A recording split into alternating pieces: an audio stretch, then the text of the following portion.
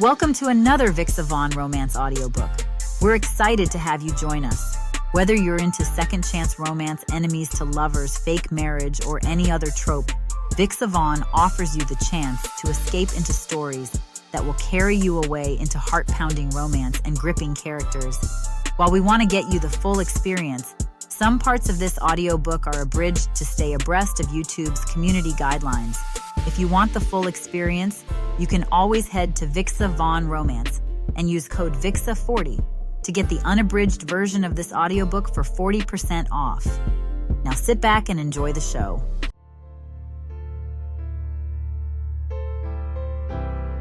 Chapter 1. Soraya. The Novarise all-hands meeting is exactly as painful as I expected. An overlong slide deck in an overchilled conference space filled with the overcaffeinated and underqualified.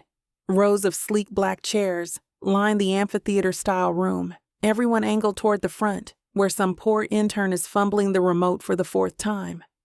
The overhead fluorescents buzz just loud enough to make me question whether the migraine blooming behind my left eye is from stress or slow internal combustion. The CEO, of course, is nowhere to be seen, because Charles Bennett Sr. never shows up for these. He sends one of his silver-haired proxies in a pristine blazer, all veneers and power stances, who smiles too wide and talks about brand vitality, like she invented the term. Somewhere in the back, someone has forgotten to mute themselves on the Zoom feed, and now we're all treated to the soothing ambiance of microwave popcorn and what might be a toddler's emotional collapse. I don't flinch. I just cross my legs at the ankle, adjust my skirt, and keep typing with one hand while the other clutches a rapidly cooling black coffee. My inbox is a jungle. My Trello board looks like it's been cursed by a vengeful ghost.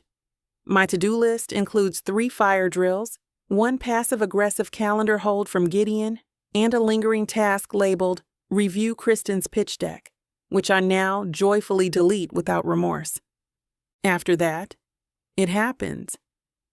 Kristen Bellamy strolls into the room 15 minutes late, her glossy smile unapologetic, and she's wearing his hoodie. Not a hoodie that looks like his. His. The one with the faded collar and subtle bleach mark on the right cuff, just below the zipper. The one Langston used to toss over my shoulders when I worked late. The one that smelled like bergamot and wood smoke and always made me feel, God help me, safe. She's wearing it now, on purpose. Casual, like she doesn't know exactly what she's doing. Like it doesn't still smell like betrayal and bedtime promises broken before sunrise. I press my lips into a thin line. I don't look away. Don't blink. Just raise my chin a fraction, daring her to come closer. She doesn't. She just flips her hair, tugs the hoodie off with performative flair, and drapes it over the back of her chair like it's just another curated piece in her Stepford influencer wardrobe. The presentation drones on. Revenue projections. Market shifts. A slide with animated dollar signs that bounces in a way that should be illegal. My fingers hover over my trackpad as I open Slack on autopilot, just to give my brain something else to focus on. That's when the universe decides to launch a grenade directly into my face. A notification pings in the upper corner of my screen. Kristen Bellamy? Because of course it's Kristen. She has just reacted with a red heart emoji to an archived Slack post from nearly 4 months ago. Langston's post. The one where he announced, publicly and cheerfully, that we'd moved in together. The heart lands like a gunshot. Bold. Bright, pulsing with digital smugness. For half a second, I hope it's a mistake. Maybe she meant to use the thumbs up, or the laugh reaction, anything but the heart. But no, it sits there, loud and unapologetic, while the Slack thread lights up like the comment section of a breakup blog. Oh my God, I thought they broke up. Didn't she cry in the stairwell last quarter? Wait. Is Kristen dating Langston now? Yikes, cold-blooded. The walls of the conference room are glass, transparent, nowhere to hide. I'm seated dead center, lit up by the projector glare of a PowerPoint slide labeled Project Elevate, Scaling Engagement Through Synergy. Of course, the irony could kill a person. Across the room, Kristen meets my eyes and gives me a soft, sweet smile, almost bashful. It's the kind of smile a girl gives after, accidentally, ordering the wrong dessert and deciding to eat both. Innocent, unbothered, infuriating. I don't move, don't flinch, but something inside me cracks like the surface of a frozen lake. The rest of the presentation blurs into meaningless sound, like a podcast I forgot to pause, but can't bring myself to turn off. A chorus of buzzwords, disruption, nimble strategy, and brand agility dances across the screen, while my brain runs a full marathon behind my perfectly composed face. I know exactly how this will go. Gideon is probably already opening a new tab to draft something clever for the internal memo chain. Kristen will claim it was an honest mistake. HR will schedule a check-in. People will pretend to care. The whispers will spread like wildfire. Because they always do when blood hits the water. I keep my eyes on the stage, where someone from business ops is now doing jazz hands while explaining a pipeline tracker. It's so ridiculous, so aggressively corporate. I almost laugh. Almost. Instead, I drain the last of my coffee, cold and bitter. Set the paper cup neatly on the armrest. Uncross my legs. Stand without rushing. Smooth my hands over the front of my jewel-toned midi dress with practiced grace. Without thinking, planning, or breathing, I say it. Actually, I'm seeing someone. The words snap through the air like a live wire. Laptop slams shut. Bags shift. People pause mid-conversation. Kristen's hand, halfway raised in a wave to someone at the back, stops cold. I keep my tone smooth, my chin high. It's new, I add calmly, but it's really nice. The delivery is polished, the kind of line I reserve for brand launches or media interviews. Measured, unshakable, dangerous. Delaney, bless her entire soul, appears beside me with the calm of a woman who's seen a fire start and decided she might as well grab a marshmallow. Her brow arches. Her lips twitch. Then she leans in, voice low. If you're about to throw hands, blink twice and I'll go grab my hoops. I let the silence stretch. 1 beat. 2. 3. Delaney's sharp inhale is audible, but she recovers like the pro she is. A slow feline grin spreads across her face as she flips her notebook closed. Good, she says, too brightly. About time. The lie becomes real, or real enough. A hush follows, the kind that always comes right before the buzz kicks in. Gideon, of course, is the first to recover. He leans against the wall, smirk blooming like mildew on marble. His gaze flicks between Kristen and me, already storing this moment for whatever petty weaponry he needs later. Kristen doesn't move, but her posture shifts, subtly, like a house of cards adjusting for wind. The hoodie looks less like a power move now, more like armor. Then someone claps. One solitary, slow clap from the guy in analytics who once invited everyone to his improv show. Nervous laughter follows, and instantly, my narrative has legs. Delaney grabs my elbow and ushers me out of the room like I'm an unstable celebrity in need of fresh air. In the hallway, I yank my arm free. I'm fine. Who? She hisses. You're seeing someone? Since when? Who? I don't look at her. I scroll through my phone with forced nonchalance, pretending to read a non-existent text from a boyfriend who doesn't exist. Just trust me. She narrows her eyes. I do. I just don't trust you not to combust under pressure, which you are clearly doing, with excellent posture. But still. Regret claws at my throat. It comes fast and tight, like a collar I didn't realize I was wearing. My brain cycles through potential fixes, half-formed exit strategies, and all the PR-grade damage control I can muster. But the truth is simple. No plan, no boyfriend, no way out. What the hell did I just do?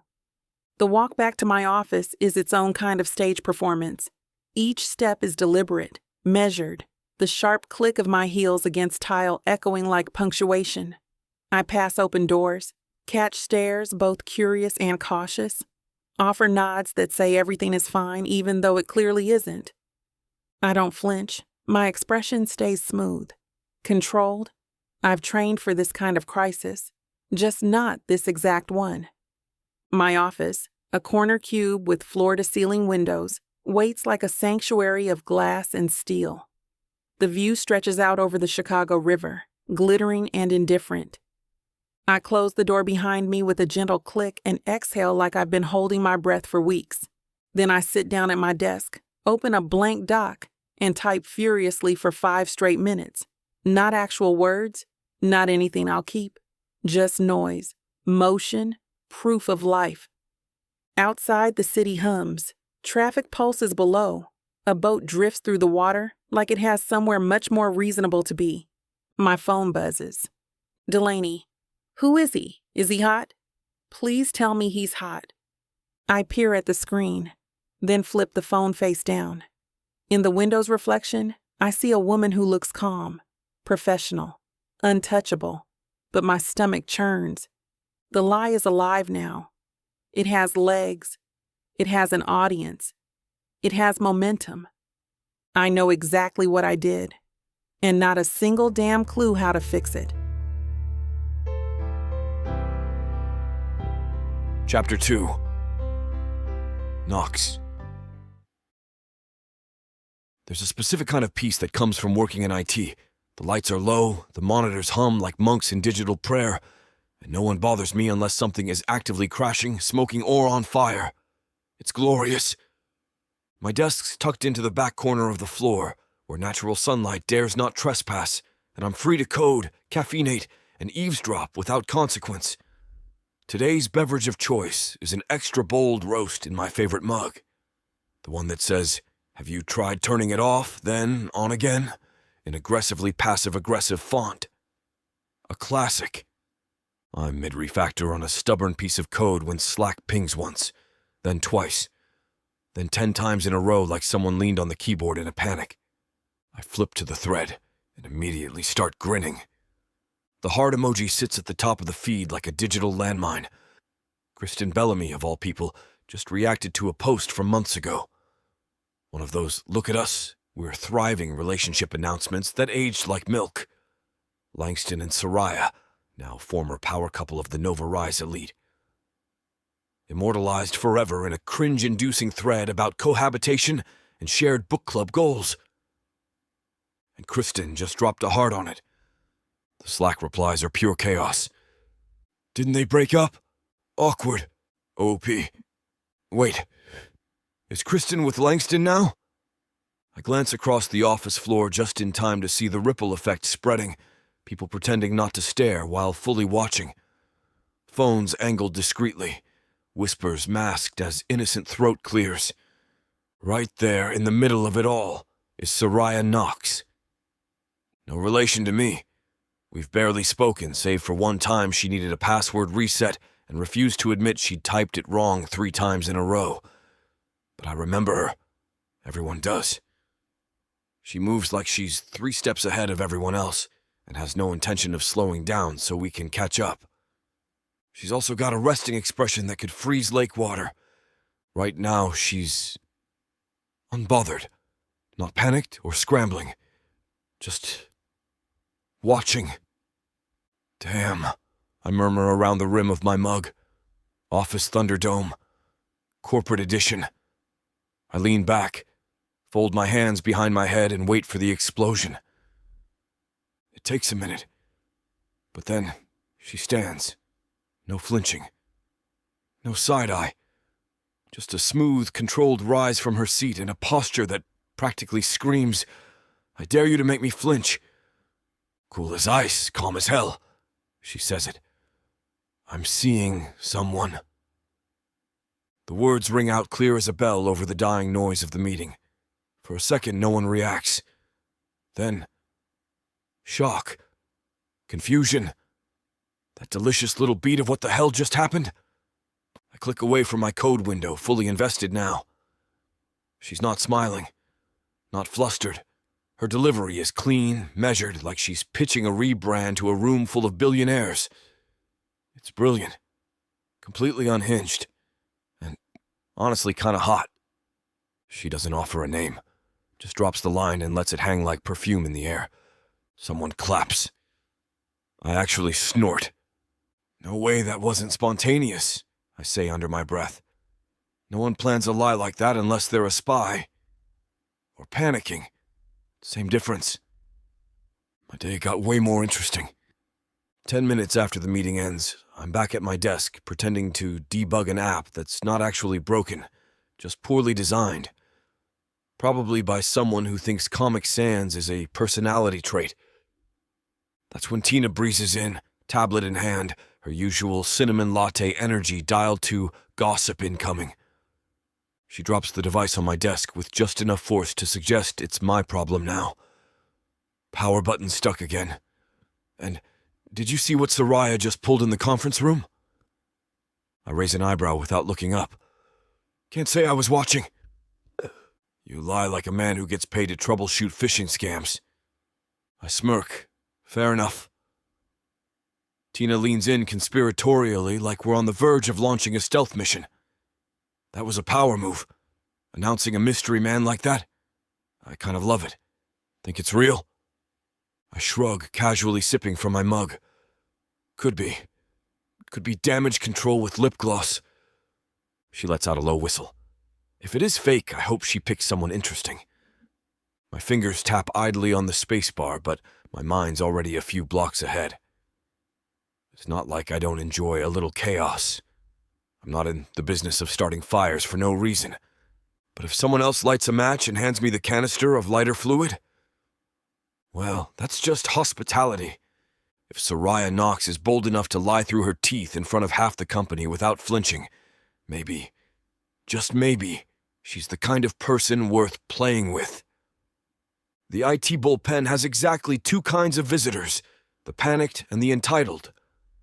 Occasionally, they overlap, forming a perfect storm of whiny chaos.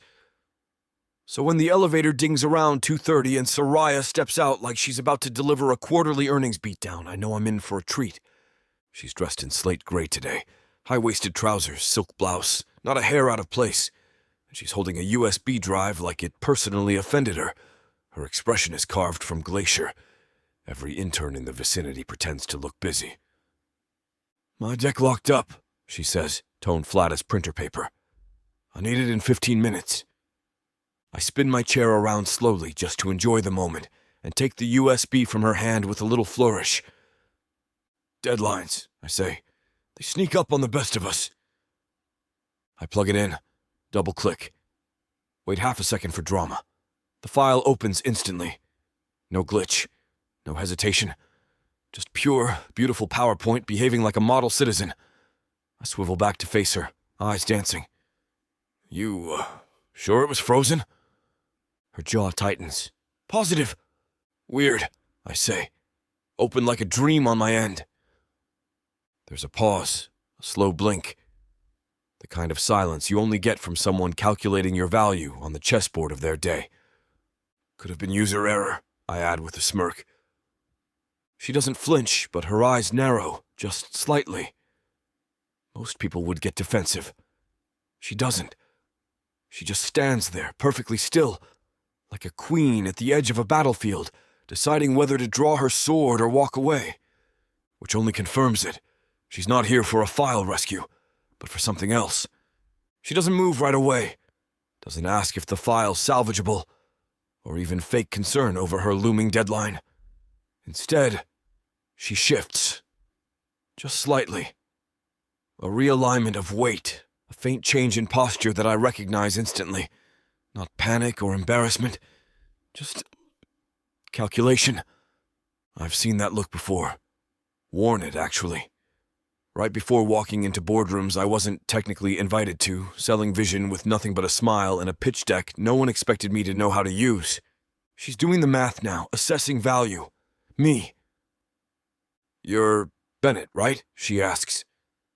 The tone is light, like she's not already turning this moment into a strategy. Knox, I correct. Inoid? No relation. To who?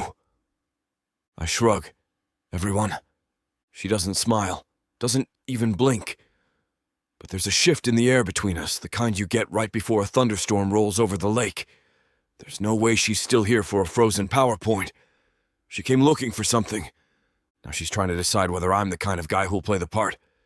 It's quiet in the bullpen now. Just the two of us and the soft hum of fans, monitors, and whatever electricity's currently arching between us. She adjusts the strap of her leather tote, fingers smoothing down the side in a nervous motion she probably doesn't realize she's doing. Her jaw sets, then relaxes, then sets again. Her mouth opens, closes, opens again. You ever get the feeling you're about to do something incredibly stupid? She says finally, voice low and even. But you're already past the exit ramp? God, that's a sentence if I've ever heard one. I lean forward, elbows resting on the edge of my desk, voice as casual as I can make it. Every day, why? You need someone to play along? Her eyes flick to mine. No surprise there. Just a quiet sort of acknowledgement, like she already expected the offer to be there, just waiting for her to reach for it. She doesn't answer. She just tilts her head. Barely. Not a nod. Not yet. But enough. Enough to know she's considering it. Enough to know I've just signed up for something that's going to make this week a hell of a lot more interesting. Chapter 3. Saraya. My coffee is cold, not room temperature, not iced. Cold in the way disappointment is cold, sharp, bitter, and completely useless. I set the mug down with too much force, nearly sloshing it onto a project brief I don't even remember printing. My inbox is imploding, phone buzzing, and to-do list smoking somewhere in the corner, like it knows I won't be getting to it today. And I'm pacing. Not elegantly either. More like a malfunctioning Roomba in 4-inch heels. In the reflection of my office's glass wall, I look put together. Lipstick still intact, hair coiled into a bun that could survive a tornado. But the woman in that $200 silk blouse is hanging on by a thread so fine, it might as well be dental floss. The door bursts open without warning. Delaney storms in, trailing lavender perfume, chaos, and judgment in equal measure. She tosses her tote onto the guest chair, like it personally offended her, and plants her hands on her hips. Tell me you didn't just invent a boyfriend during an all-hands. I stop pacing. I didn't invent him. Her eyebrows lift. Did you name him? Not yet. She folds her arms and leans against the edge of my desk. So, just vibes and chaos. I respect it. I lift a brow. You respect it?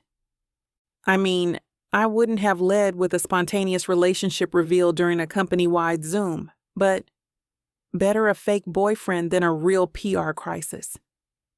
That stops me. I blink. Wait, you're not going to talk me down? Not when you've already jumped, she says sweetly, pulling a protein bar from her bag and tearing it open with her teeth. My job now is to help you land without breaking your neck. I drop into my desk chair, spine ramrod straight, and click open Excel like it holds the meaning of life.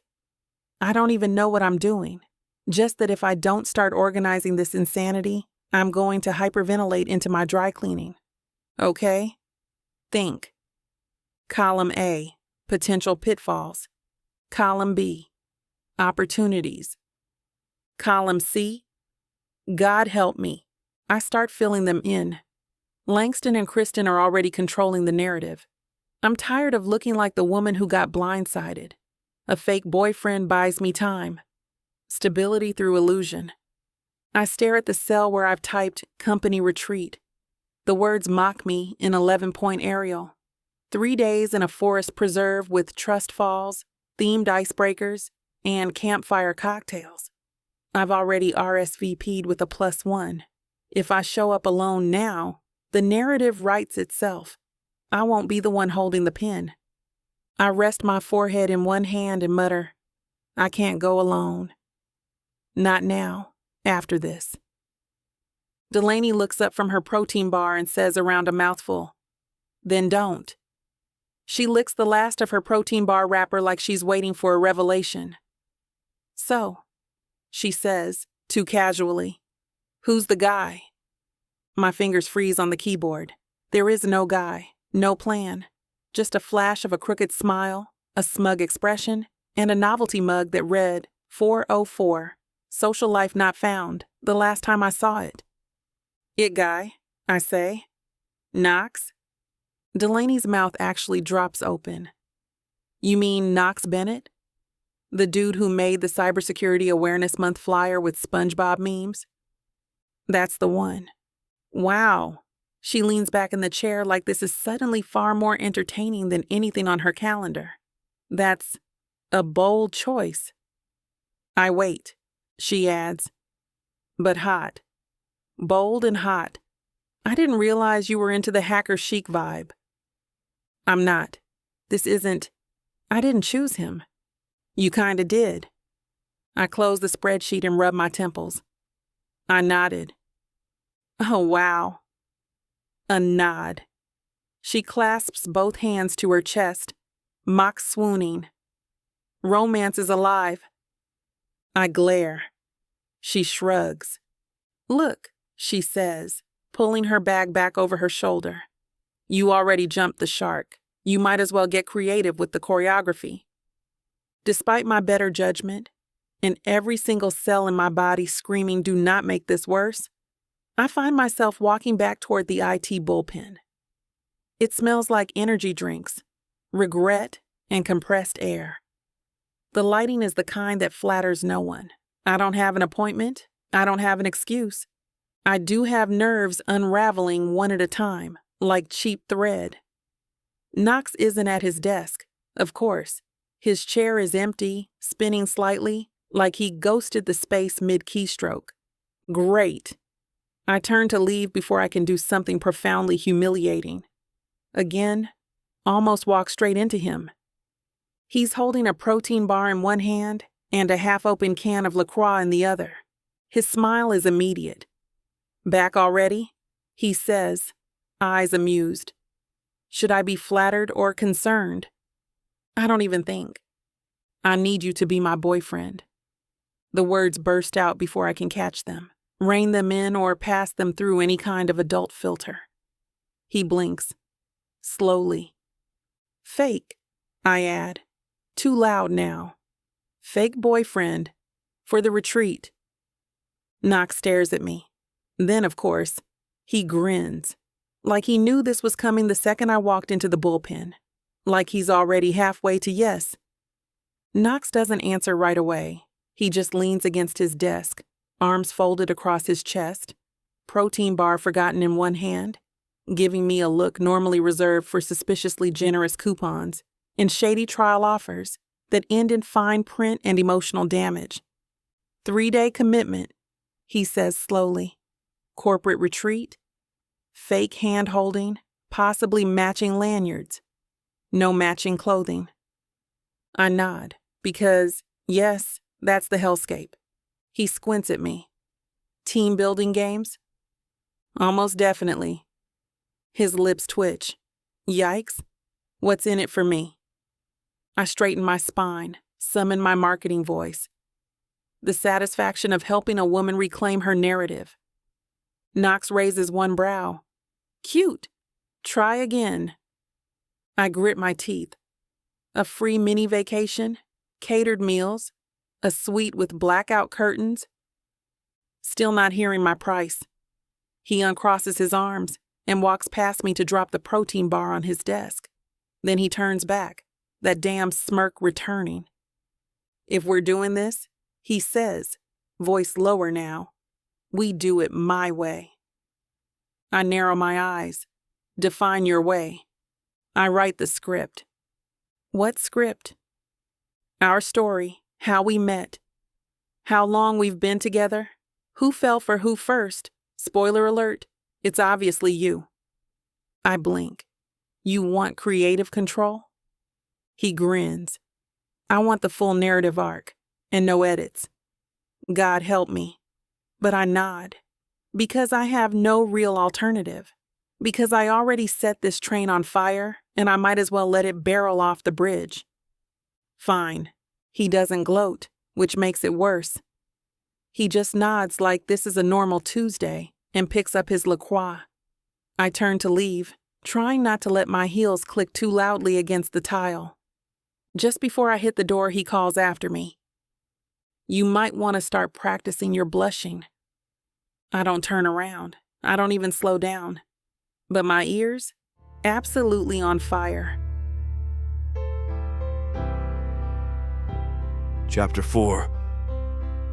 Knox. I tell Tina I'm doing a VPN security audit. She nods like that means something urgent, possibly heroic, and waves me off with a half-eaten yogurt and 0 questions. Which is exactly the point. You throw the war's security into anything in this office, and people assume you're 10 seconds from launching nukes or preventing a phishing scam from bankrupting the company. Really. I'm walking 3 blocks to a cafe that serves overpriced espresso, and what I'm guessing is about to become my full descent into madness. The sun's low and slanting between the buildings, painting the sidewalks in gold. I dodge a scooter kid, a business bro yelling into AirPods and a couple holding hands like they invented romance. I run a hand through my hair and start mentally workshopping the backstory. Okay. Fake relationship, Act 1. The meet cute. Do we bond over books? Avocados? A tragic IKEA incident where we argued about the pronunciation of Fjellbo, and she walked away with the last utility shelf. I chuckle under my breath. It has to be good. Plausible, but not boring. Flirty, but not obvious. Definitely not something Langston would ever dream up. No rooftop cocktail cliches or synchronized spin class nonsense. I tell myself I'm just building a fun little fiction. Theater. An improv exercise with minor HR risk. But the longer I picture her face, her real smile, not the one she wears like armor, the more I catch myself wondering, what would make her laugh?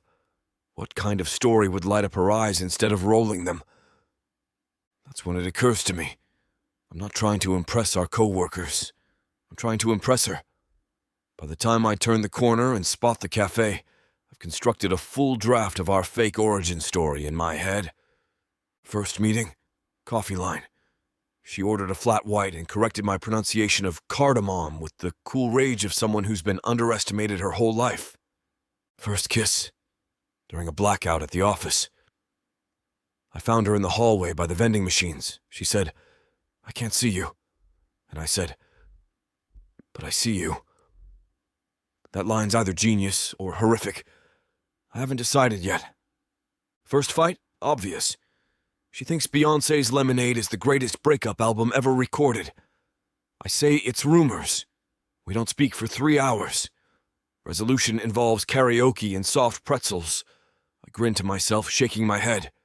It's stupid. It's perfect. It's more fun than it should be. But there's this weird thing happening in my chest. Something tight and unfamiliar. I can already picture her reading these details out loud, saying them like they're real. For a minute I wonder, what if she's better at pretending than I am? Or worse, what if I start forgetting it's all pretend? The cafe is already glowing with that smug early evening charm. The kind of lighting that makes everyone look 10% more attractive and 20% more dateable. There she is, seated by the window. Elbow resting on the table, fingers wrapped around a ceramic mug like she's filming an espresso commercial.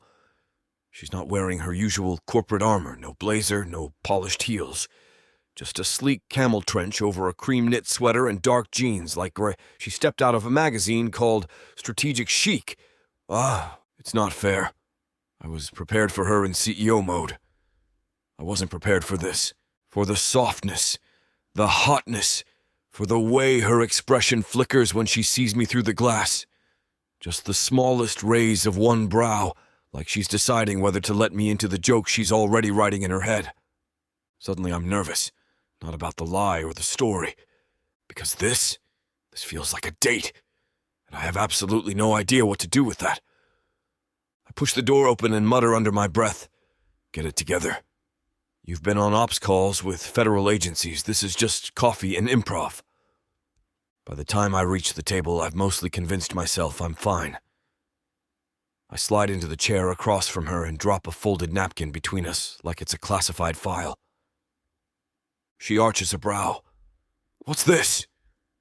Across the top, in my messy scrawl, "How we met draft 1.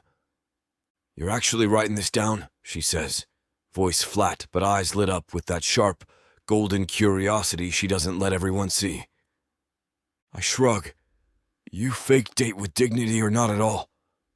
She snorts. "Oh good, I was worried we might mess the deception. We're building a world here, Soraya. People need lore." Just like that, we're off. I throw out options like a screenwriter on a caffeine high. Coffee spill at the corner bodega. Mutual hatred of a marketing buzzword. Reaching for the same book at the library and falling in love over a shared dog-eared copy of The Art of War. She rolls her eyes at most of them, but she's laughing. And somewhere between debating whether we met at a jazz club or a Trader Joe's tasting station, something shifts. The air changes. The laughter softens. We're still joking. Still building. But the words start landing differently. She tilts her head and says, "You followed me out after an all-hands and asked what kind of man wears his ex's hoodie into a pitch meeting. I told you to mind your business, and you said you were trying to make it your business." I blink. That actually kind of slaps. She shrugs. Felt right. She's good at this. Too good. I forget for a second that none of this actually happened, that none of this is real. Worse, I start wishing it was. She's studying the napkin again, tapping a single finger against the bullet points I jotted down like she's revising a proposal. Then, without looking up, she adds softly, "You remembered my drink order before I even told you." I freeze for half a second. It's subtle, easy to miss. But that wasn't a punchline. That was sincere. I glance at her cup. Flat white, almond milk, dash of cinnamon. The exact thing she was drinking when I walked in. I didn't even think about it. I just saw the barista scribble her name and knew it was hers. Because I do remember. My brain tries to toss it in the ha-ha pile with the rest of this fake dating nonsense. But my heart, it thuds. Hard. This isn't improv anymore. It's starting to sound like something we actually lived through. And worse, it's starting to feel like something I wish we had. I look up, ready to change the subject. She's already watching me. And she knows. We're mostly quiet after that, working through our fake timeline like two spies syncing their cover stories. She's calm, efficient, too good at this. She picks at a scone, brushing a crumb off her sweater with a slow, casual swipe, and then, "So," she says, "what are we telling people about the first kiss?" I choke, not visibly, just enough of a catch in my breath to throw off my rhythm. I reach for my phone to stall, but my hand slips. The phone hits the floor with a loud clack and skids under the table. She stares at me, brow raised, lips twitching. "Wow," she says. "Did the thought of kissing me really short-circuit your motor skills?" I duck to retrieve my phone, mostly to hide my face. My ears are burning. I feel 12. "I was aiming for mystery," I say, straightening. "Instead, I landed on a cartoon sidekick." She smirks. "Good to know I still got it." She does. She absolutely does. And she knows it. I laugh, but it's more for show than recovery, because somewhere in the back of my mind, under the banter and the fake timelines and the smirking bravado, I realize something terrifying. Crap, I'm actually nervous. And the worst part? I like it. Chapter 5. Soraya. I get to the office earlier than usual, hair curled, lip gloss precise, coffee in hand, the kind of look that says, "Don't mess with me." I didn't come here to be perceived. It's all part of the routine. Show up polished, stay composed, and control the narrative. Until I make the mistake of checking my phone. A message from Delaney is waiting at the top of the screen. Just 3 words. Girl. It worked. I don't like the way that sounds. At all. Then the image loads. It's a photo. Low res, slightly crooked. Taken through a cafe window like she's auditioning for the FBI. But it's unmistakably me. Laughing. Head thrown back, shoulders relaxed, eyes crinkled. I look like someone who enjoys things. Who has time for flirtation and carbs. And across the table, Knox. Leaning in with a smile that could melt every circuit board in the IT department. He looks like he's telling me a secret only I'm cool enough to hear. My stomach flips. I don't laugh like that in public or at work. Not like that. And I sure as hell don't get photographed doing it. Delaney pounces the second I hit the break room. She materializes behind me like a gossip-powered specter, already armed with the second coffee, and her, I'm not saying I told you so, but also yes I am face.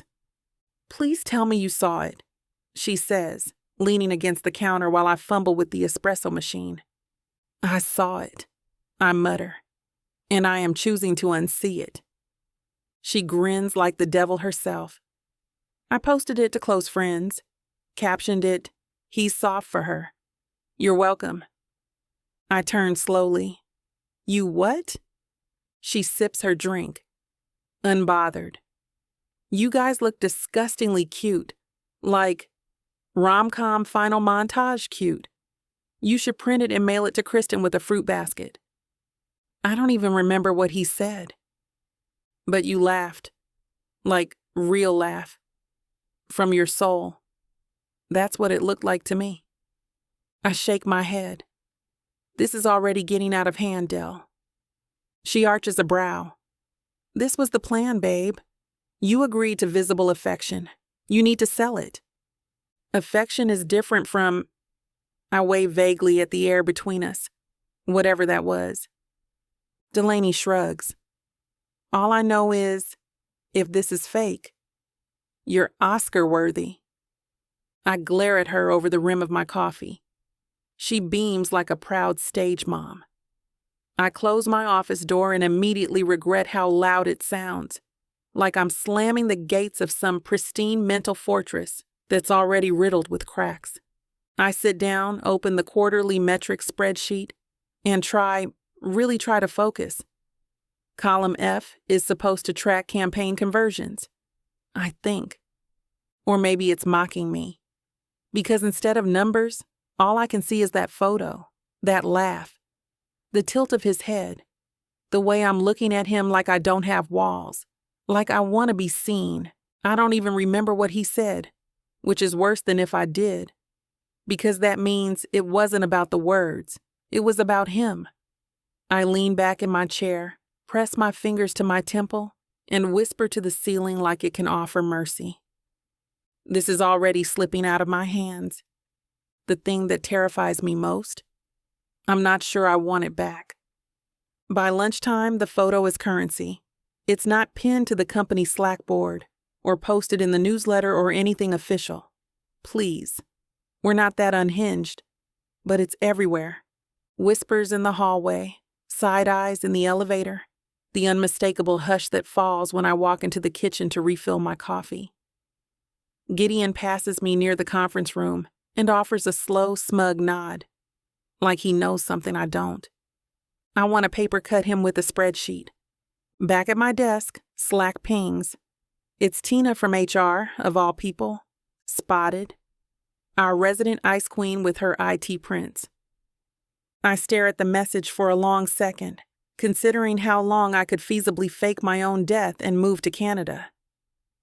Delaney doesn't even look up from her desk when she says, "This should have been low-key, right?" Painfully low, I mutter. She smirks, eyes still on her screen. You laughed in public. That's never low-key. Knocks once, just a soft tap against the glass, followed by that familiar smirk, as he opens the door without waiting for a reply. "Just checking on a latency report," he says, holding up a tablet like a badge of plausible deniability. My email inbox is open, but I haven't read a word in 10 minutes.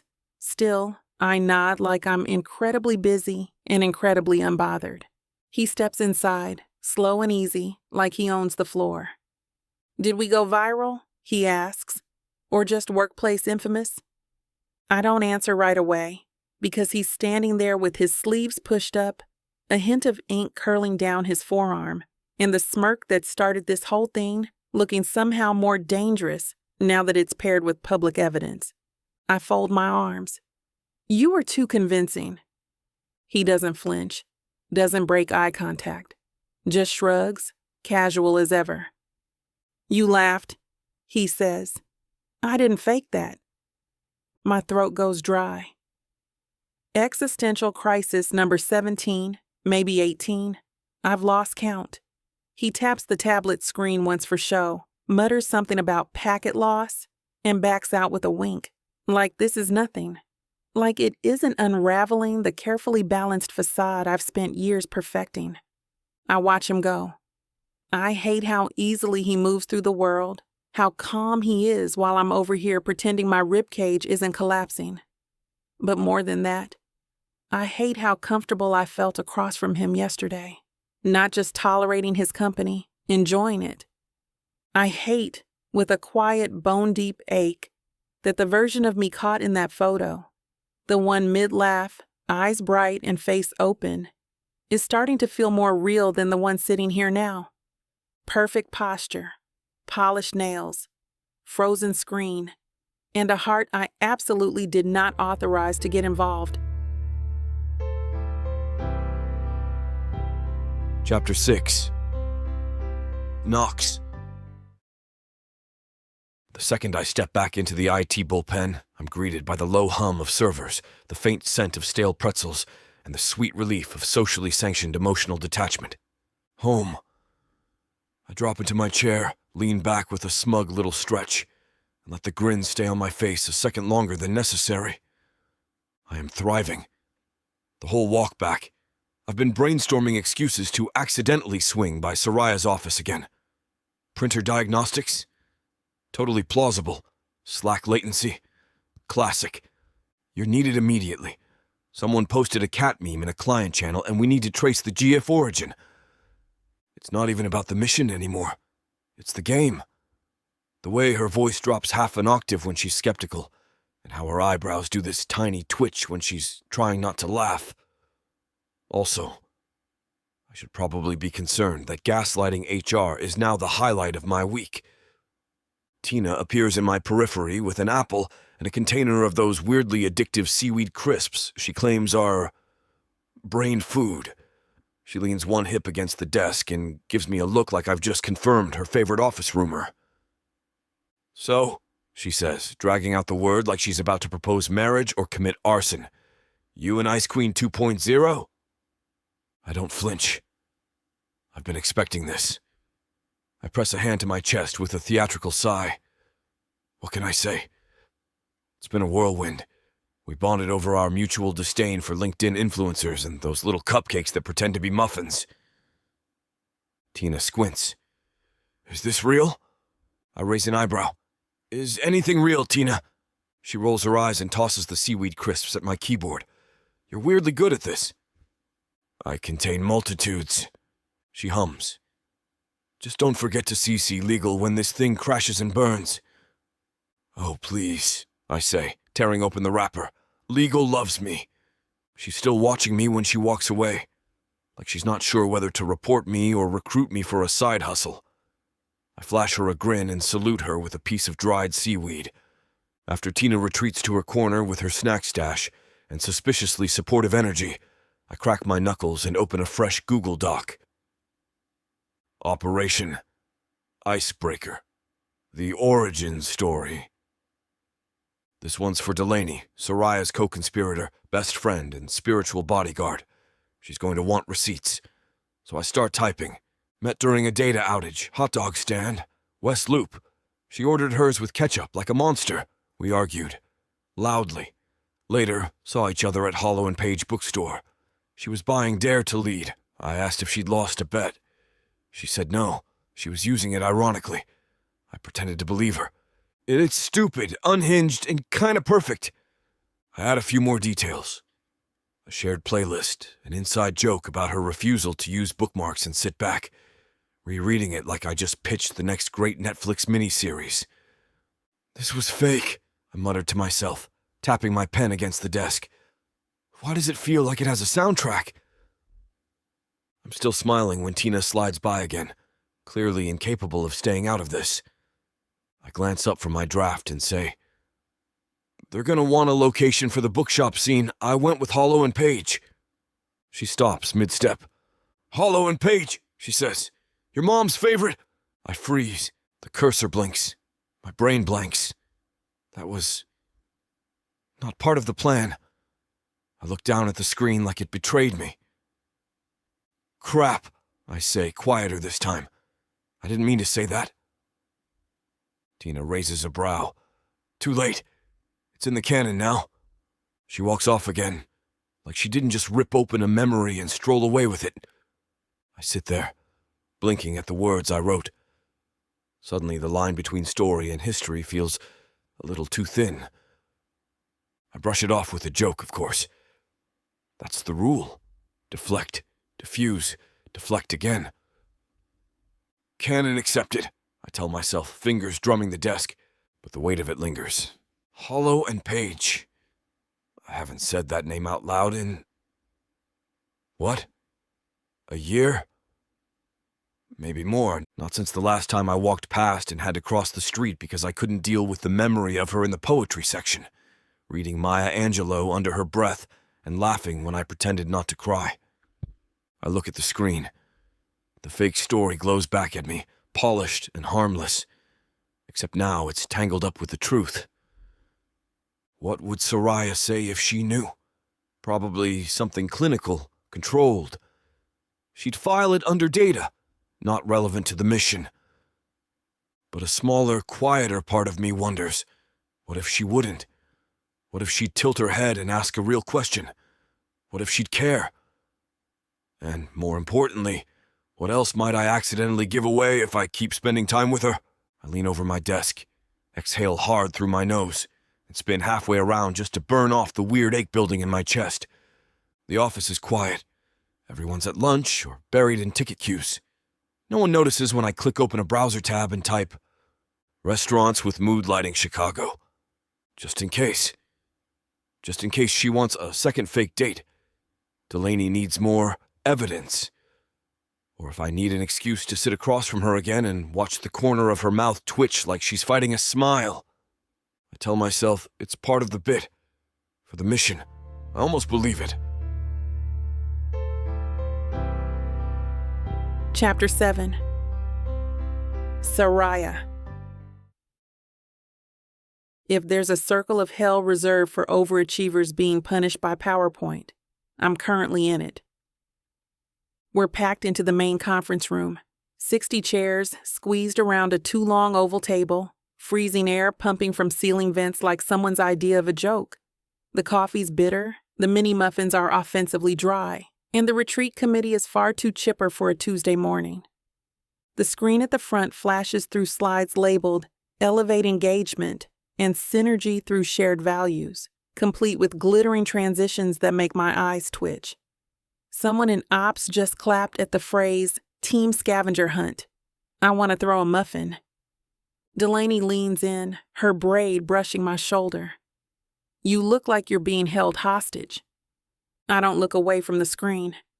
I am. You're representing love now, she whispers. Smile prettier.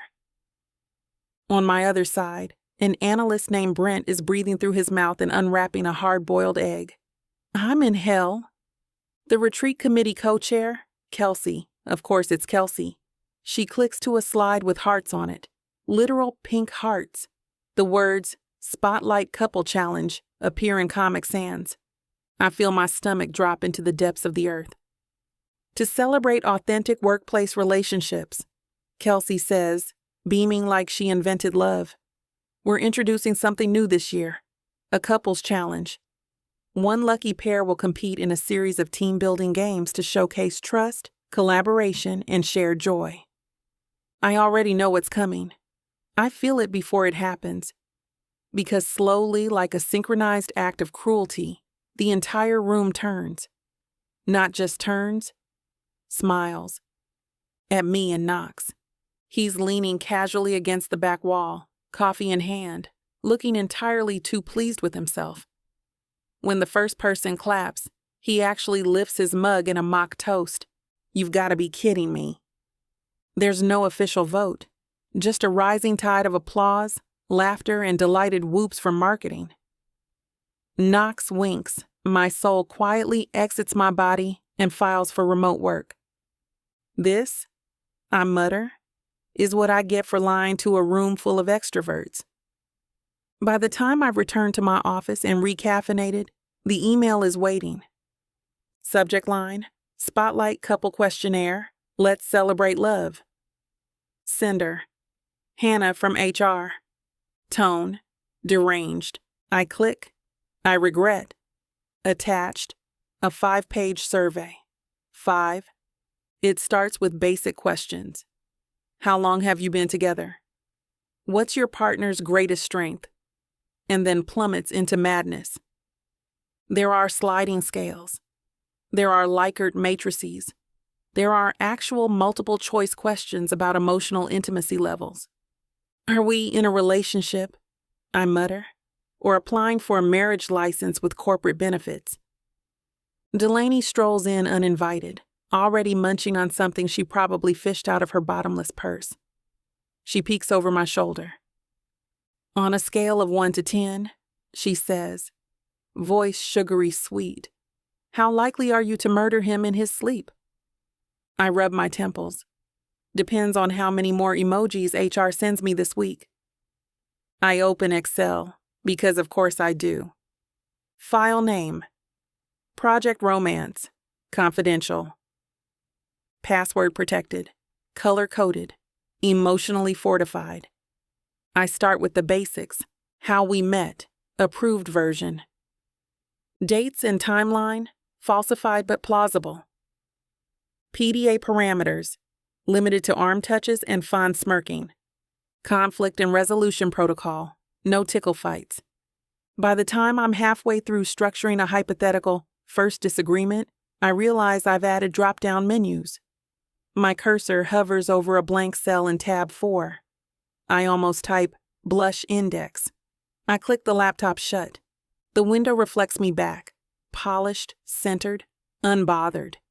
Except my pulse is outpacing my coffee intake, and I'm 2 clicks away from coding emotional boundaries like they're fiscal projections.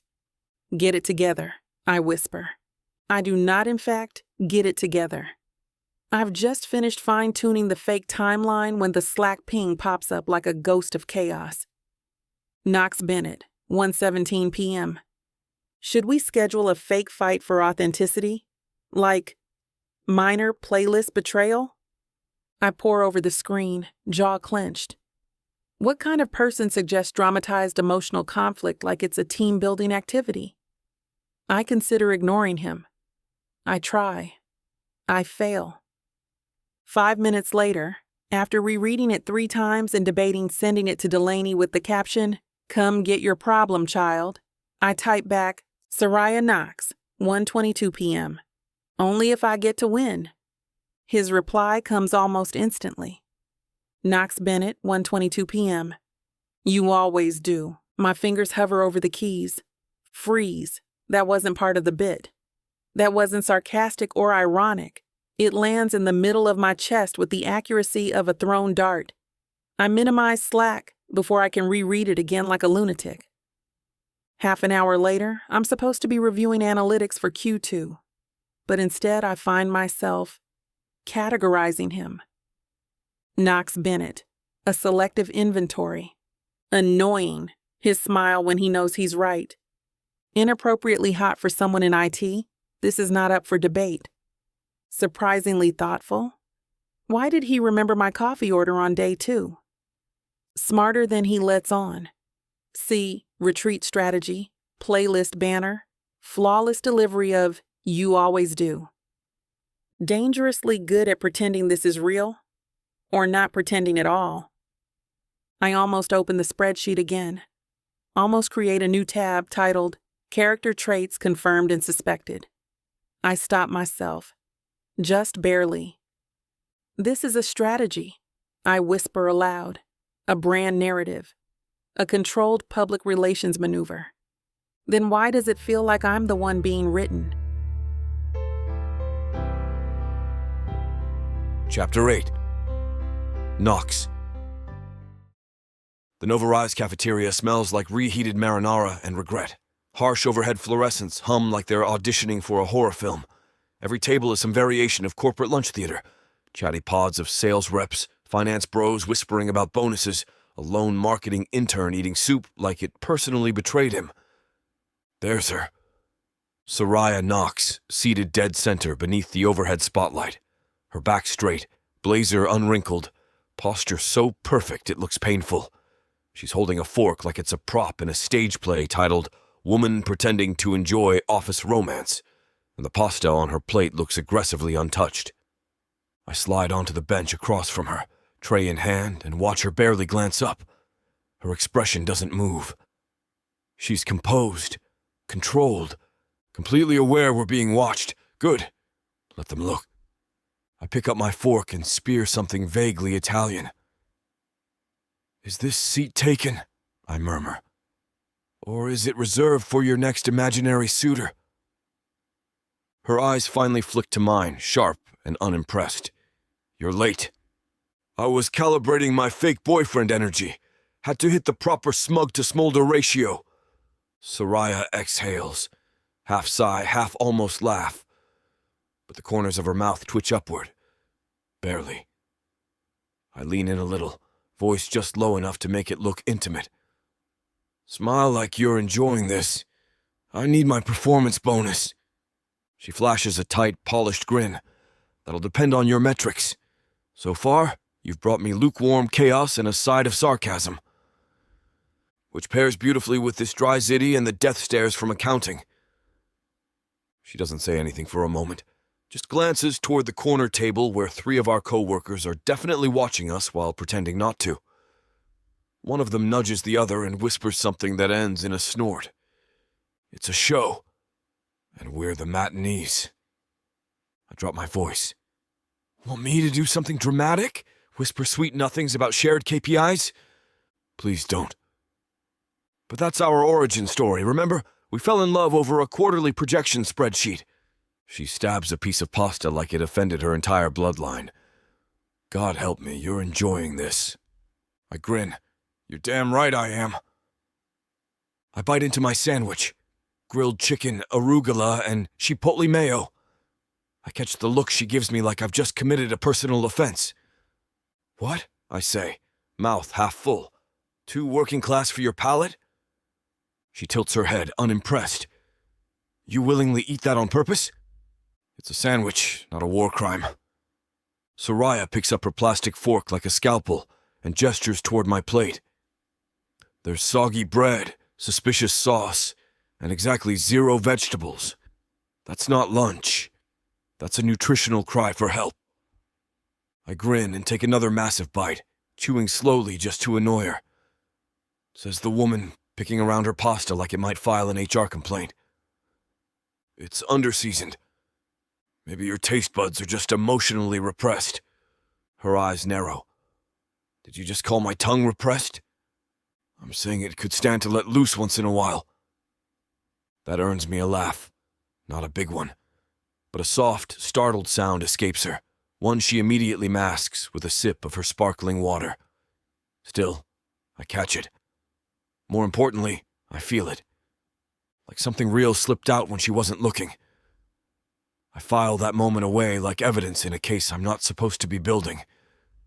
"See," I say, resting my elbow on the table and leaning forward like we're 2 scenes deep into a rom-com montage. "Banter, chemistry, the crowd is eating it up." She rolls her eyes but doesn't move away. "You're so full of it." "And yet," I say, tapping the air between us, "you're still here. Another look. This one lingers. Her lips curve, not the polished PR smile she's been practicing, but a crooked, unguarded one. A real one.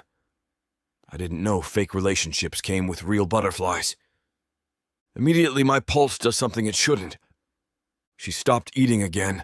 Instead, she's stirring her drink with the straw. Slow, rhythmic, and completely unnecessary. The kind of motion people make when they're thinking too hard about something they're not ready to say. I watch her fingers, how precise they are. Deliberate.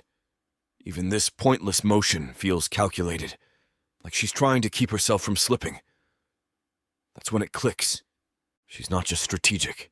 She's scared. Not of me, not of the lie, but of what happens if she lets go. If she steps off script and someone sees something she didn't intend to reveal. I lean back a little, give her space. Not physically, just in tone. In tempo. I drop the smirk, just for a second. What do you do? I ask quietly, when you're not project managing the emotions of the entire building. Her stirring slows. Soraya lifts her eyes to mine, and for a moment I swear I see something flicker. Uncertainty, defiance, or maybe the terrifying awareness that I've nailed her to the wall with one sentence. But she doesn't answer, not directly. She sips her drink, sets it down, then folds her napkin into a perfect triangle before replying, I don't have the luxury of not managing expectations. It's not cold, not defensive, it's just true. The kind of truth that leaves no room for further questions. Still, I find myself wanting to ask one anyway. Something dumb. Like, when was the last time someone let you off the hook? But I don't say it. I just nod once and go back to picking at my sandwich like we haven't just stepped over a line I wasn't supposed to see. The moment passes, and so does a junior copywriter from Brand Strategy. She walks by our table with a polite little smile and a not-so-subtle glance at Soraya's hand resting near mine. 2 seconds later, someone else walks past. Then another. The rhythm of the cafeteria shifts slightly, just enough to feel like we've become part of the scenery. People are pretending not to study. Someone at a back table, sales maybe, lifts their phone, discreet, angled like they're texting. They're not. Soraya sees it too. I watch the transformation like it's a costume change done in real time. Her spine straightens. Her hand moves from the table to her lap. Her smile sharpens. Not bigger, just cleaner. She tilts her chin a half-inch to the left like she knows it's her better side and keeps her shoulders angled 3/4 toward me. Not too affectionate or too cold. Just right. It's subtle, masterful even. But it kills whatever warmth had been blooming between us like someone hit the emergency off switch. I lean back, arms crossed over my chest, and let the silence spool out for a second. Sometimes, I think, watching the performance lock into place, she's easier to read when she's lying, which means I'm officially learning her tells, which means I'm getting in deeper than I meant to. The elevator dings on the second floor, and the fluorescent graveyard that is the IT bullpen welcomes me back like a favorite hoodie, slightly musty, definitely home. I dump my tray near the bin, swipe a half-melted peppermint off the top of the microwave, and saunter toward my desk with all the subtlety of a man who knows he just aced a live-action rom-com table read in the cafeteria. The bullpen is mostly empty. Jason's in a corner fiddling with an external drive, and Anna's mumbling at a patch panel like it personally insulted her family. But Tina? Tina is already in my chair, sipping my La Croix like she owns the lease on my entire life. She doesn't even look up as I approach. So, she says, you and Ice Queen 2.0 are officially nauseating. I shrug out of my hoodie and flop into the adjacent chair, just trying to bring joy to the masses. Tina raises an eyebrow. By accidentally starring in a workplace dating ad campaign? We're relatable and aspirational. It's a public service. She takes another sip, then points the can at me like it's a weapon. You're too smug. What happened in there? I grin. We talked, fake laughed, and I said something ridiculous. She genuinely laughed. Then she regretted it, which made it even better. Tina's eyes narrow. You like her? I toss a stress ball from one hand to the other, casual. She hates how much she's starting to like me. She scoffs. That's not a denial. It wasn't meant to be. Tina spins in my chair, boots up a nearby monitor, and types something with the speed of someone who definitely reads people's emails by accident. So, she says over her shoulder, I figured out why HR suddenly cares about your relationship. I stop mid-squeeze on the stress ball. You broke into the HR database again. It was wide open. I tripped and fell into it. Don't deflect. She pulls up an email chain and turns the monitor slightly. I lean in, scanning. Top line. RE. CEO arrival. Surprise guest for Nova Rise retreat. My heart skips, and not in the fun. Soraya smiled at me way. Oh, hell no. Tina grins. Charles Bennett. Your father. Making a surprise appearance. There it is. That full-body static I only get when something massive is about to crash into the carefully compartmentalized life I've built. I lean back in the chair, palms pressed together, stare at the ceiling like it has answers. Yeah, Tina says, cracking open a new LaCroix. So was the Trojan horse. I let out a breath through my nose. You can't know. Tina looks at me, sharp now. That you're here? Or that you're fake dating the most terrifying woman in the company? Yes, she whistles. Well, this just got fun. Chapter 9. Soraya. My inbox is a war zone, my Trello board is on life support, and I've got 6 calendar alerts set to scream at me between now and the end of the hour.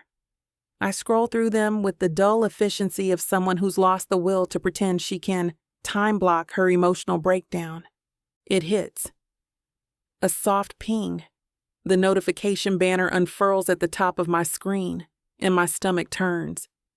Langston Pierce. Saw the picture. You're glowing. Coffee sometime?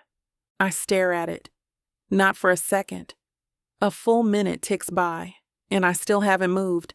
My finger hovers over the touchpad, paralyzed, as my brain short-circuits between rage and revulsion. Glowing? Glowing? As if he didn't ghost me emotionally for 6 months before cheating, didn't spend our last 3 conversations critiquing my tone like it was part of his job description, and that emoji-studded landmine of a message could just undo the narrative. I'm not glowing. I'm surviving and thriving. Actively not kicking your expensive cologne into the Chicago River. My pulse jumps, not with longing, but with the sheer audacity of it. The gall. The confidence of a man who thinks coffee is a sufficient resurrection ritual. I move quickly. Block, delete, clear history. Block, list, I mutter out loud like it's a prayer. The screen returns to normal. Silent, clean. But the tension lingers like smoke curling through my office, coiling into the corners of my posture, wrapping around my breath. I spin away from my desk, cross my legs, and stare out the window like the skyline can scrub the memory of him from my muscles. It doesn't. By the time the rage wears off and my pulse returns to human range, I've already added 3 items to my cart and scheduled a hair appointment with the only stylist in Chicago I trust not to turn me into fun and flirty when I specifically ask for power and menace. I scroll through dresses like I'm preparing for a televised takedown. Nothing red. Too obvious. Nothing beige. I'm not dead. Something with structure, elegance, implied dominance. I land on a navy silk midi dress with cap sleeves and a neckline sharp enough to slice through residual heartbreak. It's the kind of dress that says, I don't miss you, I hired someone hotter and smarter to hold my hand in public. Add to cart. I'm halfway through planning a capsule wardrobe titled Retreat But Make It Ruthless when Delaney's voice cuts in behind me. You're either rage shopping or nesting. Which is it? I slam the laptop like a teenager hiding fanfiction.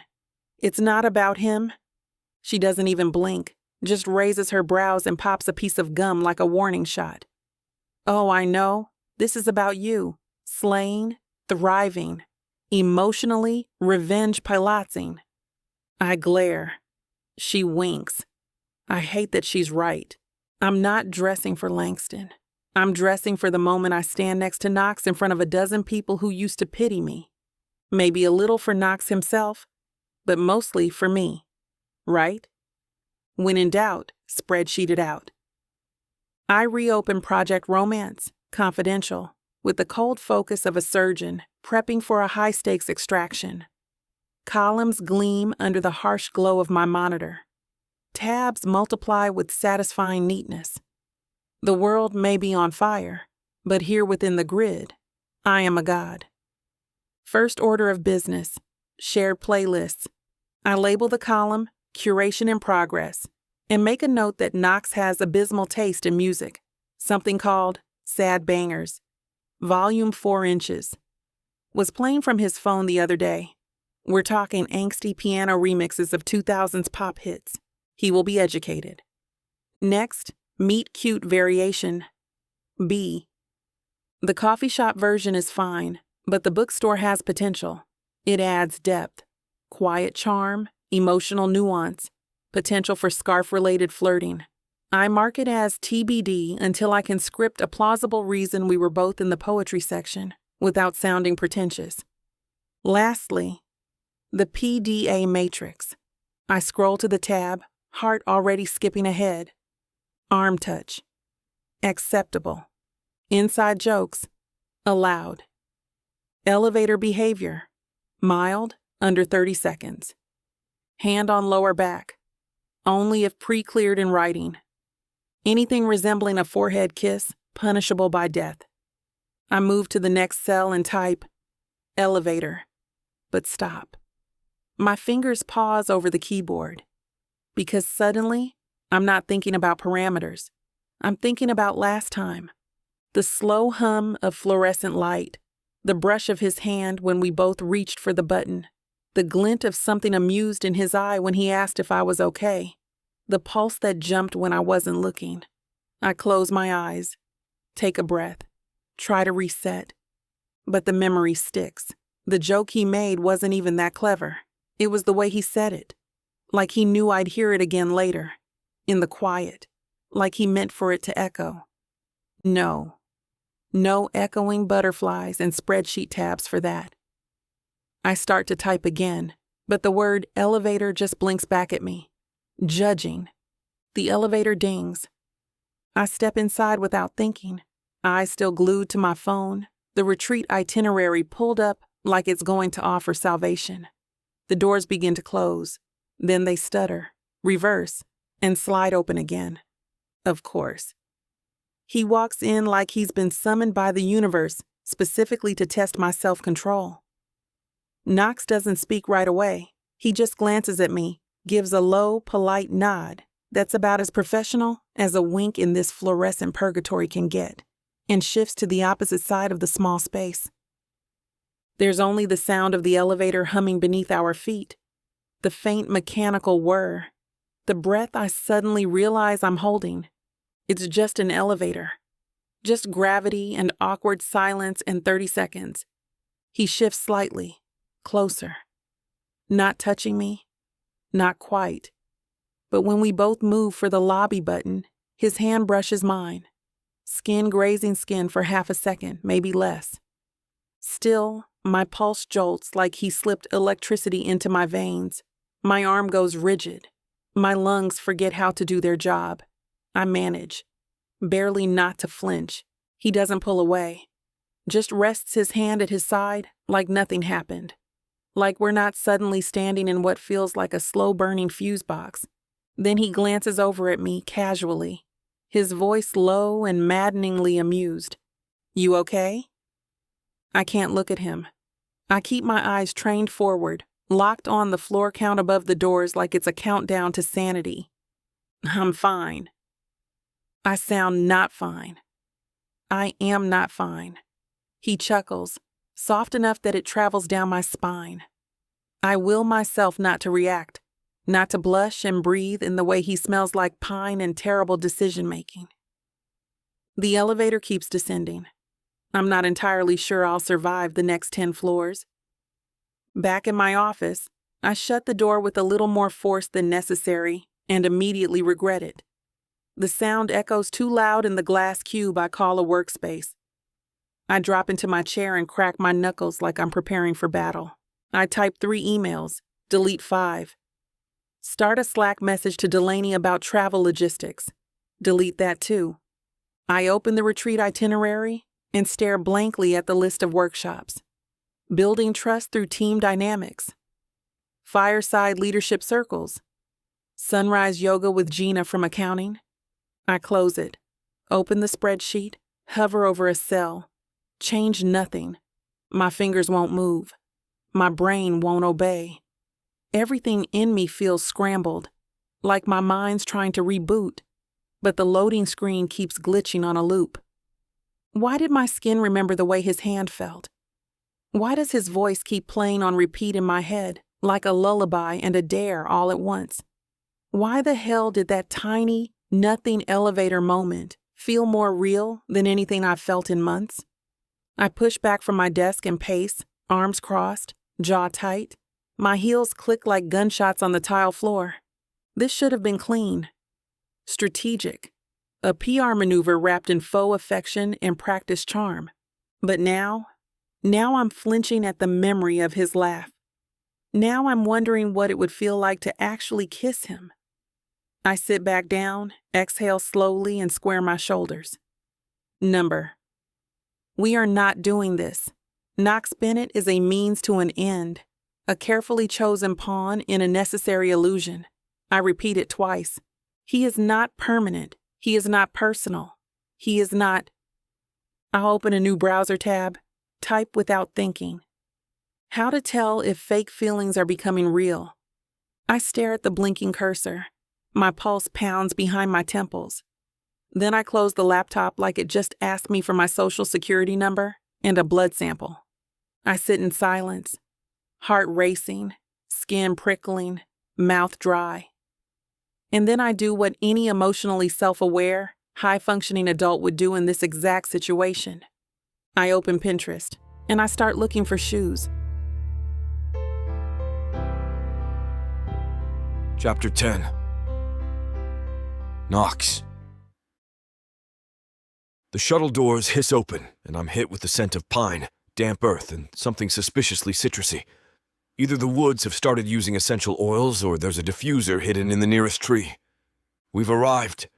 Nova Rise's annual corporate retreat, set in a fully restored luxury lodge nestled deep in Michigan's Upper Peninsula. It's exactly what I expected. Expensive. Over-curated. Allergic to authenticity. The main lodge rises out of the mist like it was photoshopped into the forest. Dark wood beams, massive stone columns, twinkle lights wrapped around every railing like it's trying to seduce a Hallmark movie. There are hand-painted wooden signs pointing to things like Clarity Cabin and Trust Trail. A row of perfectly placed Adirondack chairs flanks a fire pit that has clearly never seen an actual flame. Barf! Step onto the gravel with the kind of resigned sigh that comes from knowing I'll be eating chia seed parfait and dodging trust falls for the next 72 hours. This is the firefest of corporate wellness, I mutter. Someone behind me laughs. You're not wrong. To the left, I spot a hydration station. Red. A fold-out table with branded mason jars, lemon mint water, and someone handing out Nova Rise logoed paper straws like they've cured burnout with eco-conscious accessories. Straight ahead, there's a lanyard check-in station with smiling interns who look freshly caffeinated and mildly terrified. Their shirts say Elevate, Connect, Thrive, which feels like an order I plan to ignore. I adjust the strap on my backpack and try not to gag at the sight of the mindfulness welcome packets being passed out like gospel. If there's a scenic lake somewhere nearby, I give it 15 minutes before someone suggests paddleboarding for emotional intelligence. The thing about ghosts? You don't have to see them to know they're close. Even here, surrounded by smiling execs, freshly raked gravel paths, and enough pine-scented air to make a cologne commercial, we all feel it. The him of it. No one says his name, not out loud, but I see it in the way people adjust their blazers, smooth their voices, glance toward every black SUV that pulls up to the drop-off loop. Charles Bennett, my father. The name hovers in the air like a weather system no one wants to admit is forming. A low-pressure front of power, legacy, and perfectly polished shoes stepping over people's ambition without ever breaking stride. I tug the sleeves of my hoodie down past my wrists. He's not even here yet, far as I can tell. But his influence moves through this place like phantom wind in a haunted house. It rattles door frames, shifts the mood, turns smiles a little too tight, and laughs a little too rehearsed. I haven't told her. Soraya, the woman who currently thinks I'm just a flirty IT guy with an unholy number of novelty mugs and a fondness for dramatic timing. I should have said something. Should have sat her down before the shuttle rolled out and explained that the man whose name crowns the Novarise brand like a crown of thorns also happens to share my last name. And a Y chromosome. But I didn't. And now we're here. I adjust my hoodie again, the fabric too warm against my skin despite the crisp air. The sun's still low, the pines throwing long shadows across the walkways. But the skin on my neck is already slick. Maybe it's the altitude, guilt, or the feeling of standing too close to a fuse that's already been lit. I shove my hands in my pockets and pretend like the sky isn't shifting overhead. The check-in table is covered in what I can only describe as corporate bribes. There are lanyards printed with each attendee's team color, reusable canvas totes filled with Novarise branded sunscreen, and glossy pamphlets featuring words like alignment, mindfulness, and trust walks. How to catch each other. Before you fall. Honestly, I came for the snacks and the cell service. We approach the table, and one of the HR interns lights up like she just spotted a celebrity couple at a farmer's market. "Oh, you two, spotlight couple!" I open my mouth to deliver something sarcastic and mildly inappropriate, but before I can say anything, I feel it. Her hand sliding into mine. No warning, no glance, just smooth, unhesitating contact, like it's muscle memory, like we do this all the time. My brain blue screens for a second. Every coherent thought just deletes. She doesn't even flinch, just nods politely at the intern, confirming her room assignment, asking about the schedule, all while her fingers curl firmly, securely around mine like we've done this 100 times before. Meanwhile, I'm standing there wondering if I forgot how to breathe. Her nails are short and clean. Her grip is steady. Her palm is warm, and somehow the press of her skin sends a ripple through my chest, like I just got hit with a live wire and a lullaby at the same time. I glance down at our joined hands. It's a prop. It's theater. I know that. But damn if it doesn't feel like the most real thing I've touched in a long time. My voice doesn't work, so I just smile like an idiot and let her lead the way toward the welcome banner, our swag bag slung over one shoulder, our hands still miraculously linked. Yeah, I'm gone. I'm still trying to recover from the casual obliteration that was Soraya's hand sliding into mine when it happens. The energy shifts, the way air does before a storm. Voices quiet, heads turn. But then I see them, Langston and Kristen, walking in like they're the opening credits of their own reality show. Kristen's wearing white again. Of course she is. Always with the linen and the I'm just naturally luminous vibes, like she bathes in rose water and filtered compliments. She's got a half smile on her lips that says, "I know something you don't," and eyes that have already scanned the room, the hierarchy, and the weaknesses.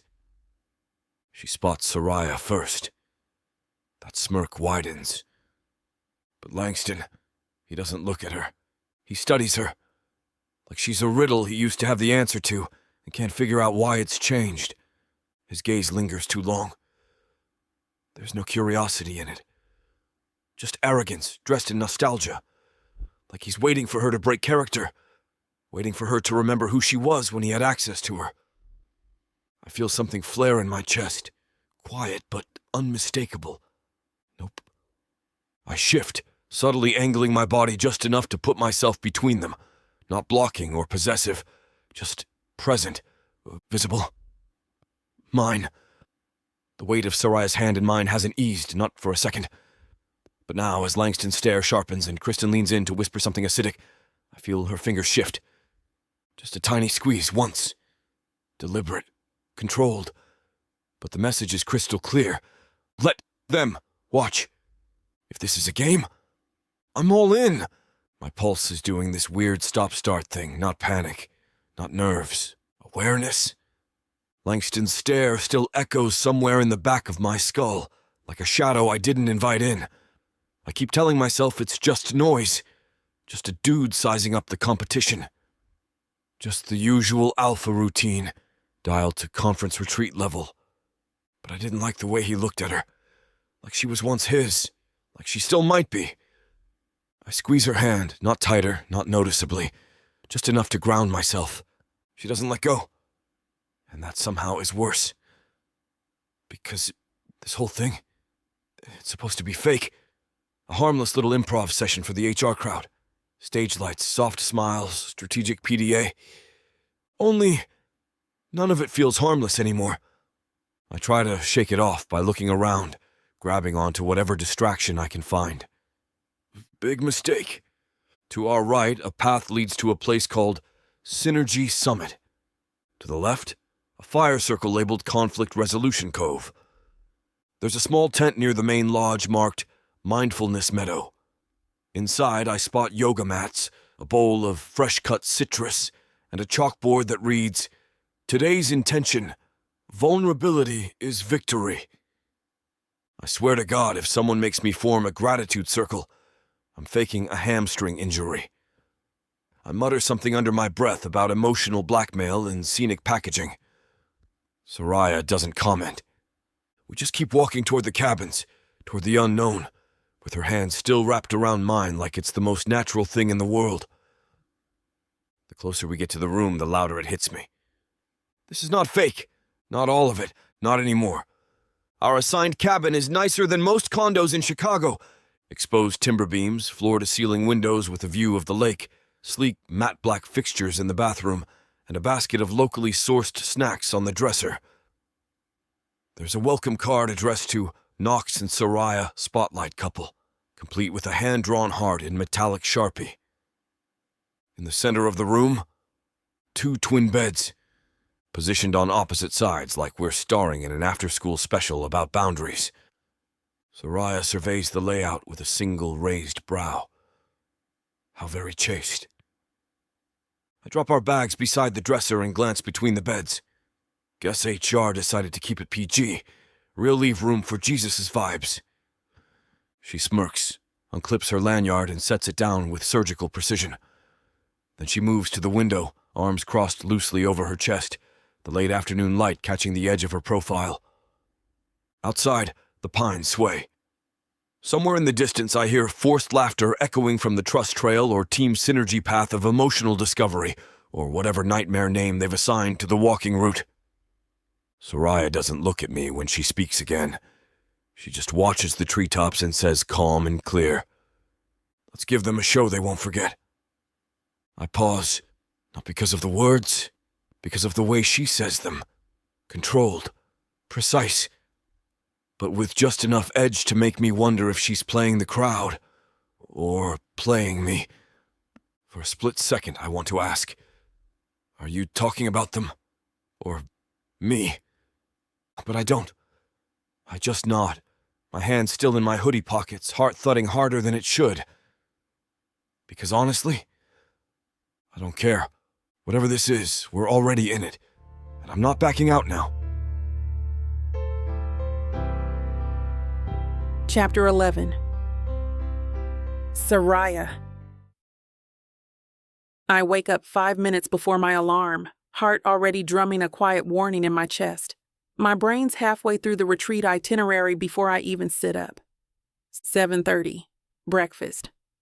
9 a.m. to surprise team building. 11 to partner communication workshop. Kill me. I move through the motions like I'm prepping for battle. Shower. Hair slicked back into a braid so tight it might qualify as a facelift. Moisturizer. Sunscreen. The kind that smells like competence and SPF 45. I choose the navy blouse with gold buttons. Structured. Breathable. Makes me look like I manage billion-dollar accounts instead of fake relationships. By the time I button the last cuff, I've already rehearsed 5 answers to imaginary questions HR might ask about Knox and I as a spotlight couple. At the lodge's cafeteria-style breakfast, Read, overpriced rustic buffet, we're met with mason jars of overnight oats, ethically sourced blueberries, and a coffee urn that sputters like it has trauma. The eggs are suspiciously watery. The fruit is suspiciously firm. Delaney's already seated with a stack of pancakes and zero shame. As I scout the room, I see it. A reserved sign. White cardstock, metallic font, centered on the corner table by the window.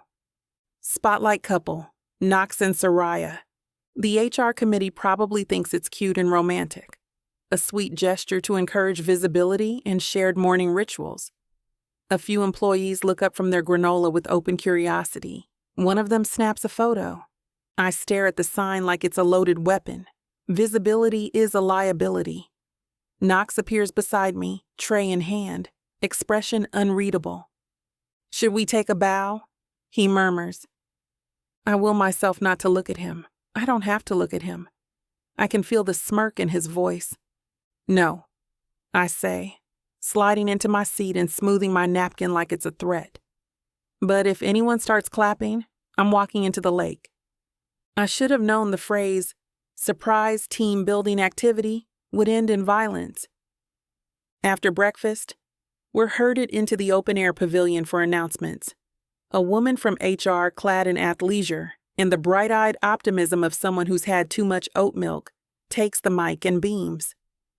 Today, she says, you'll be partnering up for a collaborative trust challenge through our curated obstacle course experience.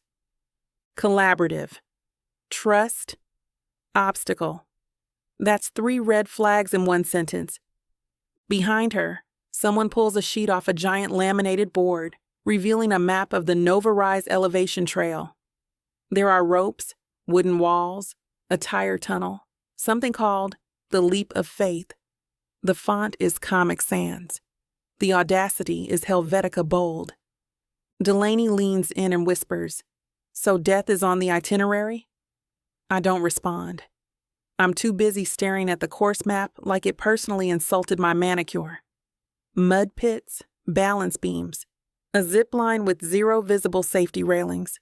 Knox, traitorous smirk in place, nudges my elbow. This is going to be fun. I slowly turn to face him, eyes narrow. What? I say calmly. Could possibly be fun about staged physical humiliation, bug bites, and watching Jeff from payroll dislocate a shoulder? He shrugs, clearly unbothered. There might be snacks after. Delaney snorts behind me. Girl, you're so screwed. I don't respond. I'm already scanning the course, calculating paths of least resistance, and mentally preparing to fake a sprained ankle if things go south. Knox stretches like he's warming up for a Spartan race. I pray for rain. This is a punishment, not a bonding experience, not collaborative trust elevation. Punishment. We're 20 minutes into the obstacle course, and I'm 1 rope swing away from going full corporate mutiny on whoever dreamed this up over quinoa and a TED Talk. Knox is thriving, obviously, climbing things like a mountain goat in a company hoodie. He keeps flashing that insufferable grin every time I mutter something scathing under my breath. I've scaled a 5-foot wall, crawled under rope netting, and at one point stepped on something that smelled like shame and lake mud. Now we're facing a set of uneven logs, laid out like a giant's discarded game of pickup sticks. The course facilitator calls it the leap of partnership. I call it grounds for litigation. Knox hops over the first log with obnoxious ease, turns back to offer a hand. I'm fine, I snap. I'm not fine. I leap and miscalculate. My foot slips. My balance vanishes. For one horrible second, the world tilts sideways. I see my career and what's left of my dignity flashing before my eyes. Then, hands, firm, warm, catching me mid-fall. Knox's arm wraps around my waist, anchoring me like gravity just decided to take a coffee break. My chest presses against his. His other hand steadies my elbow, and we are very close. Closer than HR would allow. Closer than my self-control prefers. I freeze, breath caught, brain blank. This isn't part of the performance. This is too much contact. And the worst part? He doesn't let go right away. He's still holding me like I might fall again, even though I'm upright and I'm okay. I'm not supposed to like the feel of his hand on my back. My heart is a war drum. When he finally steps back, casual, easy, and unaffected, I want to scream. Not at him, at me. Because now I can still feel the shape of his palm like it's stitched into my spine. And that's the actual disaster. I get through the rest of the course like a woman possessed, not by rage or determination, by adrenaline. Possibly Knox's cologne, which is somehow both infuriating and comforting. Clean, citrusy, something woodsy. I'm trying very hard not to associate with a very specific moment involving his hand on my back. He doesn't say a word about catching me. Doesn't smirk, gloat, or even joke, which might be worse. He just helps me over the next obstacle as if it's nothing. Like we're in sync and we do this every weekend between brunch and a couple's pottery class. His hand reaches out again, palm up, waiting. I hesitate. Not because I don't need the help, but because the last time he touched me, my entire body hit DEFCON 5. Still, I take it. Brief contact. Palm to palm. No sparks. Just one brush of his thumb against mine as we shift balance. Probably accidental. Probably. But my breath catches like I've been winded. Like my lungs are remembering something they shouldn't. By the end of the course, my calves ache. My braid is a war crime, and I've somehow acquired pine needles in places no human should. Delaney catches up to us near the hydration tent, eyeing our linked water bottles and synchronized breathing like she's watching the prequel to a steamy summer drama. She holds out a banana from the snack table, but smirks instead of handing it over. You two have undeniable chemistry. She sings songs, using air quotes like punctuation. It's almost gross. I snatch the banana and keep walking. I do not respond. Because denial is a luxury I can still afford. For now. Back in the cabin, I shower like I'm trying to scrub the retreat off me. Pine sap, dried sweat, and the ghost of Knox's hand on my waist. The water's hot, scalding even, not hot enough. When I finally emerge, wrapped in a towel, face steamed pink, I feel marginally more human and no less unhinged. I curl up on the edge of my bed, pull my laptop into my lap, and open Project Romance, Confidential. It loads slowly, like it knows what's coming and wants to give me time to reconsider. I go straight to the PDA Matrix tab, the one where I carefully mapped out acceptable zones of touch, duration tolerances, and crowd thresholds. I stare at the cell labeled Outdoor Physical Contact Public and hover over it like a guilty confession. So I do what I do best. I try to label it. I start to type quick, clinical, obstacle course, arm around waist, entire nervous system rebooted. But somewhere between waist and rebooted, my fingers freeze. I can't finish the sentence. I backspace, pause, and backspace again. Then I press the heels of my hands into my eyes until the darkness pulses red. Get it together. It comes out low, tight, not a mantra, more like a last-ditch order to my own autonomic nervous system. But it's no use. The moment lives in me now. A ghost, a firefly, and a short circuit behind my ribs. This isn't just inconvenient anymore. This isn't containable. This is dangerous. The worst part? I don't want it to stop. Chapter 12. Knocks. I towel off my hair like that'll shake her out of my head. It doesn't work. I'm still thinking about her. Soraya, mid-fall, eyes wide and arms flailing before I got to her. Before she let me catch her like it was instinct.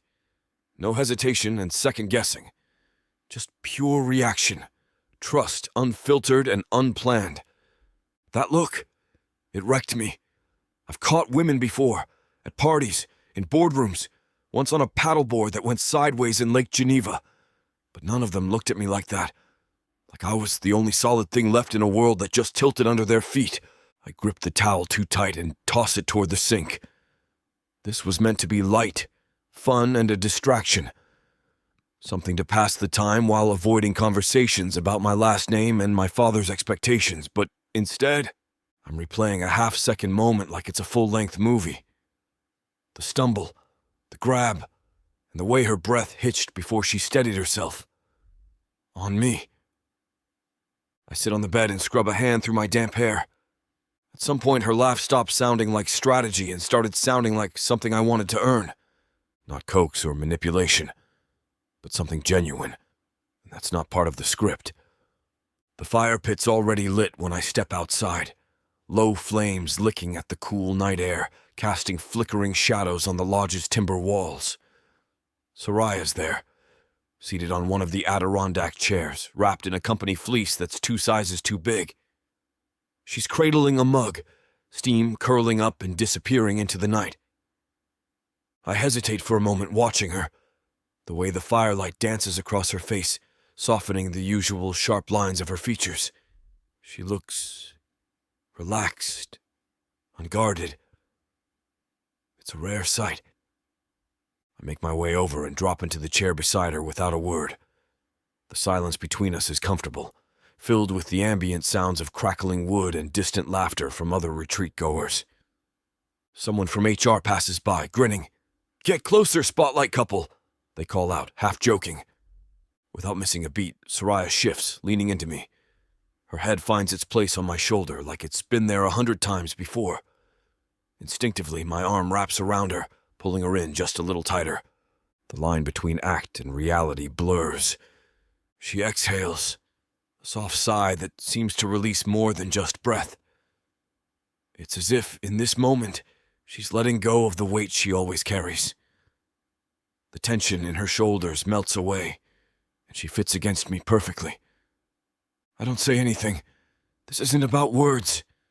It's about the warmth of her against me, the rhythmic rise and fall of her breathing, the shared silence that says more than any rehearsed line ever could.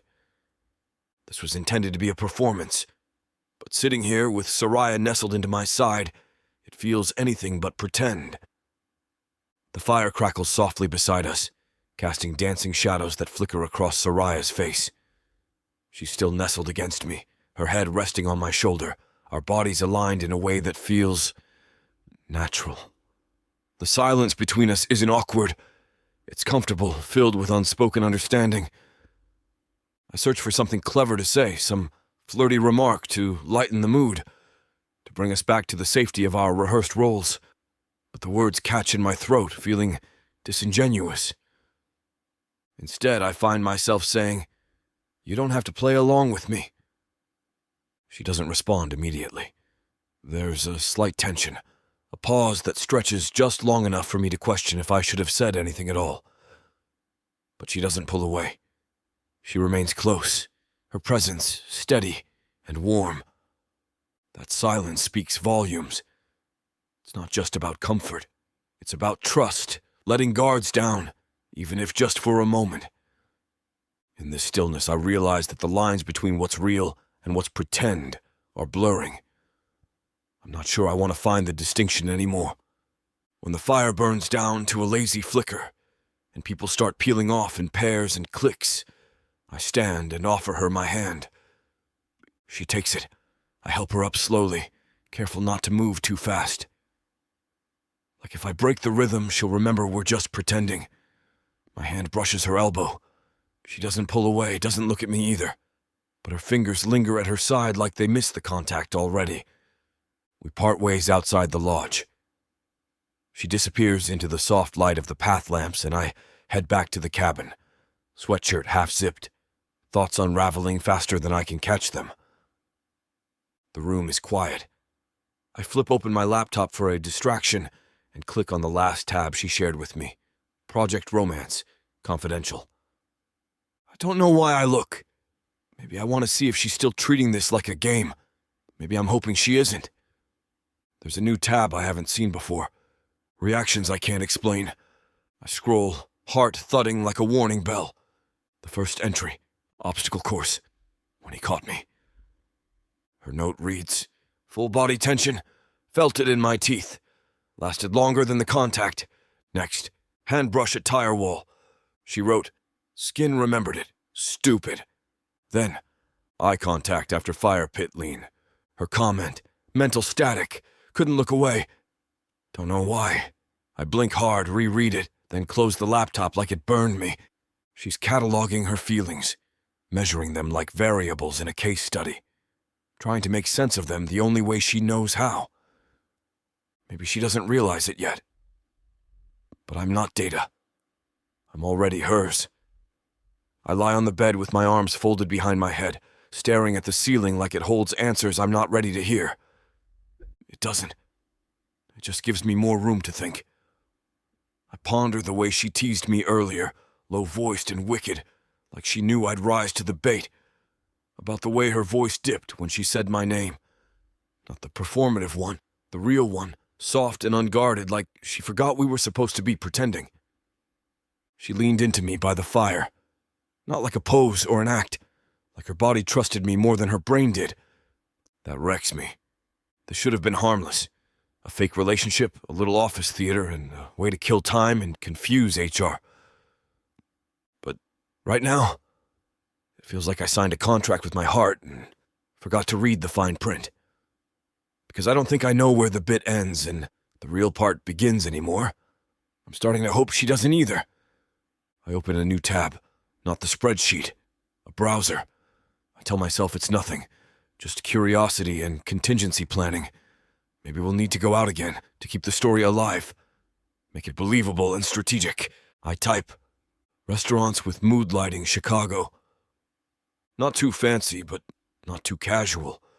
Somewhere she wouldn't expect, but would love. I scroll for 10 minutes before realizing I'm not looking for a fake date location. I'm looking for the kind of place she might actually say yes to. A real one. I slam the laptop shut before I make a dinner reservation I can't explain. This is still the bit, I tell myself. It has to be. I almost believe it. Chapter 13. Soraya. The smell of eggs and disappointment hits me the second I step into the cafeteria.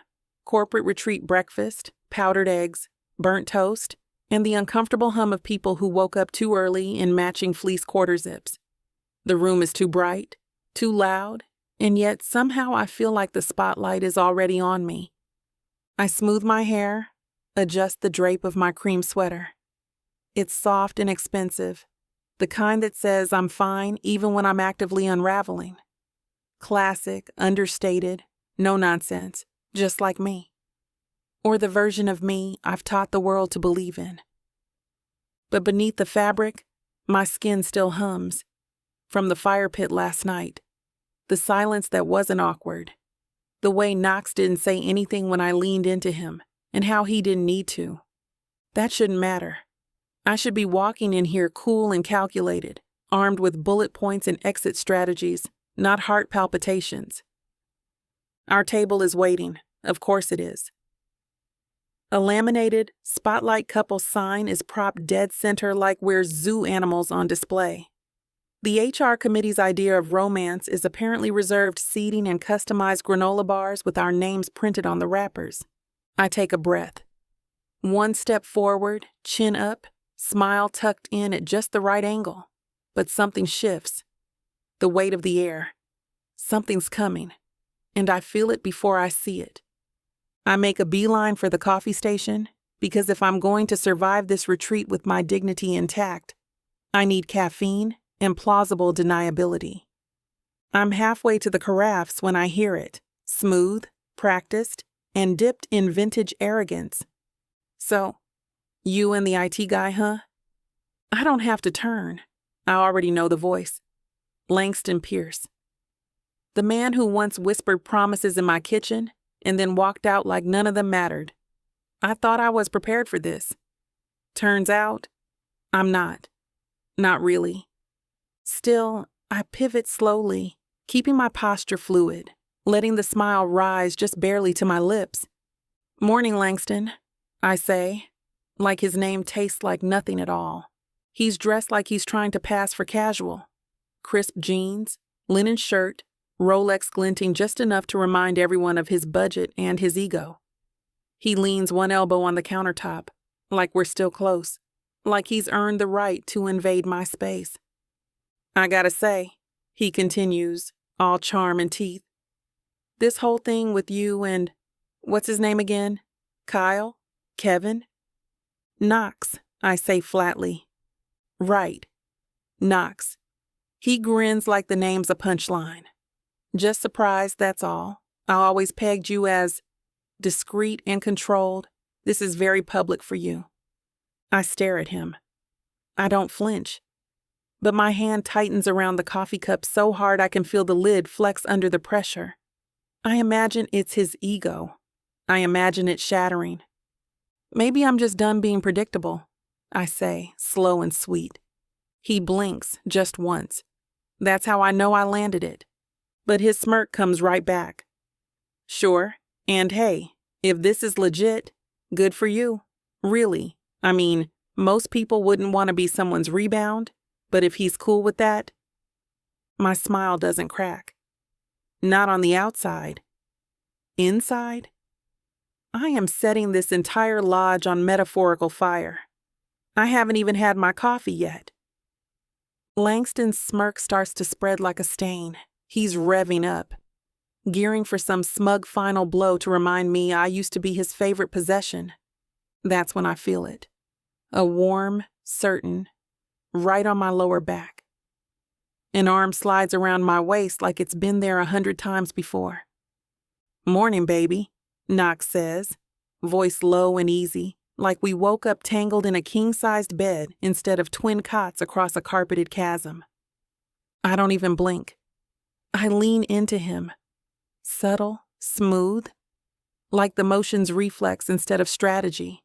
His body is warm and solid, comforting in a way that makes my stomach tilt a little. Langston straightens, confusion flickering across his expression like a glitch in his programming. Knox doesn't acknowledge him at all. Instead, he tilts his head and presses a soft kiss to my temple. It's featherlight. It's infuriatingly good. It's fake, but my breath catches anyway. I glance up at him and he winks. Barely. A private joke in plain sight. Langston's jaw tightens. Oh, that's the face of a man who thought he still had a claim, and just found out he was permanently evicted. I sip my coffee like it's tea, then smile sweetly. "Well," I say, turning just enough so Knox's hand stays exactly where it is. "Looks like it's a great morning after all." Langston says nothing. Smart of him. I'm still riding the high of Langston's stunned silence when I feel it. That unmistakable tickle-down-your-spine sensation of being watched. I glance across the cafeteria. Kristen. Of course. She's perched at the corner table, with her curated smoothie and matching lip gloss. Phone angled just right, ring light built into her case like she's documenting a safari instead of a staff retreat. The lens points directly at me and Knox. Her smile is all teeth. Polite, poison-tipped. Flash and subtle, but not subtle enough. I already know what's coming. By the time we make it to our table, Delaney's phone buzzes. Twice. She looks at the screen. Her jaw drops. Girl, she mutters, scooting closer and tilting the screen toward me. There it is. Knox's hand still at my waist, my head angled slightly toward him like we're sharing something real. The lighting's warm, the filter's unforgivingly soft. The caption? Some people really move on fast. Jujmao glow-up or cover-up? I blink once. My mouth doesn't twitch. Delaney hisses, "Say the word, and I will dump organic blueberry yogurt directly onto her keyboard. I'll do it. You know I'm unhinged before 9 a.m. I don't answer. But my blood starts to simmer. This wasn't just a post. This was a move. A warning shot. Kristen wants to play? Fine, let's play. I don't even think. I just turn. One smooth pivot toward Knox. Our eyes meet for half a second, and then I reach up, grab his collar, and kiss him. Not a peck, and certainly not a polite, PR-friendly press of lips. This is deliberate, slow, and sure. The kind of kiss that says, yes, we've done this before. And no, you're not invited to watch, but go ahead and try to look away. I feel the entire room freeze. Somewhere a fork clinks against a plate. Across the cafeteria, Kristen lowers her phone. Slowly. Knox doesn't flinch. His hand slides down my back, warm and steady, like muscle memory, like he's been waiting for this exact moment and knows exactly what to do with it. Maybe he has. His mouth moves with mine, not greedy or rushed, but controlled, like he knows we're in front of an audience, but doesn't give a single damn. The noise in the room dims. My pulse doesn't. I pull back first, only slightly, just enough to catch the look in his eyes, dark, unreadable, but present, entirely here, like the rest of the world just disappeared behind glass. He's looking at me like I'm not just part of the bit, like I'm real. Suddenly, I can't remember who started this performance, only that I don't want to hear cut. When we break apart, the silence is surgical. 1 heartbeat. 2. Like the entire cafeteria has collectively forgotten how to breathe. Then, damn, someone whispers, low and reverent. A single clap, then a few more. The ripple spreads until it turns into something halfway between applause and chaos. Delaney lets out a triumphant whoop from across the room. That's my girl. I don't look at Kristen. I feel her stiffen like someone just pulled her power plug. Her mouth's open, mid-reply, mid-gasp, mid-scheme, and I hope she chokes on her own caption. Langston? He looks like a man who just realized the stock he thought he owned has tanked and gone public without him. Good. I smooth my sweater, pick up my coffee, tilt my chin exactly 1 degree higher. Then I walk, calm, controlled, and freshly kissed to our spotlight couple table. My heels click like punctuation. The air parts for me. I sit down like I didn't just set the entire narrative on fire and walk through the smoke smiling. Let them talk. That's what this whole retreat is for, right? Engagement. Chapter 14. Knox. I don't remember what was served for lunch.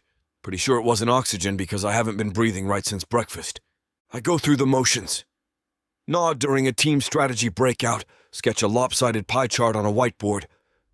Even pretend to listen while someone named Carol enthusiastically explains the difference between collaboration and cross-functional synergy.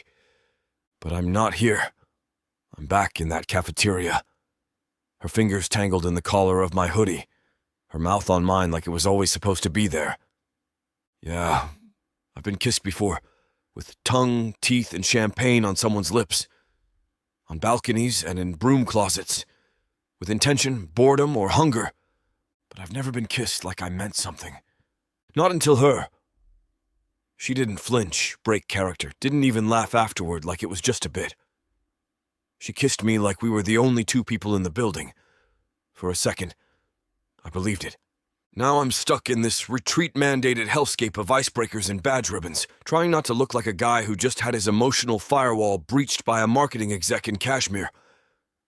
Every time I replay it, her breath against my cheek, the weight of her body leaning into mine. My chest tightens. Not in a bad way. In a God, I hope that wasn't just for show way. Someone claps me on the back and congratulates me on making romance look cool again. I think I nod. I might even smile, but the only thing I can feel is her mouth, and the question that won't leave me alone. What the hell are we doing? The bed back in the cabin is awful. Too stiff. Twin size, like it's trying to shrink me into something smaller, neater, less wrecked. The pillow smells like detergent and unspoken expectations. I've flipped it 4 times, it doesn't help. Nothing helps. My mind keeps playing the same scene on a loop, her fingers curling around my hoodie, the exact angle she tilted her head, the way she kissed me like the world had dared her not to. It wasn't a performance. At least, it didn't feel like one. If it was, God help me, I don't want to know. I stare at the ceiling. My eyes trace the wooden beams like they're going to rearrange themselves into answers. I try counting backwards from 100. I try listing IP addresses from memory. I even try reciting lines from our fake backstory out loud, just to remind myself that none of this is real. It still doesn't work. Because the story we made up didn't include that kiss. Didn't include the way her hand lingered at my chest after. Or how the second she walked away, I felt colder than the Michigan wind outside. Around midnight, I give up the act. I roll out of bed, grab the hoodie still draped over the back of the chair, and step into my sneakers without tying them. No destination and plan. Just too many thoughts and the impossible urge to get out of my own head. Outside, the air bites a little, sharp and fresh off the lake. The kind of cold that feels honest. Well, tonight, I need honest. The gravel crunches under my shoes, loud in the kind of night where even silence echoes. I follow the curve of the path, past the fire pit, the lodge, and the cloying smell of cedar-scented candles someone insisted were rustic ambience. My feet take me toward the lake. I don't plan it. It's just where the pull is. The water glimmers under a sky thick with stars, the dock stretching out like an invitation or a dare. She's already there. Barefoot, motionless, arms folded tight around her middle, sleeves pulled over her hands like armor made from knit and denial. The moonlight kisses the line of her jaw, softens her edges. She looks like a still from a dream I forgot I had. Strong and unguarded and not entirely okay. I stop at the edge of the path, still hidden behind a cluster of trees, and I consider turning back. This isn't part of the story. But she turns and hears me. Instead of flinching or rolling her eyes or throwing up a wall, she just waits. No smile, snark, or a performance. Just a girl on a dock in the middle of the woods, standing like a question I don't have the answer to. My throat goes dry. I step forward anyway. Because maybe I don't need to know the answer yet. Maybe just standing beside the question is enough for now. We sit side by side, legs dangling over the edge of the dock, the lake black and glassy below us. Our shoulders don't touch. The silence stretches, not heavy, just full. Like we've both run out of places to hide. She's the one who breaks it. That kiss. Her voice is even, but there's something splintered just beneath it. Was good optics. I don't laugh. Don't correct her. I just stare out at the water and say, quietly, that kiss wrecked me. It's out before I can stop it. I expect her to flinch or deflect it. She doesn't. A beat passes, then soft, smaller than I've ever heard her. Yeah, me too. Still, we don't touch.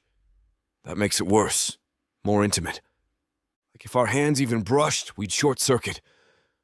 So we talk. Not about the kiss, the spreadsheet, or Kristen's Instagram sabotage, or Langston's passive-aggressive ego parade. We talk about everything else. I tell her about my mom.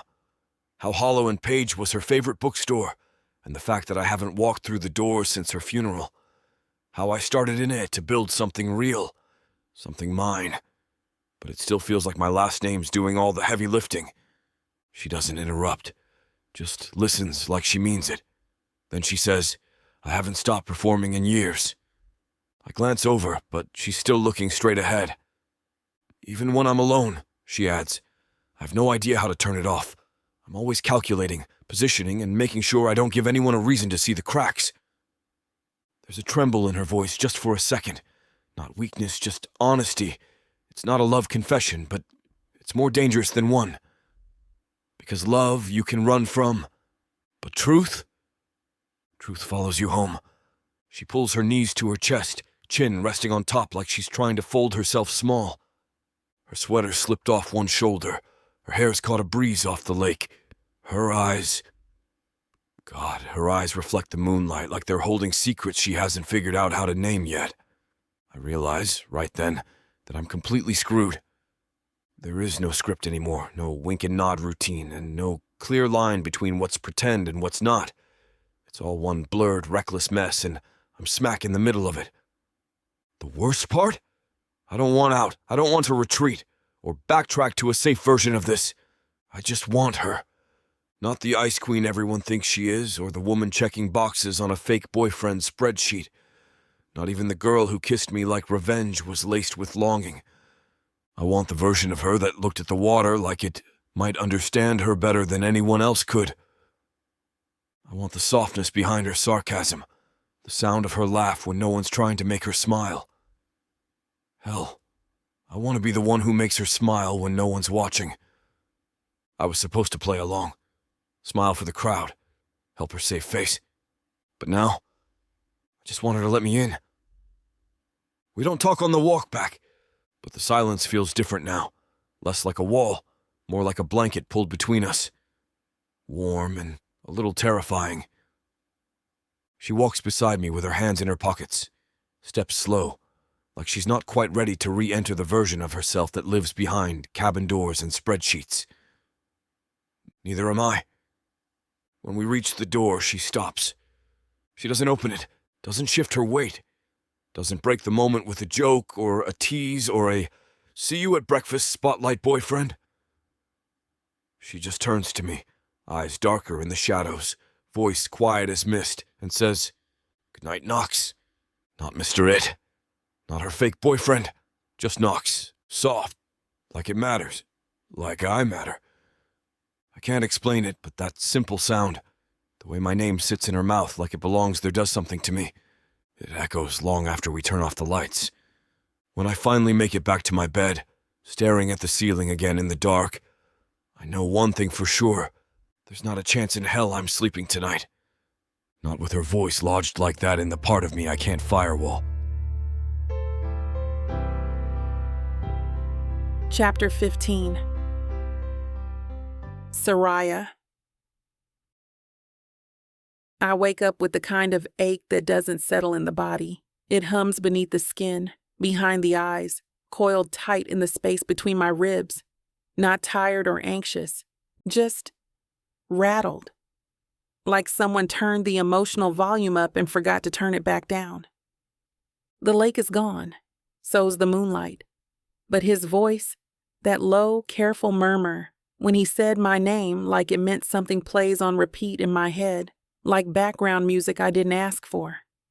I roll onto my back and gaze at the ceiling beams. This is ridiculous.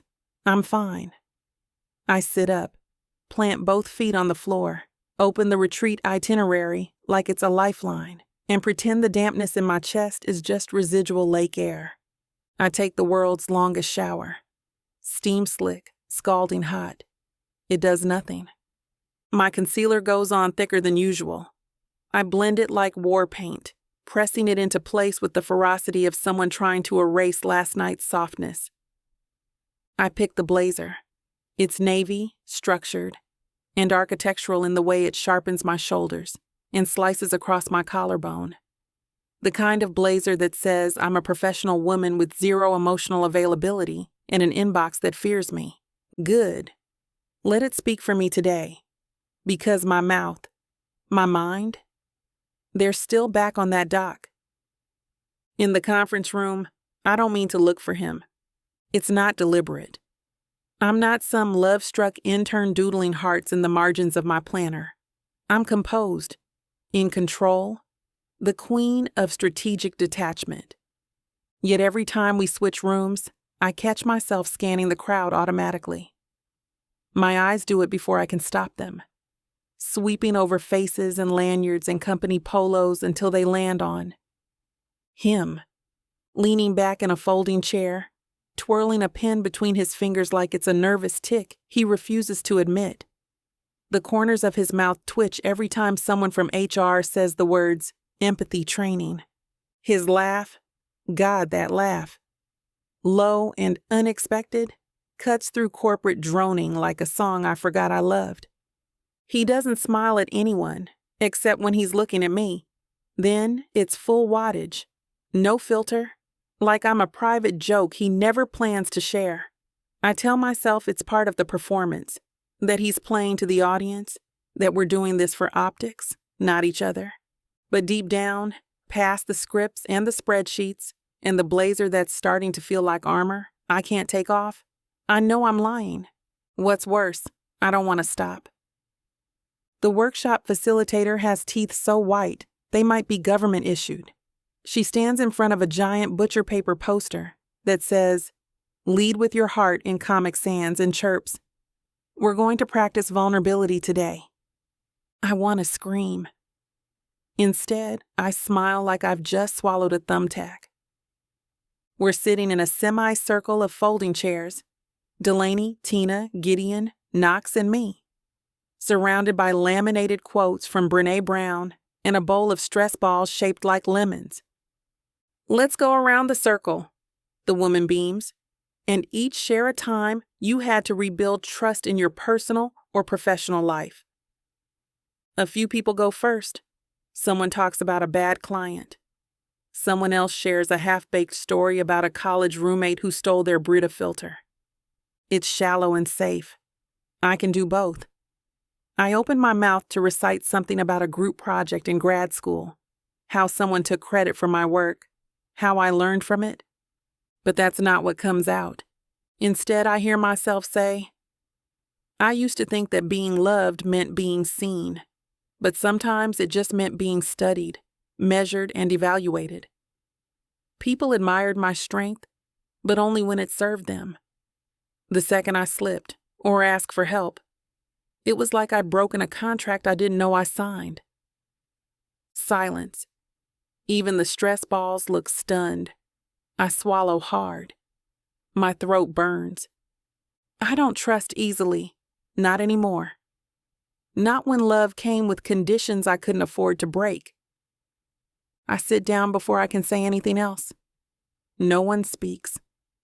Delaney gives my knee a subtle squeeze. Tina blinks twice too fast. Knox? He doesn't move, fidget, or smile. But when I glance at him, just a flicker of a look, he's watching me like I just handed him the last missing piece of a puzzle he didn't know he needed to solve. Suddenly, I want to curl in on myself, because that look, that knowing, it almost undoes me. He doesn't say anything. No, that was brave. A performative hand on my shoulder, or whispered, "Are you okay?" in the hallway. Yet 15 minutes into the next session, I find a steaming fresh cup of coffee on the armrest of my chair, black just the way I take it. No fuss, no note, just there. Like he noticed my hands were shaking and decided to anchor them. Halfway through a breakout discussion about authentic communication styles, he leans over, not saying a word, and slides a granola protein bar across the shared notepad between us. The wrapper is obnoxious. Blueberry something. I hate blueberry. He knows that. I shoot him a look. He raises an eyebrow, completely unapologetic. My fingers wrap around the bar anyway. He heard me. Not just the words I said out loud, but the ones I didn't. The "I'm tireds." The "I don't know how much longer I can keep this up." The "I've never let anyone see that before." He's not fixing it. He's just here. My throat tightens. I tell myself it's the air conditioning. I tell myself a lot of things. We're in line for the retreat buffet. Rosemary chicken, quinoa salad, some kind of beet hummus no one asked for. Delaney sidles up beside me with the stealth of a gossiping ninja. She leans in without looking, voice low and quiet.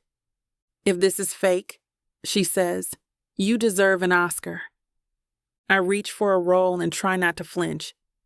"Delaney," she keeps going. "Actually, scratch that. You deserve an EGOT. Emmys, Grammys, Tonys, and whatever the hell that kiss was this morning, that's Pulitzer material." I glare, but it's ruined by the heat creeping up my neck. Across the table, 2 co-workers are staring. Not subtle. I flash a tight smile, and they look away like I've just threatened to restructure their departments. Someone from HR, Leah, I think, pauses by the drink station. "So," she says, too casually, "what's your shared conflict resolution style? Passive-aggressive charades or passionate makeup sex?" She winks. I almost drop my water bottle. Knox, standing just behind me, doesn't miss a beat. She wins all arguments. I win in snacks. It lands. They laugh. But Leah's gaze lingers a second too long, and I feel it. The speculation. The whispers that don't need to be said out loud to be heard. People are watching us now. Not just curious. Invested. No one's brave enough to say what we're all starting to suspect. Not even me. The cabin is too quiet. No corporate chatter. No knocks. Just the low hum of the mini fridge and the occasional creak of the floorboards beneath my bare feet. I'm sitting on the soft mattress, laptop open, the glow casting soft blue shadows on the walls. My fingers hover over the keyboard as I scroll to the tab I should have deleted days ago. Reactions I can't explain. I add a line. When he passed me the protein bar, didn't look at me, didn't say a word, just knew. I stare at it, the cursor blinking like it's judging me. I shouldn't have written it. I shouldn't have felt it. But I did. Now it's there, staring back at me. I snap the laptop shut like it's about to expose me to the world, but the truth is already out. Not on the screen. Not to Knox. To me. I walk to the mirror above the dresser. My reflection looks tired. Makeup mostly gone. Eyes too wide. Mouth pressed into something that isn't quite a line and definitely isn't a smile. I don't want this to be pretend anymore, I whisper. It's the first time I say it out loud, even if only to myself. That makes it real. Chapter 16. Knox, I need air.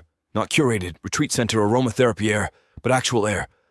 The kind that smells like pine needles and wet bark and doesn't ask how my communication style aligns with company values. So I duck out between scheduled sessions, hoodie up, and head down one of the side trails that loops around the lake. It's quiet out here, damp and dappled, trees leaning like they're eavesdropping. The path winds under a canopy of cedar and fog, and for the first time all day, I can almost breathe. I don't make it 10 minutes before the crunch of gravel behind me ruins it. Your stalking technique is slipping, I call without turning. Please, Tina says, appearing at my side like a woodland gremlin with great hair and zero boundaries. I could have been 3 feet behind you this whole time, and you wouldn't have noticed. You've got the walk of a man deep in a romance novel crisis. She's holding a Ziploc bag of trail mix in one hand and a paper cup of Lodge coffee in the other. Somehow still stylish in joggers, boots, and a top knot that looks effortless, but definitely took 45 minutes.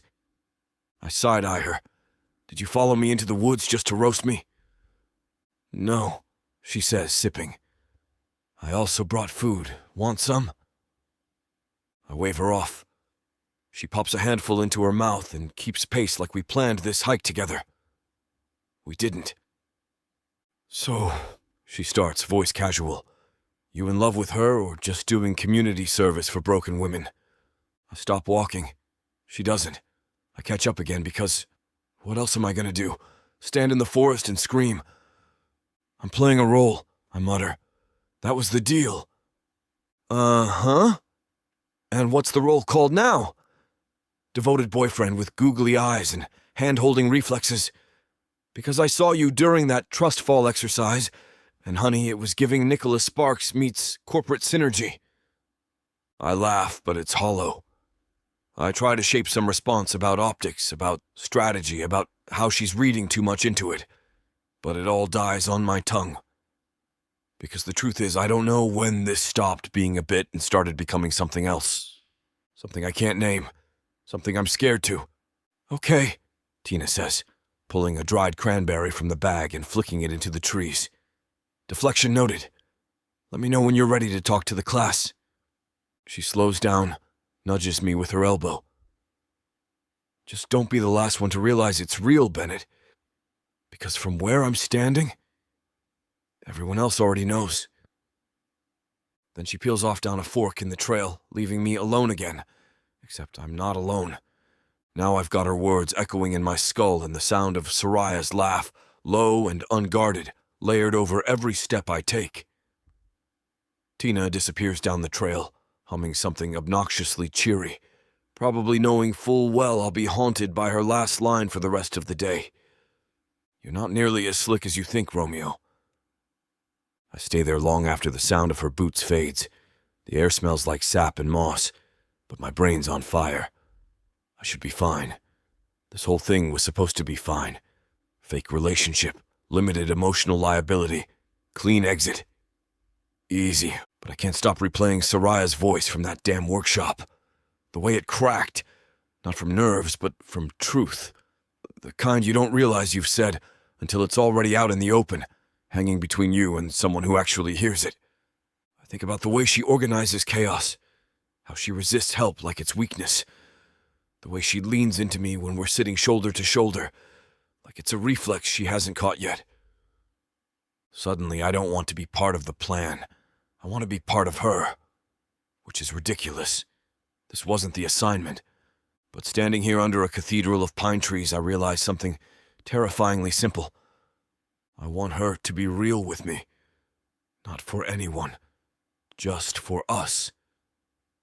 I'm not sure how to ask for that without blowing everything up. By the time I make it back to the main lodge, the mood's changed. There's a hush. Not awkward, just expectant. People straighten in their chairs. Clipboards snap shut. Conversations stutter. It's the kind of shift that doesn't need to be explained. You feel it. Right then and there, I see the car. Black, sleek, window tint dark enough to conceal a nuclear launch code and a whole childhood of withheld affection. The door opens. Charles Bennett steps out like he owns the resort, and honestly, he probably paid for part of it. Suit pressed to NASA-level precision. Watch gleaming. No jacket, of course. Just that signature, rolled sleeve indifference. Like he's allergic to effort, but still allergic to losing. My stomach drops. He hasn't looked at me yet.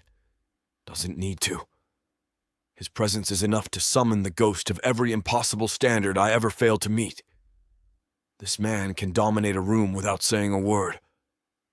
Now he's here, at the company retreat. The countdown has started. I'm not nearly as slick as I need to be. The dining room hums with polite laughter and clinking silverware, all of it bouncing off the lodge's vaulted ceiling like it's trying to escape. I'm seated next to Soraya, shoulder to shoulder, thigh to thigh, close enough to feel the heat of her body through 2 layers of fabric and one dangerously thinning boundary. She's talking to someone from HR about value alignment through leadership transparency, and I'm trying to focus, really, but my heart's in freefall, and the air feels tight, because I know he's here. I felt it since the second I walked into the room, and right on cue, Charles Bennett appears. He's making his usual rounds, all curated charm and calculated pauses. A smile here, a nod there. Every move intentional, every word pre-approved by some internal PR team that's probably just his reflection. Then he stops, right next to us. I brace myself. He glances between us with that same razor-curved smile he uses at board meetings when he's about to gut a competitor, but wants to look polite doing it. "Ah," he says, voice smooth, practiced. "The spotlight couple, corporate's newest power duo. Just that." No smirk, no gotcha moment. But I feel it. I hear it, even in what he doesn't say. The weight behind those words lands sharp in my chest. I nod, careful. "Just trying to represent the brand," I say, keeping my tone light. He gives a single nod in return, as you always do. He's gone, off to the next table, the next handshake, the next subtle threat masquerading as conversation. But I don't breathe right for another full minute. Soraya doesn't notice. Or maybe she does and is choosing not to ask. Either way, I sit there pretending to enjoy grilled salmon and roasted vegetables, while my father circles the room like a shark who already smells blood. Soraya's laughing softly beside me, some perfectly measured response to whatever the junior marketing guy just said. Her hand brushes mine as she reaches for her water glass, and it should be grounding. It should remind me of what this is. But all I can hear is my father's voice. All I can feel is the echo of his presence settling in my bones like frost. My fork scrapes across the plate. I haven't tasted a thing. She doesn't notice. Of course she doesn't. She doesn't know who just spoke to us. Doesn't know the name behind the power suit and the portfolio of carefully buried secrets. She's still in the dark. I'm still pretending that's okay. Across the room, Charles clinks a glass in some corner and offers a laugh that's smoother than most scotch. It winds through the dining hall like an omen. I keep my face still, but inside, a siren is blaring. My mind's already sprinting. Scenarios, fallout, explanations I haven't written yet. I try to eat, to listen, and try to act like everything's fine. But the question keeps drilling into me like a jackhammer I can't turn off. What happens when she finds out? Because she will. When she does, I might not be holding her hand at the time. I might be the one she's pulling away from. The night settles heavy over the lodge. Stars blur behind a thin veil of mist and pine, and I lean against the deck railing, fingers curled tight around the cold, worn wood. My breath fogs the air in front of me, sharp and unsteady. Below, the trees rustle like they're whispering secrets I'm not supposed to hear. Above, the moon floats too bright and too still, like it's watching.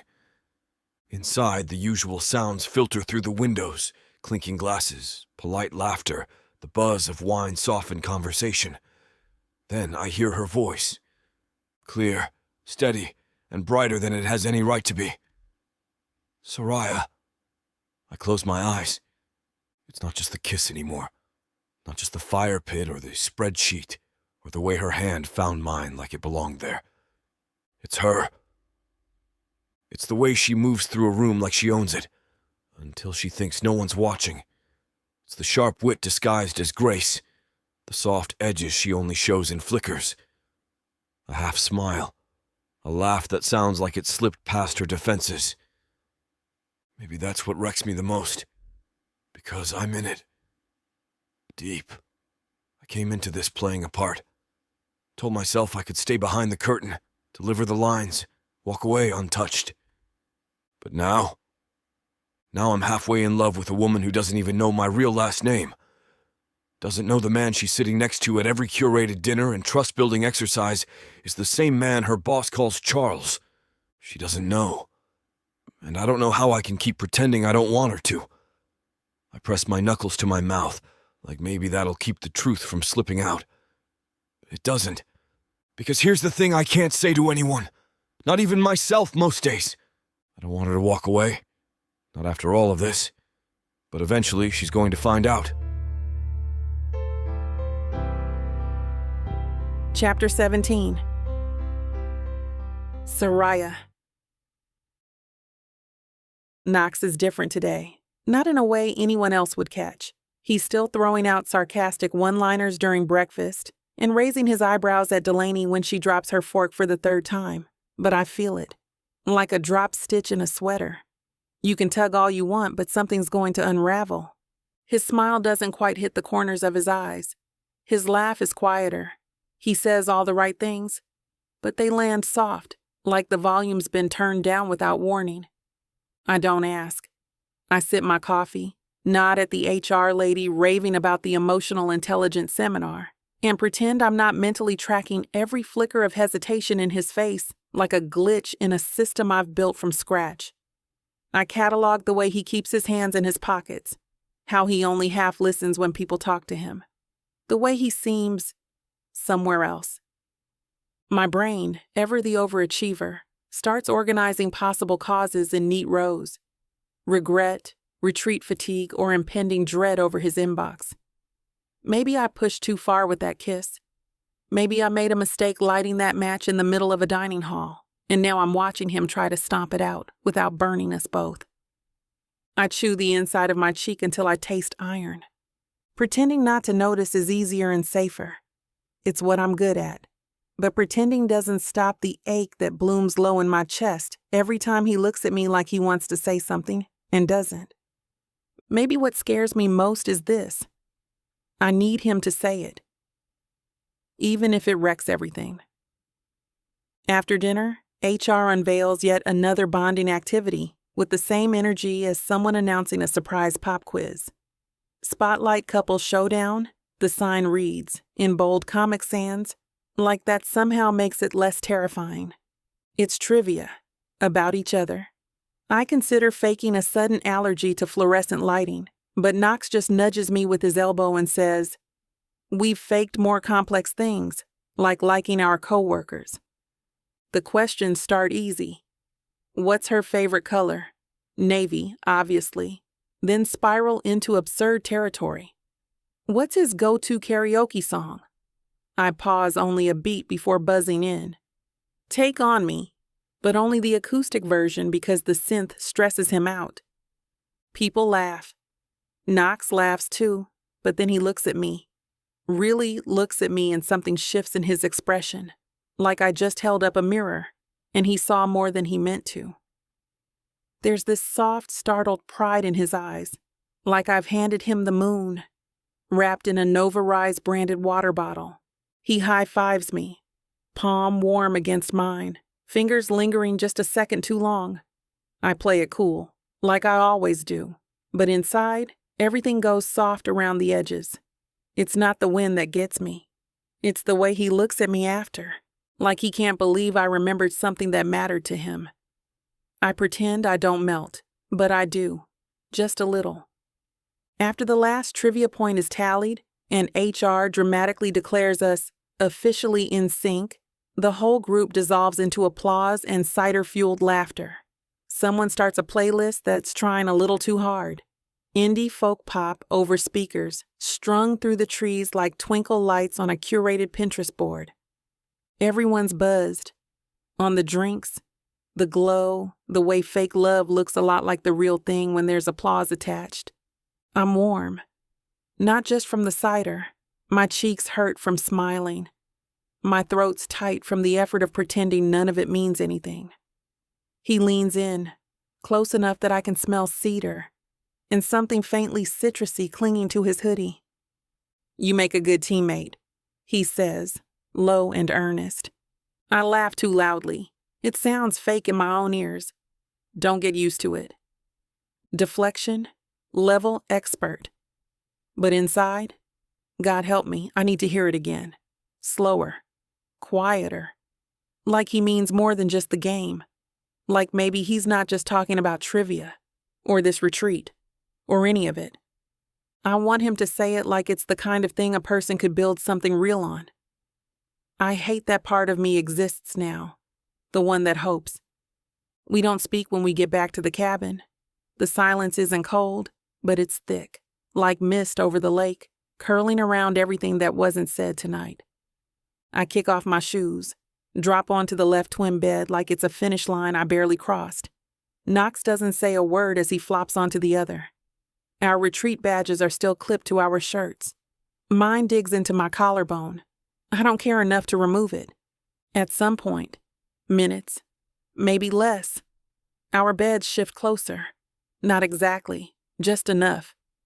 Our backs meet, shoulder blades aligned by accident or gravity or something worse. His hoodie brushes my spine through the fabric of my sweater. A shared inhale, a mirrored exhale. We're not touching, but we are. And I can feel him, solid, steady, stupidly warm.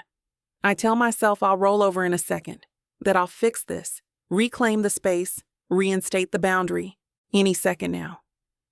Instead, I close my eyes and pretend it doesn't count if no one sees. But my heart, it sees, and it won't shut up about it. He doesn't move either. And that silence between us, the one that used to mean performance, is starting to feel a lot like trust. The alarm breaks the silence at exactly 6:30 a.m., a chirping tone I set myself, smug in my pre-retreat planning. I expect the spell to snap, for Knox to jolt upright, shake the sleep from his limbs, and mumble something sarcastic about team building, or how HR probably installed microphones in the lanyards. But he doesn't move. Neither do I. Them barely there, like a ghost of a choice, his hand shifts under the covers. Not to adjust, just to find mine. The lightest brush of knuckles against my fingers. His skin is warm, real. My breath catches, not enough to make a sound. I don't curl into it. I don't squeeze back, but I also don't move away. We lie there, still as secrets, our hands not quite holding, just touching, the air between us loaded, like it's holding its breath too. There's no line anymore, not between fake and real, not between my pulse and his. I stare at the ceiling and count 4 heartbeats before I realize they're all mine, all slamming. I don't know what terrifies me more, that he doesn't pull away, or that I don't want him to. I dress quickly, like armor's a verb. I look anywhere but at him while I button my blouse or tuck my hair into something resembling control. He doesn't say anything either, just sits down on the twin bed, sock half on, head down like the air between us is louder than any alarm. It is, because the quiet isn't awkward. It's not brittle or strained. It's intimate. The kind of silence you share only after something shifts, after a hand almost held and a breath almost shared, after a night of not touching that somehow said more than if we had. I swipe a coat of gloss on my lips and check my reflection like it owes me answers. It doesn't. When I finally speak, it's to ask if he's ready for the day. He nods, like that's all there is to say. But the truth, the part that terrifies me, I didn't want the silence to end. And worse, I think he didn't either. Chapter 18. Knox. I wake to the soft rhythm of her breath against my collarbone, her leg draped over mine, anchoring me in a reality I'm not sure I deserve. The early morning light filters through the cabin window, casting a gentle glow on the tangled sheets and the woman curled into my side. Soraya. Her presence is both comfort and chaos. I know I should move, create space, reestablish the boundaries we've so carefully constructed. But I don't. I stay still, memorizing the way her hair fans across the pillow, the subtle curve of her lips, the warmth of her body pressed against mine. This isn't part of the plan, this isn't fake. I tell myself it's just a moment, a lapse in judgment. But as she stirs slightly, nuzzling closer, a contented sigh escaping her lips, I realize I'm in deeper than I thought. God, I'm screwed. She stirs beside me, slow and languid, the way people move when they don't have to pretend. Her arm slides across my chest like it's been there 1,000 times before. And then she looks up at me and smiles. No filter. Just Soraya, sleep-rough and glowing in the morning light. It's the kind of smile that doesn't belong in this fake construct we've built. It belongs in kitchens with mismatched mugs, in grocery store aisles, in a life I don't dare imagine for myself. You're staring, she murmurs, voice gravel-edged and warm, like she hasn't quite remembered she's supposed to be the composed one. I try to smirk, fail. Just verifying the dream's over. Her brow lifts, amused, but she doesn't pull away, doesn't shrink. I really wish I'd meant it as a joke. Because the truth is, I'm not dreaming. And if I am, hell, I don't want to wake up. My eyes open and I'm suddenly embarrassed, seeing her beside me. Did I touch her in the dream? Did I overstep my bounds? My body's betraying me right now, and I'm having a harder and harder time showing it. We dress, quiet and contemplative in the morning light. Part of me wants to bolt from the room and contemplate my life's choice up to this point. The other half of me wants to hole up with her and find out what the hell this is. She gives me a subtle nod and a shy smile, and I gear up for the day ahead, whatever that holds for us. I walk down to the main lodge for coffee. Nothing fancy, just a refill from the hydration station with the passive-aggressive "Be Mindful" sign, and nearly collide with the last person I want to see. Charles Bennett, my father.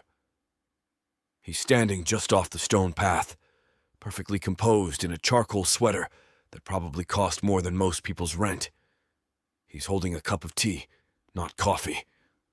Because of course he is, and watching the fog roll over the lake like he summoned it for dramatic effect.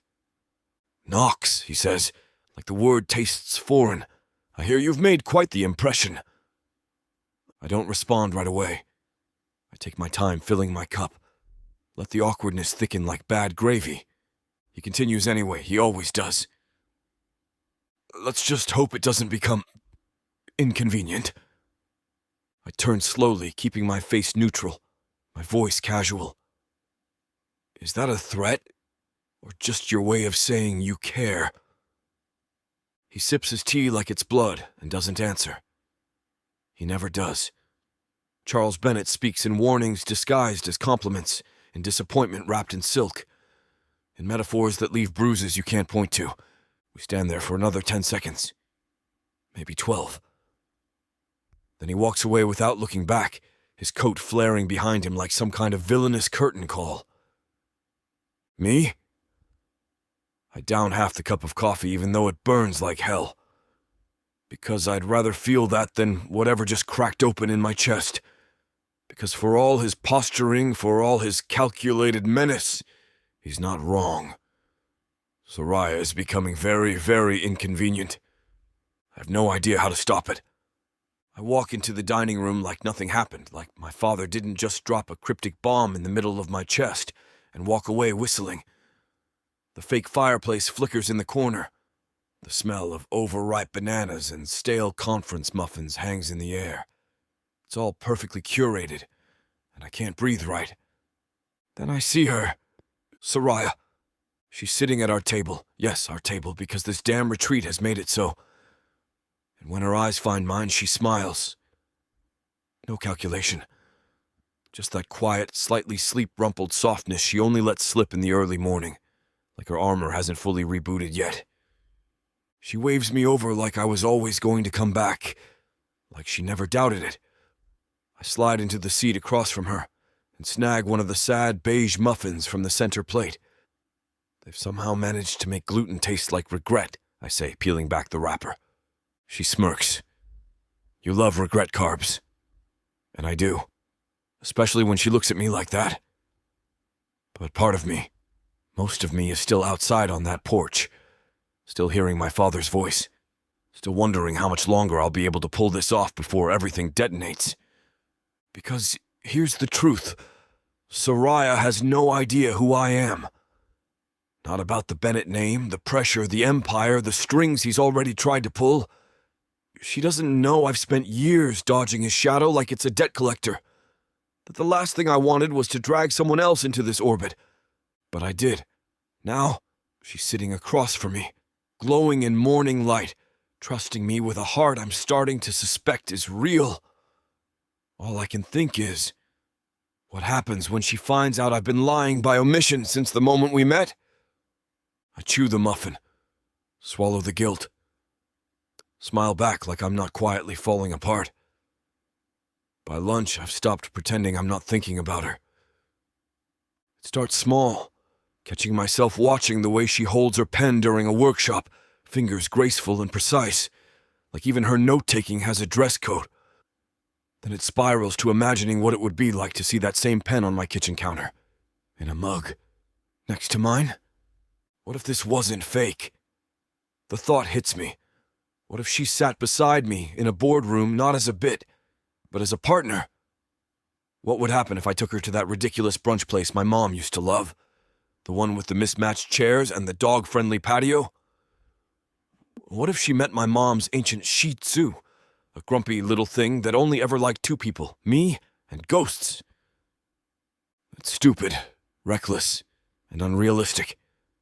It's happening anyway, because the more I'm around her, the harder it is to keep reciting the lines we wrote together. The script is shifting, mutating, bleeding into something unscripted. I find myself looking for her reactions not because it helps the story, but because I actually care. I care if she's tired, if she's quiet, if she ever looks at me and realizes this was just supposed to be pretend, and I crossed the line before I even knew it was there. I watch her across the room during the last breakout session of the day. She's scribbling something in her retreat packet, brow furrowed, lips pursed in that way that makes it look like she's solving a global crisis and not ranking her top workplace values. She looks up, catches me staring, smirks like she knows something I don't. Maybe she does, because I'm not sure where the hell I am anymore. This whole thing started as a joke, a harmless favor, an office drama plotline I figured would be over before the quarter ended. But now she laughs and I forget how to breathe. She brushes past me and my hands remember the shape of her waist like it's muscle memory. She leans into me during group photos and I have to remind myself not to kiss the top of her head like we belong to each other. I'm not pretending anymore. There's no exit strategy for this kind of feeling. Not when the lie became the truth without my permission. Not when my name sounds different in her mouth. Not when every part of me is hoping she doesn't figure out I'm in love with her until I'm brave enough to say it first. Chapter 19. Soraya. I zip up the dress like I'm strapping on armor. It's deep plum, strategic, elegant, a little dangerous. The fabric hugs every place I pretend not to notice in the mirror. Smooth and cool against skin I swear isn't trembling. I swipe on lipstick with the diligence of a war general and slide into heels that feel like both a weapon and a dare. This isn't about anyone but me. That's the lie I whisper as I step into the ballroom. The main lodge has transformed. String lights drip from exposed beams, casting the whole place in golden glow. Jazz hums under the clink of glasses and soft chatter. Someone at the entrance hands me a glass of wine I didn't ask for. I take it anyway. Then I feel it. Not the music or the lights. Him. Knox is across the room, mid-conversation, but his eyes find me like they've been waiting. His lips part, just slightly, not for a line, just surprise, admiration, maybe something heavier than both. My pulse stutters. The flush that spreads down my neck has nothing to do with the wine. I look away before he can see too much, but it's already too late. The ballroom is a Pinterest fever dream. Twinkle lights draped like stardust. Polished wood floors. Mason jar centerpieces that cost way more than they look. There's jazz coming from a live quartet in the corner. All brush snares and upright bass. And the room smells like money pretending to be casual. Our spotlight couple table is dead center, dressed in ivory linen and rose gold cutlery. Of course it is. Knox is already there waiting. When I approach, he stands. Not for show, not like he's performing for the room, but like it's instinct, like it matters. He holds out his arm. I take it. We circulate, smile, shake hands, and pose for pictures. HR beams like proud parents. Someone snaps a shot of us laughing at something he whispers, and for a second, I forget we're supposed to be pretending. Because it doesn't feel like pretending. He knows how to lean in just enough to make it intimate without being obscene. He knows when I need a breath and steers us toward quieter corners. He passes me a second glass of wine without asking if I want one, and he's right. I do. We're a joint campaign now. A practice pas de deux. I say something cutting. He follows it with something warm. I jab. He parries. We're seamless. Too seamless. And that's the part I can't ignore. Because somewhere between the laughter, the lighting, and the sound of my own heartbeat, I stop remembering where the bit ends and where we begin. I don't think I want to remember. I'm reaching for a smoked salmon canapé, because if I'm going to be emotionally compromised, I might as well do it with hors d'oeuvres. When I hear it, that voice, low, smooth, with weaponized nostalgia dipped in condescension. "You clean up well," Langston murmurs behind me, too close to be polite. But does he know you're only good at pretending? I don't turn around. His fingers brush the curve of my elbow, light and possessive, like he's still entitled to touch me, like we didn't end with scorched earth and exit wounds.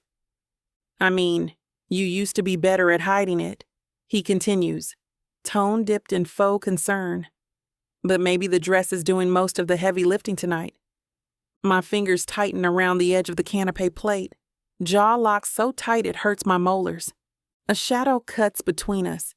Knox appears beside me like smoke, quiet, certain, and completely unmissable. "Everything okay here?" he asks, voice low and even. But he's not looking at Langston.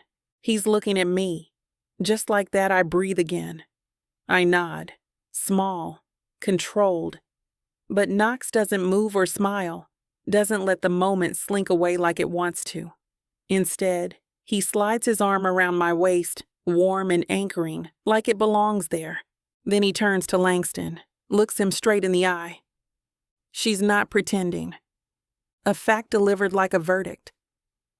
Langston's face flickers. Confusion, disbelief, something mean trying to take root. But I don't give him the satisfaction of a reaction, because Knox's hand is on me, and I feel defended. Not controlled, just seen, backed, chosen, and God, the way that lands. It's not loud, not dramatic, but the room feels it. A flicker, a static charge. Like someone dropped a champagne flute off camera, and everyone's pretending not to notice. Kristen narrows her eyes. Delaney across the room, mouths, "Holy sht." People lean in, whisper behind flutes of Prosecco and polite laughter. I don't flinch. I just stand straighter with my head high and chin sharp. Because that moment, that wasn't for them. Maybe it wasn't all for show. Later, we're on the back deck, under strings of retreat lights swaying in the pine-scented breeze. The night is soft and quiet, like it's listening. Knox stands beside me, close but not touching. His voice cuts the silence. "You didn't have to let me do that." I turn, meet his eyes. I wanted to. He doesn't say anything. Doesn't have to, because the truth's already surging in my chest, loud and uninvited. I want to stop pretending. I want this to be real. The scariest part? I think maybe it already is. Chapter 20. Knox. It starts with a joke. Someone from HR, tipsy on cider and committee power, grabs the mic just as the gala playlist fades and says, "Let's wind down the night with a little team building, but sexy." The crowd laughs, half amused, half horrified, as a slow, sultry jazz ballad trickles through the speakers. I stay planted by the drink table, arms crossed, watching co-workers scramble for dance partners like it's prom all over again. I'm seconds from making a joke about ducking out when I feel her eyes on me. Soraya stands at the edge of the dance floor, draped in plum silk and high expectations, one brow raised like she's daring me to say, "No." "What?" she says. "Scared you'll catch feelings?" My heart actually stutters, not in a subtle romantic comedy way. In a full-body, system-error kind of way. I step toward her anyway. "Already did," I say, holding out my hand like it's not shaking underneath. She doesn't laugh. She just takes it. Her fingers curl into mine with terrifying ease. And I don't care who's watching. For the first time tonight, I want them to see. Our bodies move like we've been dancing this way for years, hip to hip, breath for breath, her rhythm syncing with mine like we rehearsed it in another life. There's no awkward shuffle, no mistimed sway. Just flow. Like gravity's figured out how to choreograph longing. I let my hand settle at the small of her back, fingers brushing satin and warm skin. She doesn't stiffen, doesn't flinch. Instead, she exhales, soft and slow, and rests her cheek against my chest. That's the moment I stop pretending this isn't real. It's not about the retreat, or the lie we sold HR, or the grudge match with her ex.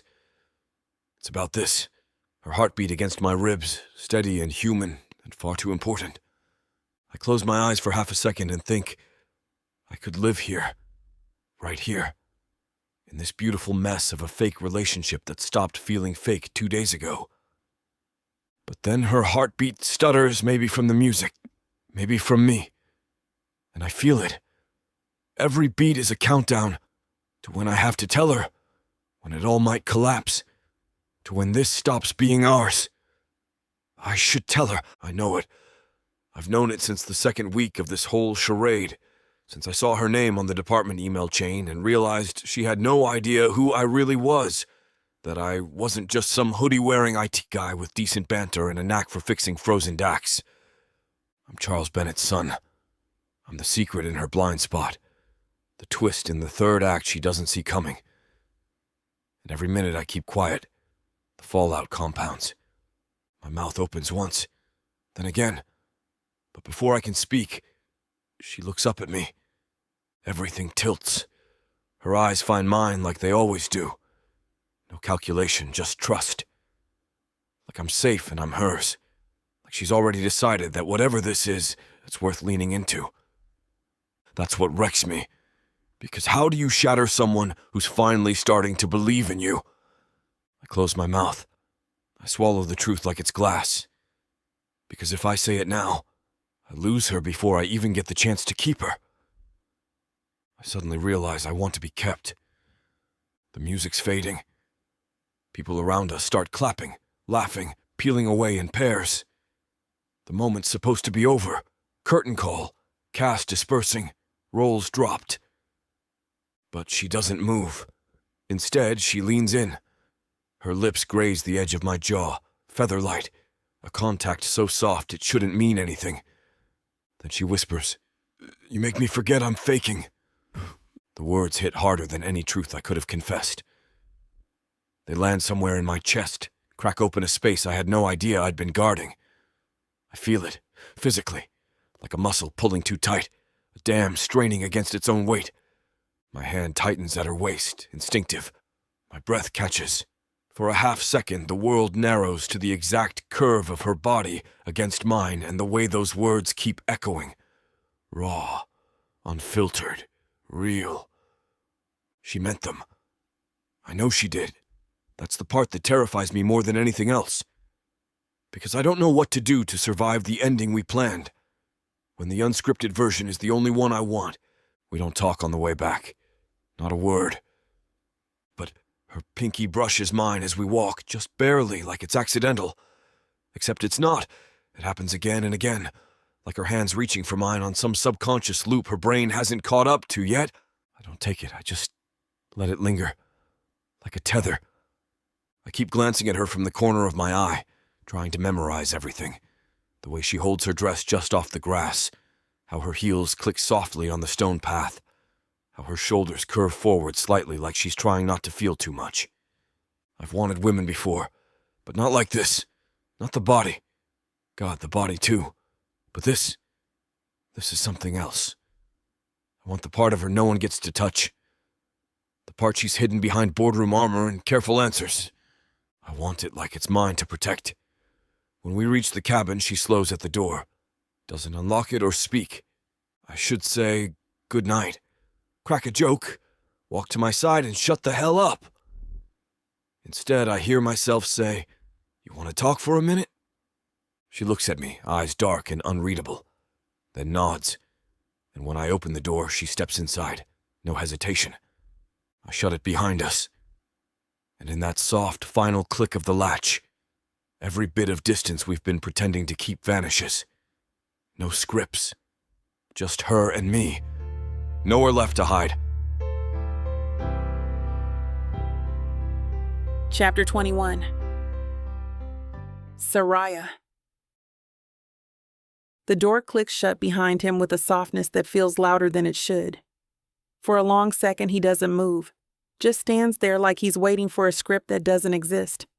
Shoulders tense, eyes flicking to mine, then away.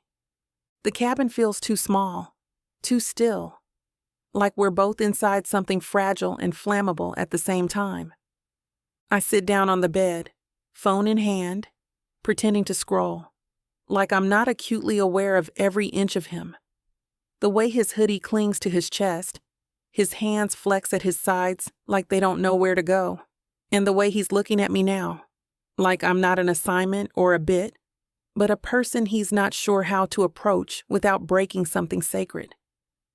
This was supposed to be pretend, a lie dressed up in just enough chemistry to get by. But my pulse skips anyway. My skin hums like I'm back on the dance floor, with his arms around me and his breath ghosting my cheek. He takes a step forward, then another. I don't breathe. Not because I'm afraid of him, because I'm afraid of what might happen if I stop pretending I'm not afraid of myself. He moves toward me like I'm something breakable, not cautious, careful. Like he knows, once he touches me, nothing goes back where it was. "Is this okay?" his voice asks, but not out loud. It's in the pause, the look, the air between us. I nod barely. His hand lifts, slow, fingers brushing my jaw like he's waiting for resistance. There isn't any. There won't be. Not tonight. I lean in first. Or maybe he does. Doesn't matter. Our mouths find each other like they've been doing this forever in some parallel version of us, where the rules were different. This kiss is quieter than the others, slower, but it says more. It's not about proving something. This is just us. His hands skim down to my waist, warm and steady, grounding me. My fingers tangle in the hem of his shirt, holding on like I'll float away if I don't. He kisses me like he's memorizing things. The shape of my mouth. The way I breathe when his thumb brushes that spot just under my ribs. The tremor in my spine I can't quite hide. When I gasp, it's not from surprise. It's because I'm finally letting myself feel it. Not just want. Permission. My fingers find his chest and press. Light, but enough. He stops instantly. Doesn't pull away, but doesn't push either. Just stills, waiting for me to speak. "I can't," I whisper, breath catching somewhere between my ribs and my throat. His brows knit just slightly. I shake my head before he can say anything. Not because I don't want to, because I do. Too much. The confession cracks something open inside me. The words feel raw, torn from the part of me I keep locked behind spreadsheets and perfect posture. He doesn't soothe or spin it into a joke, just lets the silence hold us. I'm shaking, and it's not from cold.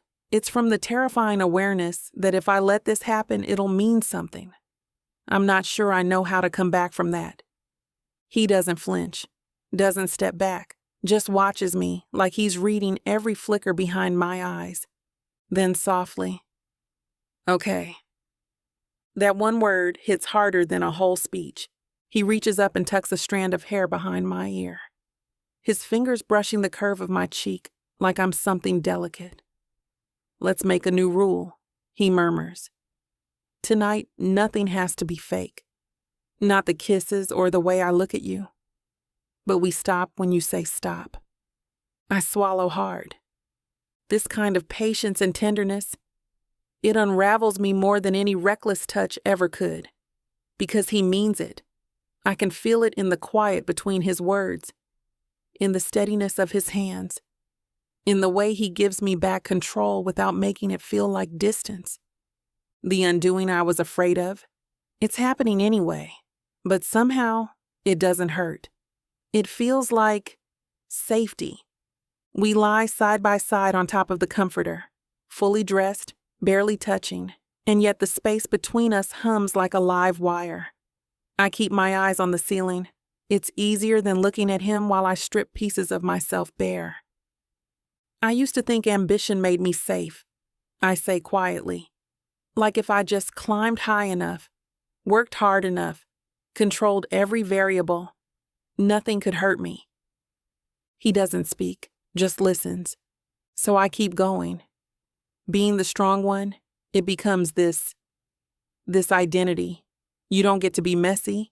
You don't get to fall apart or even get to want. Wanting things is dangerous when you're the one everyone else leans on. A breath catches in my throat. I force it down.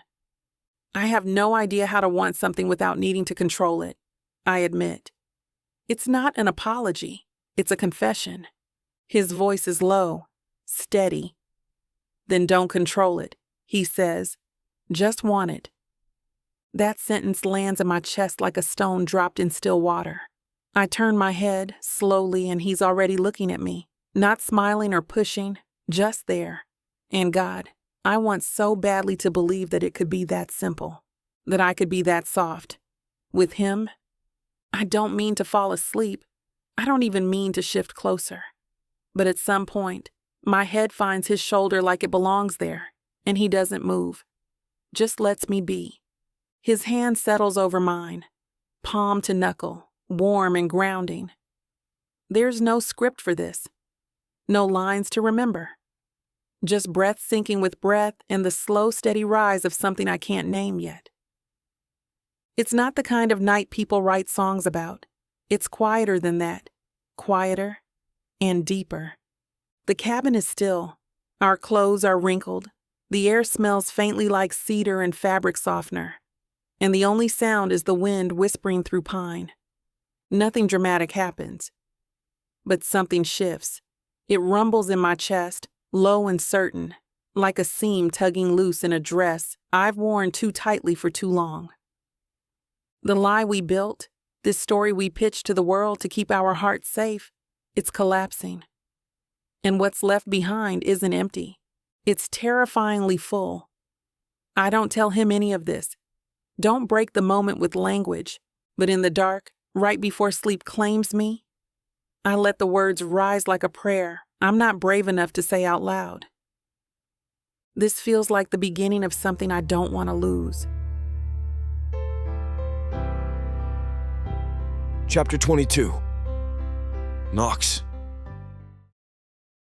I wake up with one thought anchoring my brain. No more backup plans or pretending we're not both holding our breath every time we touch. I want to give her something real.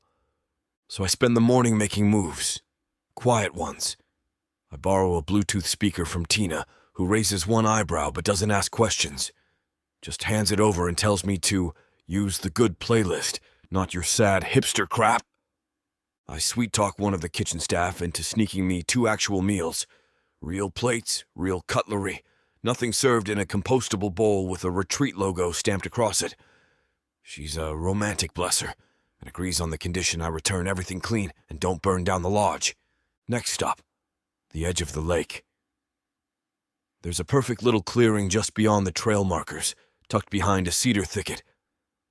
I drag a blanket out there, set up the speaker, and add a few mismatched candles from a craft table in the arts and crafts yurt.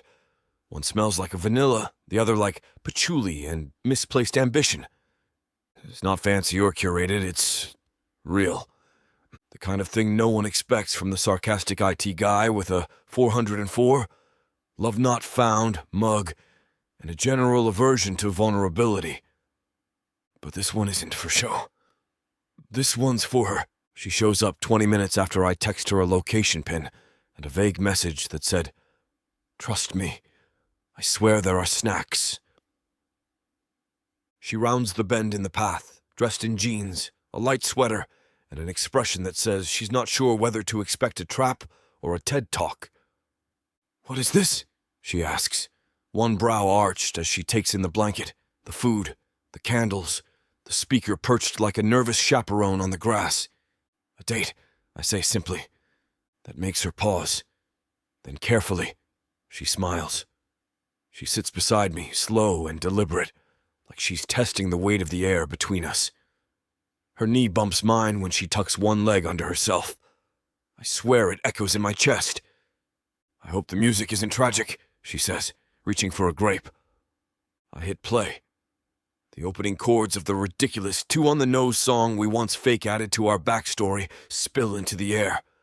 She freezes, then laughs, bright, full, unguarded. God, that laugh. It shoots straight through me like warm lightning.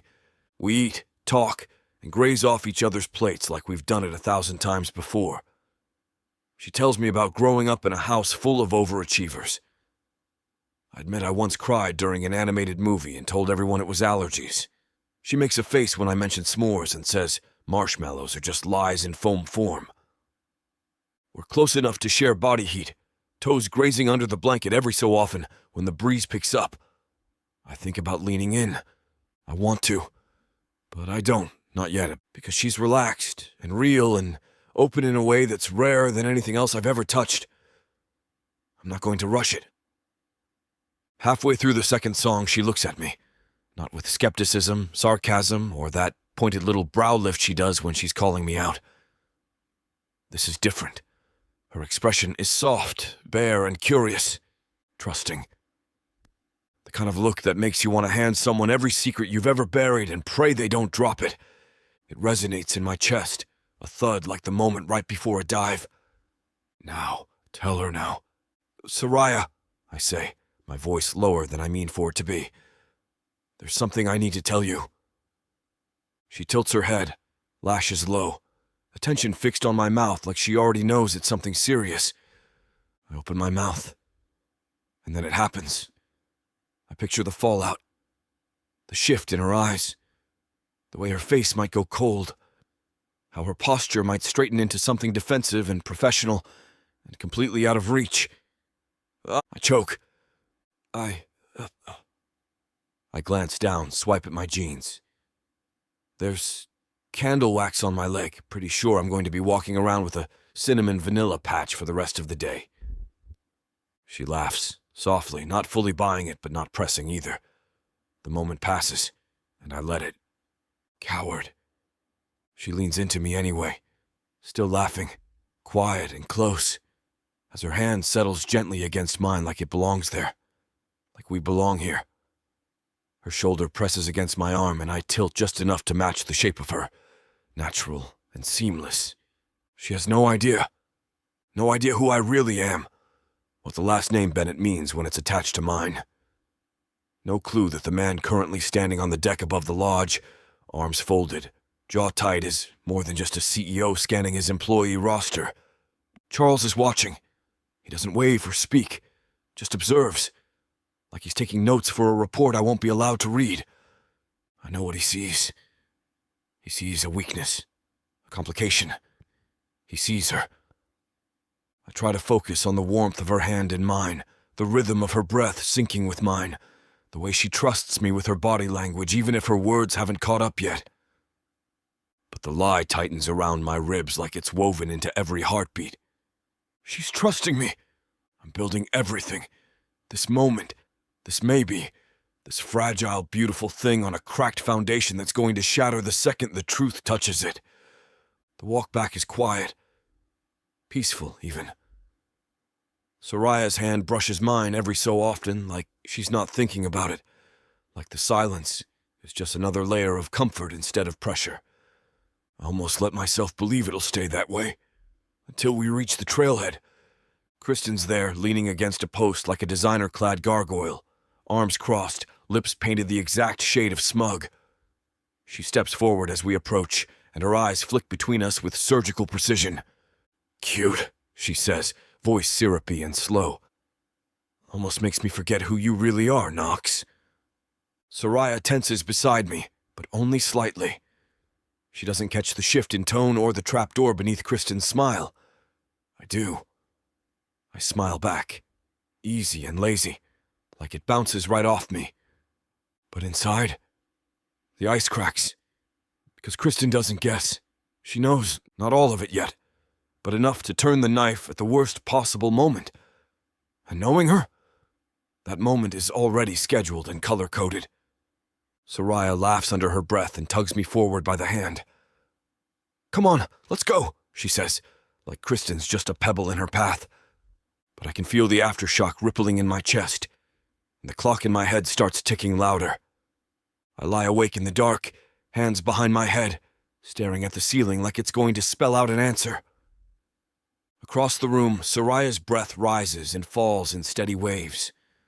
Her silhouette is soft in the moonlight, one arm flung across the blanket like she owns the air around her. I want to tell her. God, I need to. Every minute I keep this secret, it gets heavier and hotter. Like I'm carrying a live wire pressed against both of us and pretending I'm not getting burned. But then I hear it. Charles's voice. Calm, smug, permanent, echoing like a brand in the back of my skull. Let's hope it doesn't become inconvenient. Too late, it already has. Because I'm not just falling for her. I'm falling into her. Into this life we built on a lie that stopped feeling fake the second she whispered my name like it mattered. I know. When this all comes crashing down, it's not just her heart on the line, it's mine. Chapter 23. Soraya. The air smells like pine needles and possibility. Delaney and I walk the lakeside trail with coffee cups warming our hands, the steam rising like the start of a good secret. I keep my tone neutral, cool, composed, but I can feel it all over me. The glow. It's in the looseness of my shoulders, the slight upturn of my mouth, the way I keep glancing at the trail behind us, like I might catch a glimpse of him. Delaney sees it, of course. She always does. She sips her latte, eyes narrowed in mock scrutiny, and mutters, "You're soft in the eyes, babe. Dangerous territory." I snort. I'm soft in the what now? The eyes, that post-makeout glow, that he carried your bag without being asked. Look, the worst kind. I roll mine for dramatic effect, but I can't even fake annoyance. Because she's not wrong. I feel different. Looser in my skin, like I'm not constantly bracing for emotional impact, like I'm not preparing to be disappointed. For the first time in I don't even know how long, I feel steady, seen and held, even when no one's touching me. Yeah, that's the kind of softness you can't conceal with caffeine and a good blazer.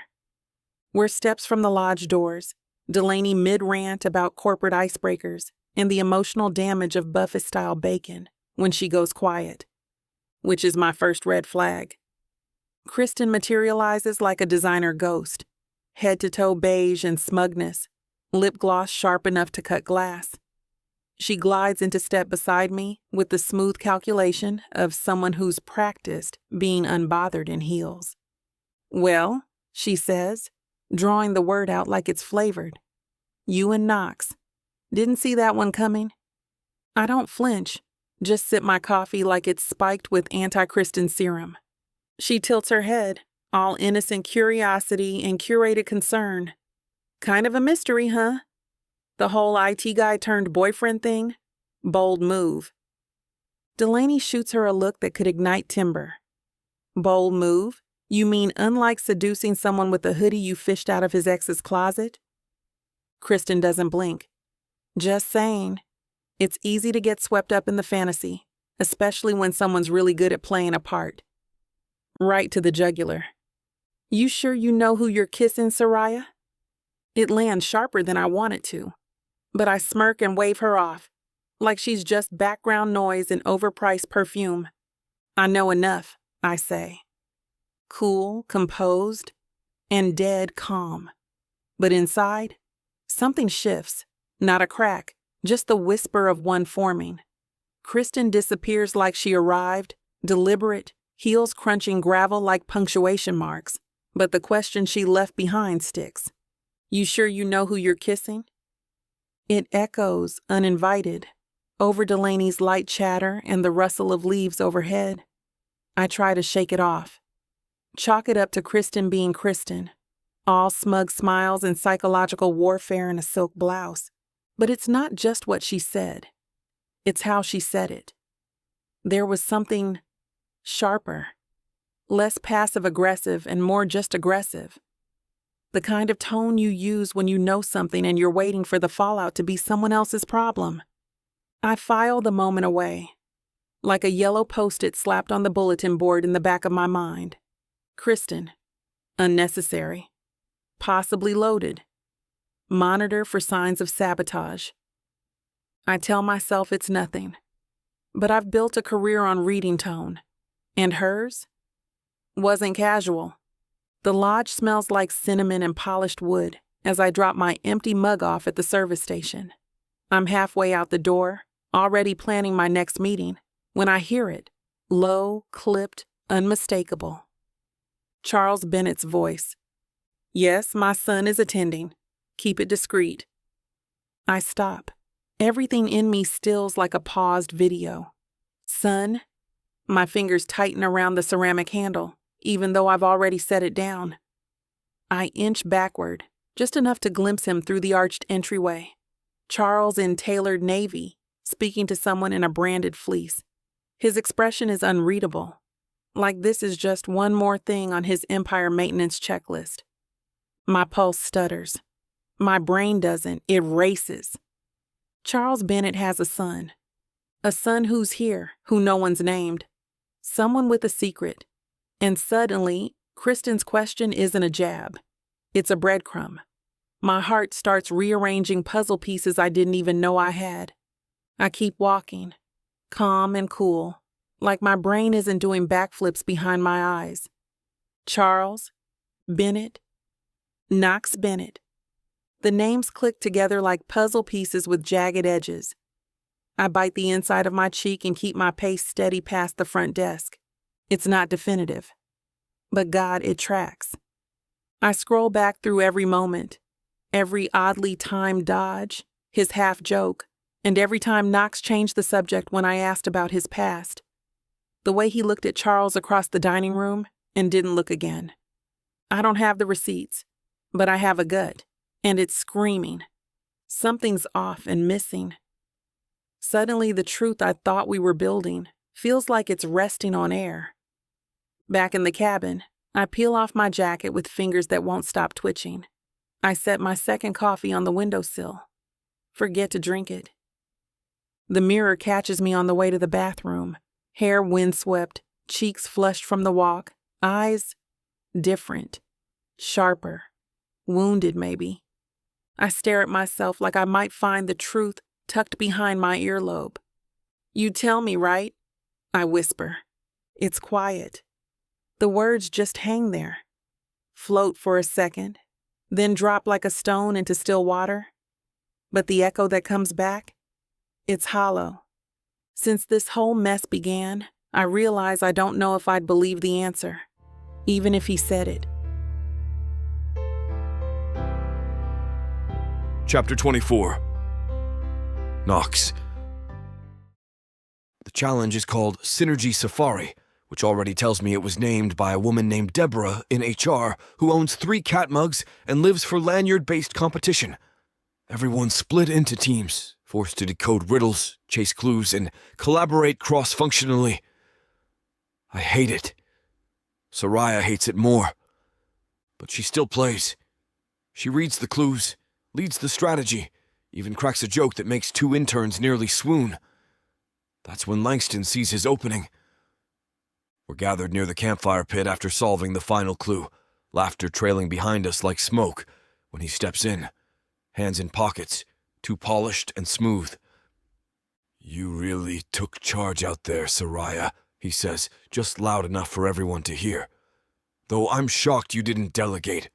That used to be your thing. Letting other people clean up your messes." The air shifts, subtle, but sharp. A few people laugh nervously. One guy actually winces. Soraya stiffens at my side. Doesn't speak or blink. Her spine goes ramrod straight like she's bracing for impact. That's when something in me snaps. I step forward, voice even. You done performing for attention? Or do we need to get you a mic? Langston's smile flickers, just for a second. I was just joking, he says, holding up his hands like I've overreacted. Yeah? Then why isn't she laughing? The group falls into silence, the kind that hums at the edges. Even the damn wind seems to pause. Langston shrugs, makes some dismissive comment about sensitive types, and saunters off like he's still in control of the scene. But I don't care about him. I look at her. Soraya's mouth is set in a hard line, but her eyes are glassy. Not from tears, caused by fury from having to hold it in. Again, I wonder what it must feel like to always have to protect yourself from the people who once swore they cared. I find her behind the main lodge, near the edge of the trail where the trees start to thicken, and the air smells like pine and smoke. She's standing with her arms crossed, pretending she's just cooling off. But her jaw's clenched like she's biting back a scream. She hears me before she sees me, doesn't turn around. I'm fine, she says flatly. You don't have to check in. Yeah, I say, stepping closer. I do. She exhales, slow, controlled. But I see the tremor in her shoulders. It's not the first time he's pulled that kind of crap, she mutters. He likes to jab where it leaves bruises you can't point at. I clench my fists at my sides. He doesn't get to do that to you, I say. Not anymore. She finally turns. It's fine, Knox. No, I cut in, sharper than I mean to be. It's not. Her eyes flash. Not angry, just startled. There was no excuse for what he said back there. No just kidding. No, you're being sensitive. That was a calculated hit, and I don't care how many years you spent learning to swallow it. I'm not letting it slide. She blinks. Her composure wavers just for a second. Now I'm the one shaking. From fury, the need to rip something down just so she knows I would. But I don't touch her. Because even now, I'm still afraid I'll say something too honest. Like, I'd burn this entire resort down just to keep you from folding inward like that ever again. She looks at me, really looks and says, barely above a whisper, That's the problem. You care like it costs you nothing. I step closer, just enough.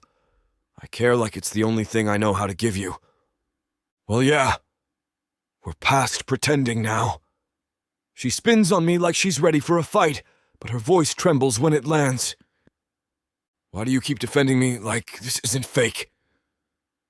Her eyes blaze, wet, furious, afraid. Not of me, of the answer.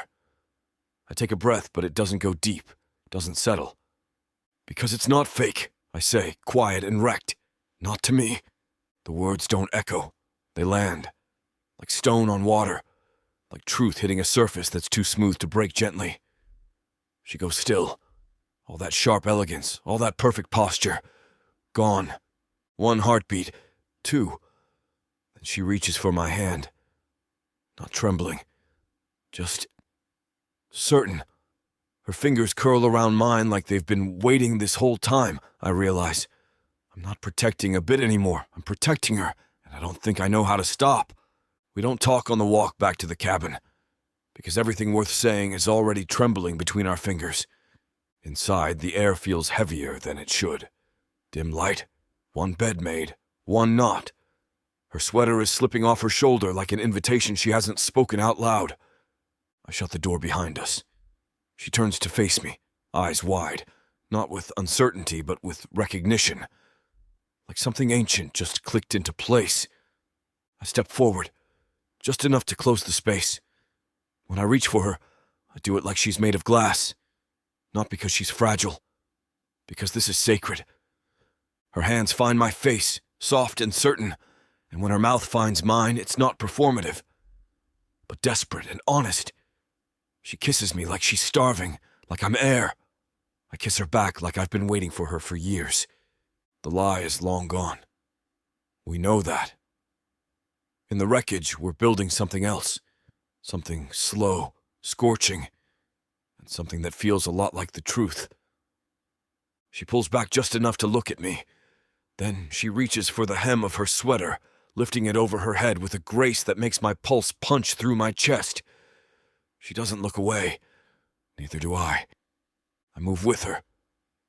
Every button, every barrier, every breath. We undo them together. No script. Just skin and trust and hands that learn the map of each other like it's language. She says my name once, barely louder than a whisper, and it's the most sacred thing I've ever heard. Her skin is warm under my hands, the kind of warmth that feels like it's been waiting for me. I trace the curve of her hip, the dip of her waist, and she shivers. Not from the cold, but from the way I'm looking at her. Like she's the only thing in the room. Like she's the only thing that's ever mattered. I hate to burst your bubble when things are just getting started, but this platform won't allow us to air the steamy content coming up in this chapter. If you want us to keep bringing you free audiobooks, we have to abide by the rules. Luckily for you, the unabridged version of every Vixa Vaughn audiobook is available at BWWM.com. And with promo code VIXA40, you can get 40% off any digital product. I hope you're enjoying this audiobook by Vixa Vaughn. If you want to keep hearing more audiobooks, then please hit that subscribe button and like the video. It may seem insignificant, but the more people that subscribe, the easier it is to produce more audiobooks in the future. So please help us out and subscribe to our channel. Thank you for listening, and now back to your book.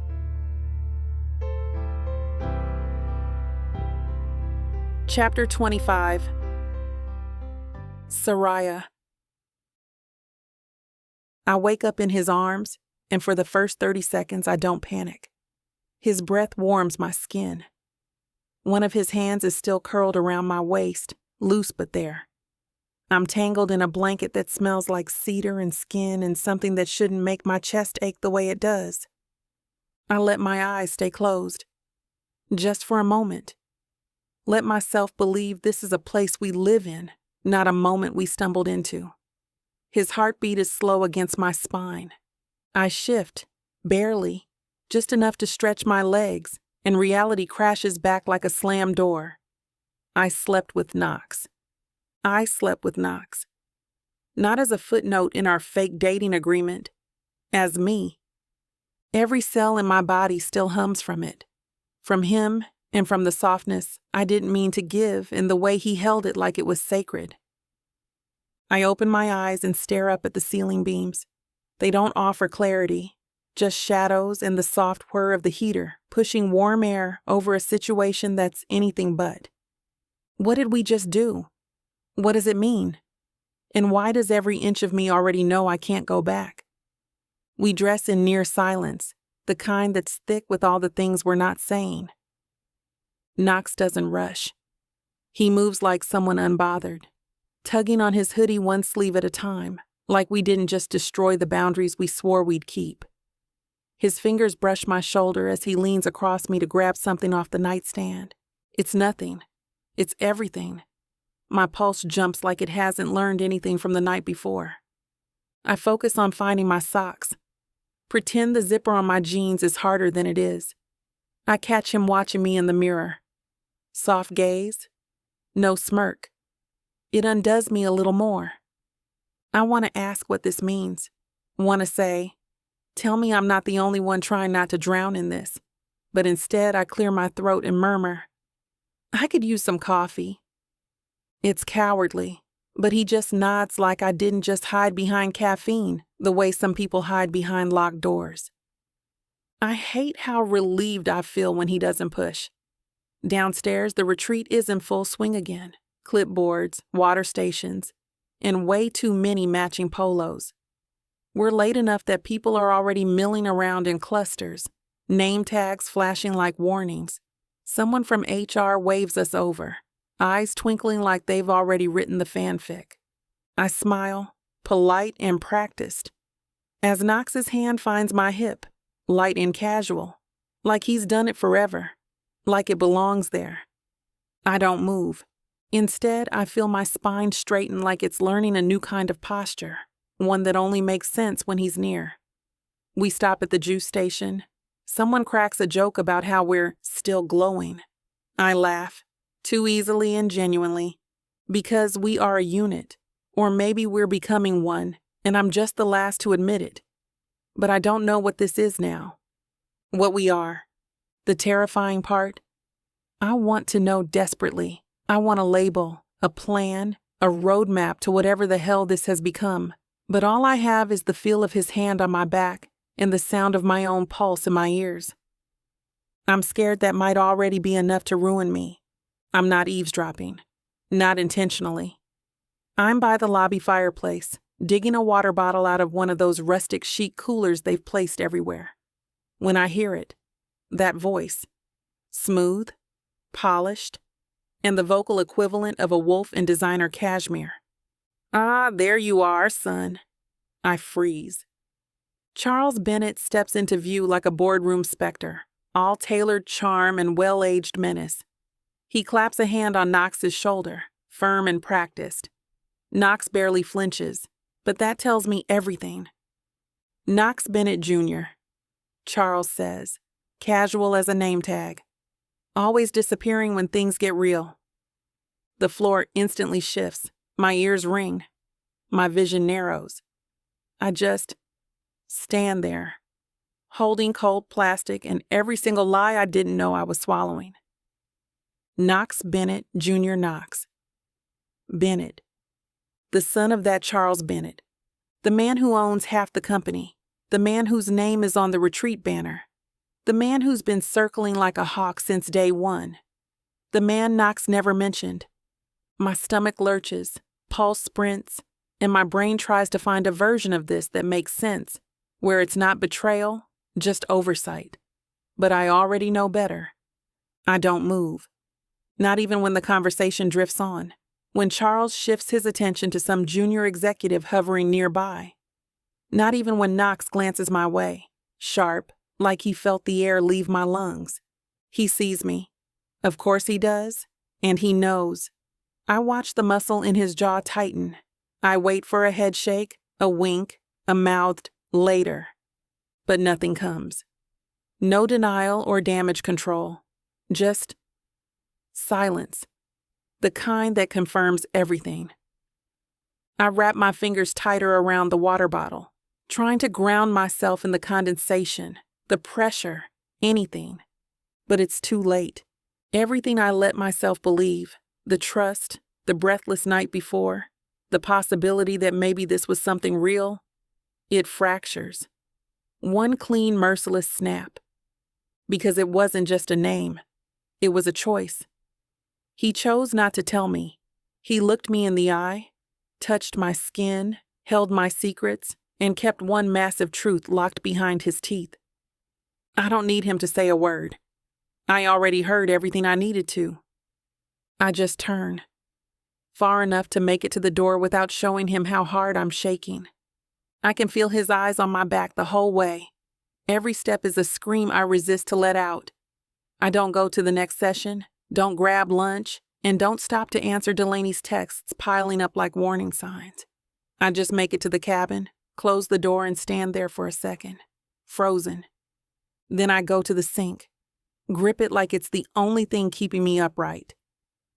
Don't fall apart now, I whisper to the faucet, to my reflection, to the stupid open place in my chest that still wants to believe he meant any of it. But I'm already breaking. This time, no one's there to catch me. Chapter 26. Knox.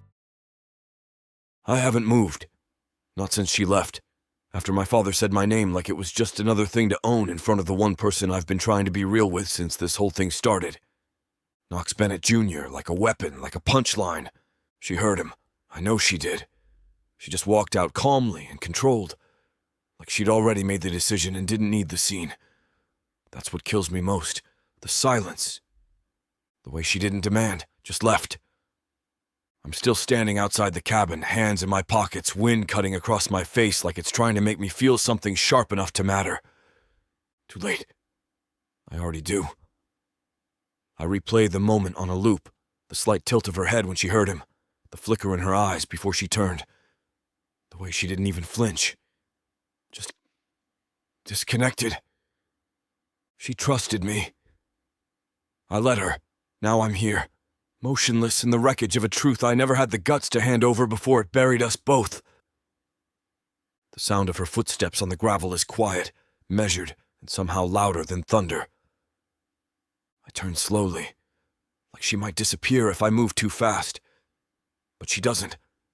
She walks right up to me, chin high, arms at her sides like she's holding herself together through sheer force of will.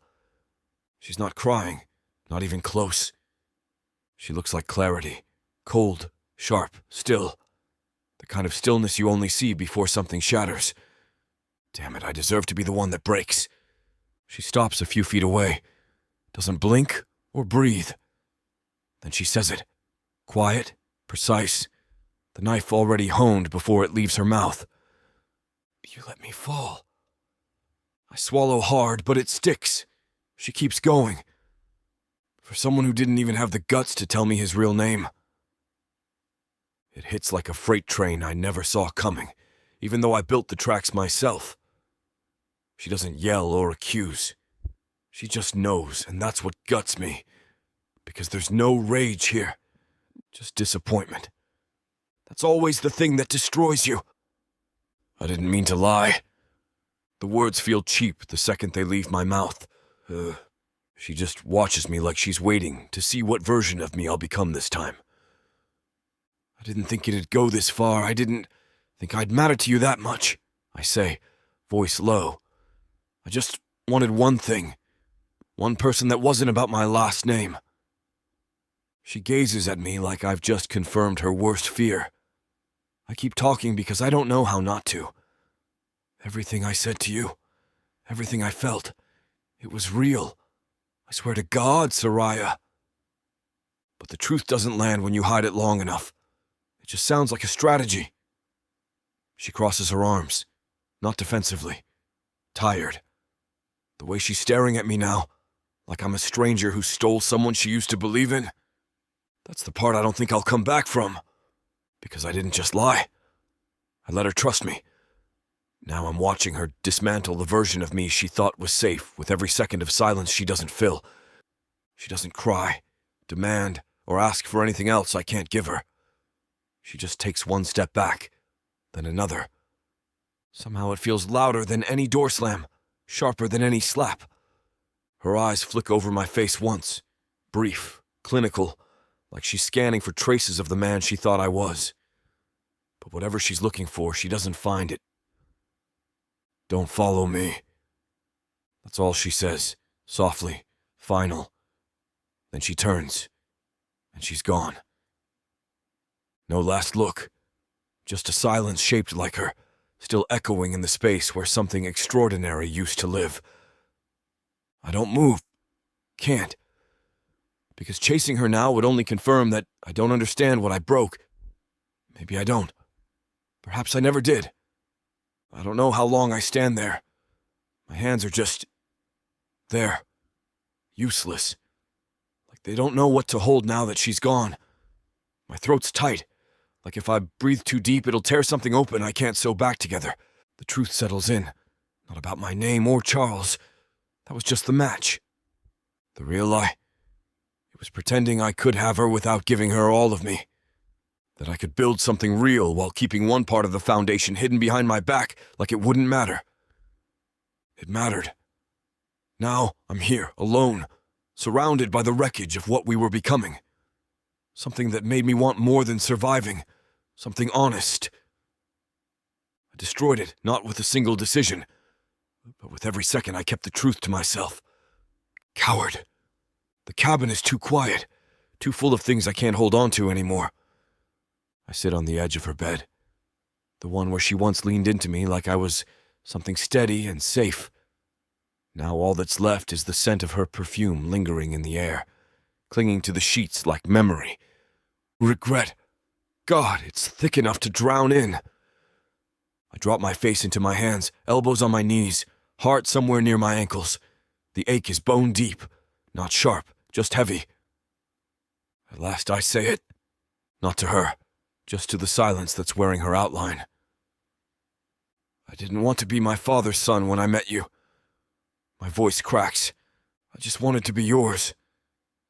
But it's too late now, because the only thing louder than the truth is the silence that follows after you say it too late. Chapter 27. Soraya. I leave before the sun does. No goodbyes. Just a Lyft driver who doesn't ask questions. A retreat that disappears behind me in the rear view, and a suitcase with zippers that sound too loud in the morning quiet. The gravel crunches like judgment beneath my boots. Every step away from that lodge feels like pulling teeth. Quiet, bloody work with no anesthesia. My sunglasses go on before dawn even breaks. The air is cold and sharp. It cuts through me, but I don't flinch. I don't cry. Not on the winding drive out of the forest. Not on the plane, even when some poor, overly enthusiastic flight attendant asks if I'm returning from a romantic getaway. I just smile and order black coffee. Extra bitter. No room for cream. Not in the back of the rideshare that takes me home, where the silence is too familiar, too heavy. Not even when I unlock the apartment door and step into a space that still smells faintly like bergamot. Like the lotion I packed just in case he liked it. I close the door behind me and press my back to it. Count to 5. Then 10. Still not crying. Because if I start, I'm not sure I'll stop. Novarise doesn't wait. It never does. The moment I step out of the elevator, I'm hit with the scent of industrial coffee and artificial ambition. Someone left last quarter's engagement metrics on the whiteboard in the hallway, like an unfinished war plan. I drop my bag by my desk, take exactly 5 seconds to center myself, then open my inbox.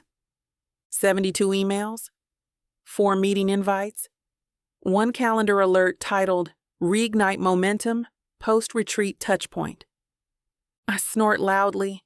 The buzz in the office is louder than usual, charged. Like a soda can someone shook too hard.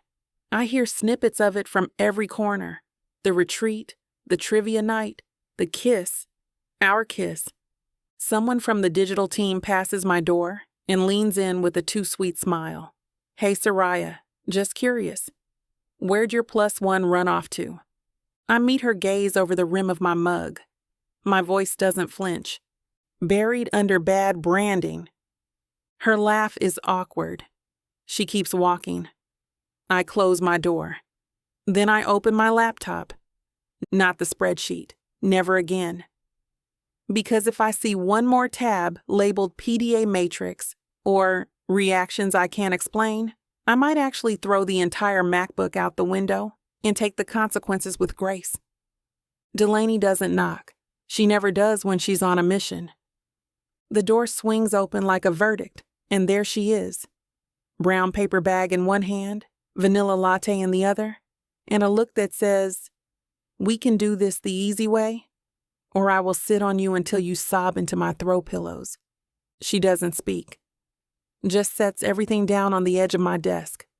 1 latte, still hot. 1 croissant, flaky and smug, and 1 soul-piercing stare over the rim of her glasses. I raise an eyebrow. She crosses her legs. "You don't have to talk." I nod, grateful. "But," she adds, reaching into the bag and pulling out a second croissant like she's been saving it for emotional emergencies, "you also don't get to act like you're fine."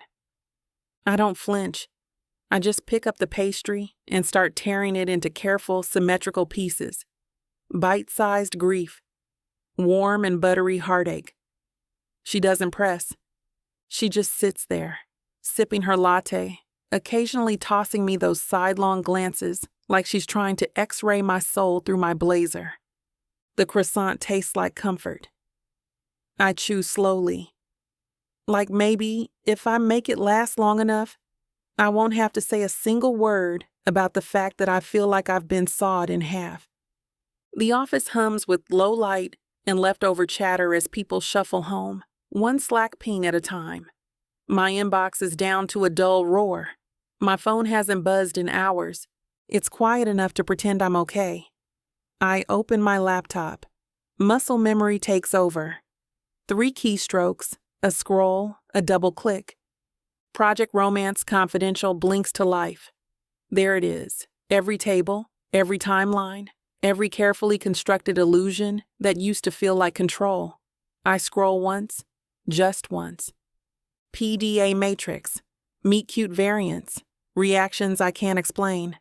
My chest tightens, but I don't flinch. Instead, I move the cursor to the top right corner. Close. The system pings softly like it's asking if I'm sure. I am. But I don't stop there. I right-click. Select delete. Then empty the trash. Gone. The whole thing. Our digital mythology reduced to code dust. Like him. Like what I thought we were. I don't cry. I just sit there, staring at the empty desktop. And when I exhale, it comes out ragged, like my lungs finally realized he's not coming back. It hurts more than any tears ever could. It's not just that I miss him. It's that I miss the version of him I thought I knew. The one who made playlists on purpose, who brought me granola bars like it was a secret language, who held my hand like it was the answer to a question he didn't want to ask out loud. The late-night honesty on the dock, the way he didn't flinch when I told him the hardest parts of myself, the silence we shared like it was something sacred. I missed that man, but that man was a character in a script, and I fell for it.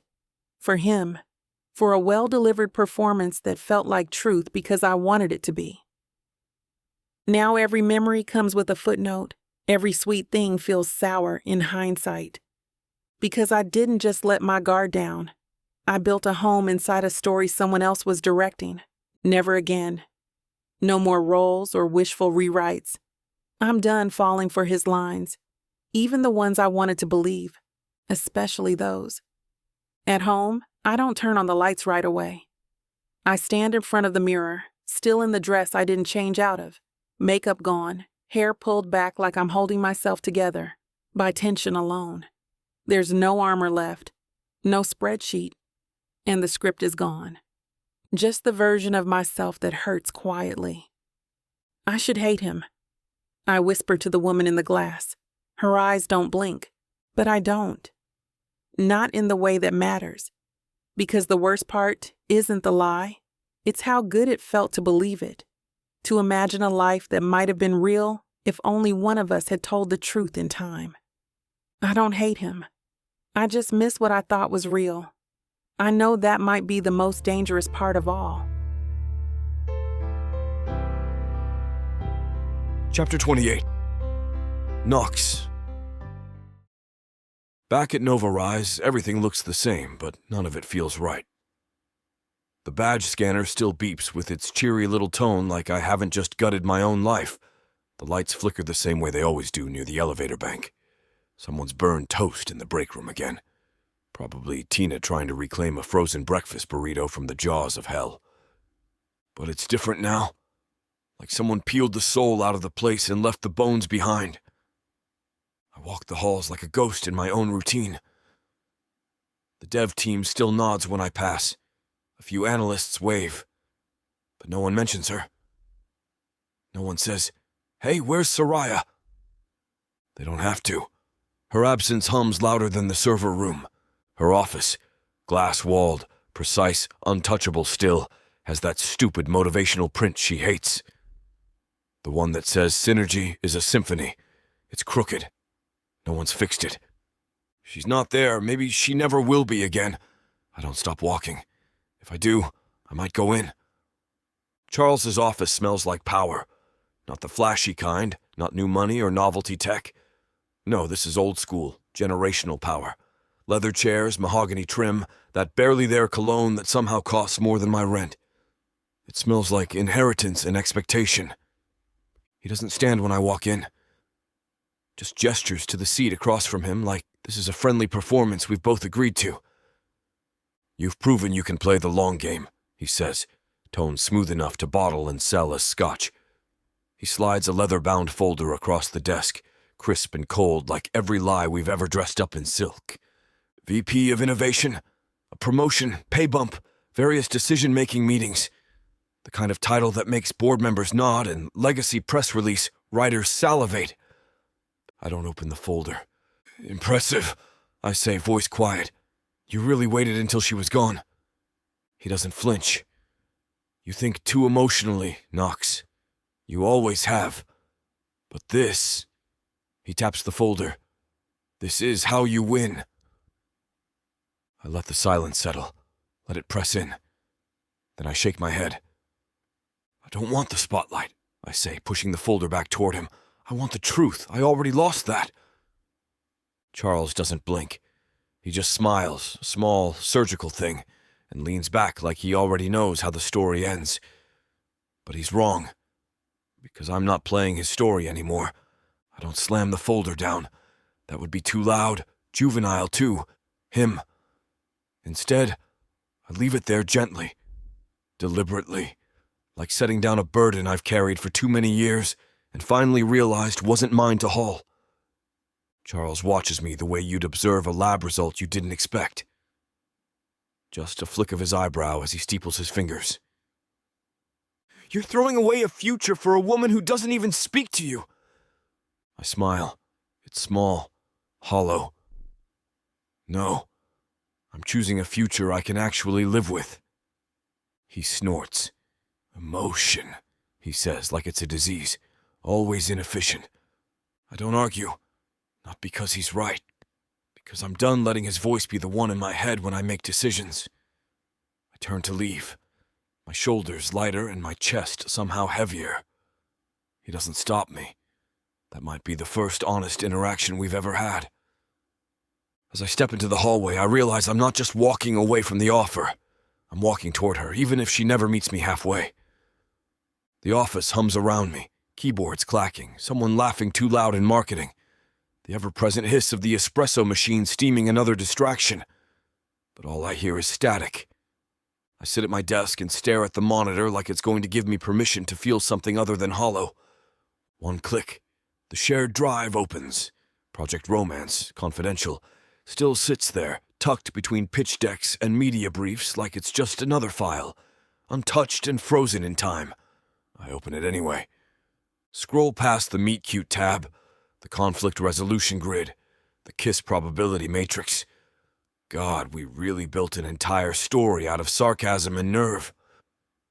But then I find it. Knox notes. The tab she made for me. Jokes I told. Weird snacks I liked. A single quote I once muttered under my breath about loyalty that she'd highlighted and annotated like it was scripture. I stare at it until the words blur. Then, I right-click. Delete. No hesitation. Just gone. My name disappears from the fiction we wrote together. But somehow that doesn't erase me from the real story. Because I'm still here. Still in love, and still hers. Even if the file's empty now. No one sees it happen. There's no ceremony or applause. Just the quiet hiss of the office HVAC and the cursor blinking like it's daring me to undo what I just did. But I don't. Because that tab, the one with my name on it, was never just about the spreadsheet. It was a window into who I got to be when I was with her. When I wasn't Charles Bennett's son. When I wasn't hiding behind firewall protocols and sarcasm. When I was just Knox, hers. Deleting it doesn't make it untrue, but it guts me anyway. Like erasing a sentence you memorized by heart. Like sweeping up glass and still finding a shard in your palm hours later. No one claps. No one even knows what that tab meant. But I do. In this quiet little corner of a company built on branding and spin, I say goodbye in the only way I know how. Silently. Completely, and with every fingerprint still pressed into my chest. I stay late. Not because there's work, though there always is. But because the alternative is sitting in my apartment, staring at the spot where she once set her coffee and laughed like she didn't know how beautiful she sounded. So I answer support tickets. Patch a firewall bug that's been lingering for weeks. Rearrange the server maintenance queue just to watch something move. The office empties out one lanyard at a time, laughter echoing down the hallway like a party I was never invited to. Eventually, it's just me. just the hum of machines and a vending machine light flickering like it's tired, too. I glance toward her office, still glass-walled and ghosted. The door's shut, lights off. But I can see my own reflection in the dark, tired, rumpled, and trying to become someone worth forgiving. I say it, soft, to no one. I chose you, even if you never choose me back. Then I close my laptop, shut down the monitors, and leave the building without turning on a single light behind me. No spotlight or pretending, just the truth, and the cost of carrying it. Chapter 29. Soraya. It's late. The office hums with end-of-day fatigue and the soft whir of the printer across the hall. Delaney is mid-rant about post-event analytics, hands flying like she's conducting an invisible orchestra of nonsense data, when a sharp knock taps against my glass door. We both turn. Outside stands a wide-eyed intern I don't recognize, clutching a cream-colored envelope like it might disintegrate. "For you," she says, holding it out with both hands like a ceremonial offering. Instructions say hand-delivered.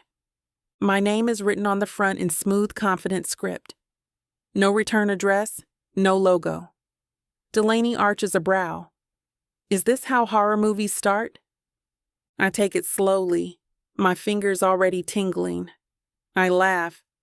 Too quickly, too tightly. Is this a trap? I joke. But the flutter in my chest doesn't feel like fear. It feels like recognition. I tear the envelope open like it might bite me. Inside is a single matte black card with gold lettering. Clean, sleek, the kind of design that screams budget approval and smug intent. Nova Rise Cross Division Innovation Forum, evening session. I blink. This is the pitch event, I say, mostly to myself, the one I planned. Delaney leans in, biscuit crumbs on her blouse. Didn't you say that thing was for presenters only now? Final round or something? I flip the card over. No RSVP line, no speaker list. Just one line written in familiar, infuriating handwriting. You might want to attend this one. Bring an open mind. That's it. No name or anything. But my heartbeat jumps like it knows something I don't. Delaney hums. So, who's playing secret admirer now? I don't answer, because I already know who it is. And worse, I already know I'm going. I show up in sleek heels and even sleeker armor. Dark dress, sharp eyes, one coat of lipstick that dares anyone to ask me how I'm doing. The event space is dimmer than I expected, all soft lighting and chairs arranged in tight, expectant rows. The kind of lighting that makes things feel intimate when they shouldn't. Delaney's already there. Of course she is. Posted up near the back like she owns the place, one hand wrapped around a flute of Prosecco, and the other texting with the kind of smirk that should come with a warning label. She waves me over like we're at brunch, not on the verge of something that feels like foreshadowing. There's a stool on the platform and a mic, no podium or pitch deck. Just space. Too much space. I lean down next to her. Why do I feel like I'm about to get ambushed by feelings? Delaney doesn't even blink, just sips and winks. You should sit down. The worst part? I do. I don't know what to expect. But it's not him walking onto the platform. Knox Bennett, clean-shaven and serious, no hoodie in sight, just a charcoal button-down that fits too well, and a stillness in his shoulders I've never seen before. The room stills like someone hit pause on the air itself. He doesn't look at me. He stands behind the mic, one hand in his pocket, the other resting lightly on the stand like he's trying not to hold on too tight. After a while, he speaks. Not to me, to everyone. He talks about honesty, the terrifying kind, one that means putting your whole self on the table and letting someone decide if they'll still stay. I lied to someone who deserved everything real in me, he says, voice low and steady. And I lost her. That was the cost of cowardice. My breath catches. My hands go still in my lap. Finally, he lifts his eyes, right to mine. And still, he says, voice gentler now, everything I learned about love, I learned from her. Something inside me cracks open. I don't know whether I want to bolt for the door or run to the stage. Maybe both. I stop breathing. The room erupts, clapping, whistling, the hollow cheer of people who think they just witnessed a clever pitch or a heartfelt team-building stunt. But to me, it's static. White noise drowning in the rush of my own heartbeat. The spotlight isn't even on me, not technically, but it feels like it is. Like it knows. Like it's been waiting to pin me in place this whole time. I don't cry. That would be easier. Instead, something inside me, quiet and precious, splinters behind my ribs, like a glass you didn't realize was cracked until it shattered in your hand. Because he's not begging. He's not making some grand romantic plea for a second chance. He's not even asking me to forgive him. He's just showing up with truth, vulnerability, and the version of himself I didn't know I needed until it was already too late. He's letting me go and still choosing me. That's the part no one ever teaches you how to survive. The event keeps going. Someone else takes the stage, a marketing lead with a decent slide deck and too many bullet points. People laugh in the right places. The lights shift, the room breathes. But I don't. I'm still stuck in the moment before, like my body stayed seated, but the rest of me is suspended midair, waiting for something I can't name. Delaney doesn't speak.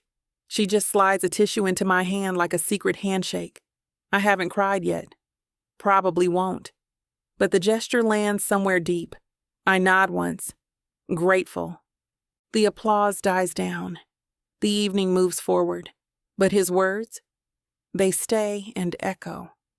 They wrap themselves around my chest like thread pulled too tight, cutting clean through all the barriers I spent years perfecting. That's when it hits me.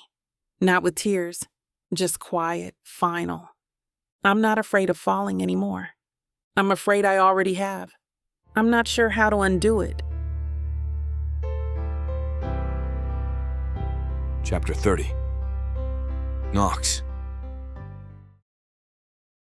I duck out before the second pitch even gets rolling. Couldn't tell you what the first one was about. Something with cross-platform optimization and a slide deck full of jargon. I clapped, nodded, sat still, while every nerve ending in my body begged me to get the hell out of there. So now, I'm here. Conference room D, 3rd floor. The one with the busted light fixture and a view of the parking lot that only looks good when it's raining. I don't turn on the lights. Just lean against the window, arms crossed, trying not to check my phone again. I watch the steam rise off a vent below. Count the people trickling out of the lobby like I might see her among them. I won't. She wouldn't come. Not after that speech. Not after the lie I let unravel in her hands like ribbon. I close my eyes and breathe deep. But the air tastes like fluorescent lights and old betrayal. I tell myself not to expect anything. That speech wasn't for her. It was for the version of me I wanted to be, if only I hadn't let her walk away. And now I'm here, staring out a window with nothing but her silence echoing through my chest like it owns the lease. I don't hear her footsteps. Just the soft snick of the door latch, smooth and deliberate. Then her voice, steady, quiet, wrapped in something that sounds dangerously close to grace. You clean up well, Bennett. I turn too fast. Don't breathe or smile. Just look at her like she's the only thing in the room with color. She's wearing black, simple, clean. No lined war paint or blazer armor. Just Soraya. Somehow that undoes me more than anything else she could have said. She doesn't wait for an invitation. Just steps inside like she owns the air between us. Closes the door with a soft click that feels louder than thunder. She's close now. Closer than I deserve. She doesn't keep her distance. I have no idea what to say. So I don't. I just stand there, every inch of me on lockdown, waiting for the judgment or the goodbyes or the final line that ends it all. But she doesn't offer any of those. She just breathes and lets me look at her like she's gravity, like I never stood a chance. We sit, no curated smiles, just two people stripped down to nerve endings and unfinished sentences. She doesn't cross her legs, doesn't reach for a coffee cup or fiddle with her necklace. She just looks at me, and it's not soft or forgiving. It's real. Raw. "You lied," she says, plain as oxygen. I nod. "I did." Her eyes don't flinch. "You made me feel like I could fall and not hit the ground."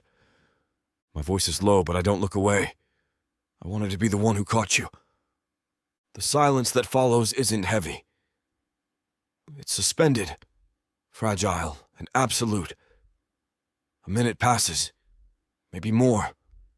Neither of us speaks, because what's left to say when all the armor's already on the floor? Everything that matters has already been said. Everything else would just be noise. So I let it hang between us, this moment built from wreckage and choice, while I wait to see what she does next. I lean forward, elbows on knees, palms open like I'm surrendering something invisible. "I didn't tell you," I say slowly, "because I didn't think I deserved you." Her eyes flicker, just once. But she doesn't soften. "You didn't give me the chance to decide," she says. God, she's right. I nod, the motion sharp at first, then smaller. My throat feels raw, like I've swallowed too many truths all at once. "If this is the last time you talk to me," I say, voice steady in all the wrong places, "I'll survive it." I look straight at her. No hiding or a joke to throw between us like a shield. But I won't pretend any of it was fake. Not 1 second. My hands are still open. Finally, so is everything else. She doesn't say anything at first.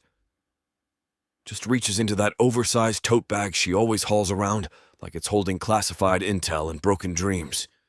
Her fingers close around a folder. Plain, manila, no tricks. She sets it on the table between us, opens the flap, and slides a single page across. I glance down. It's printed. Familiar format. Our format. Clean rows and neat columns.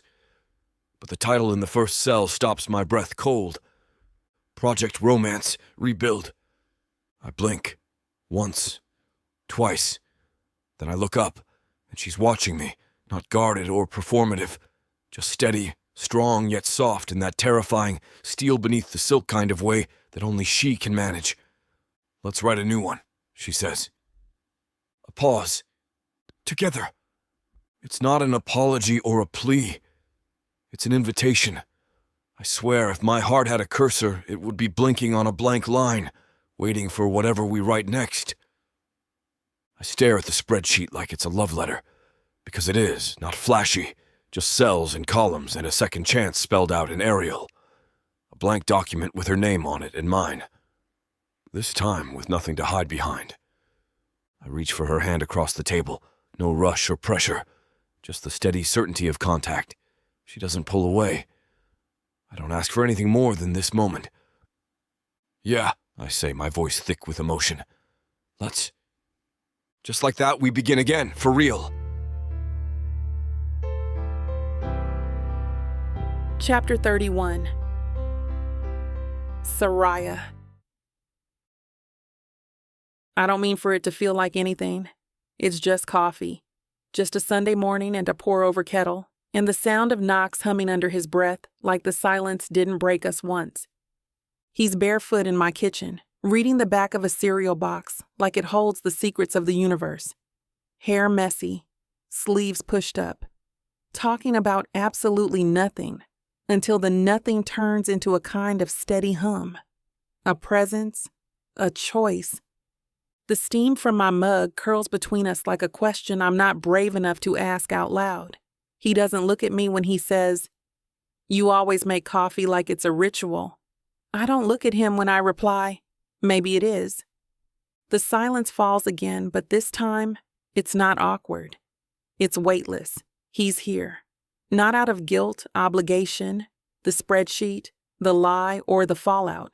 He's just here, in my space, in this breath.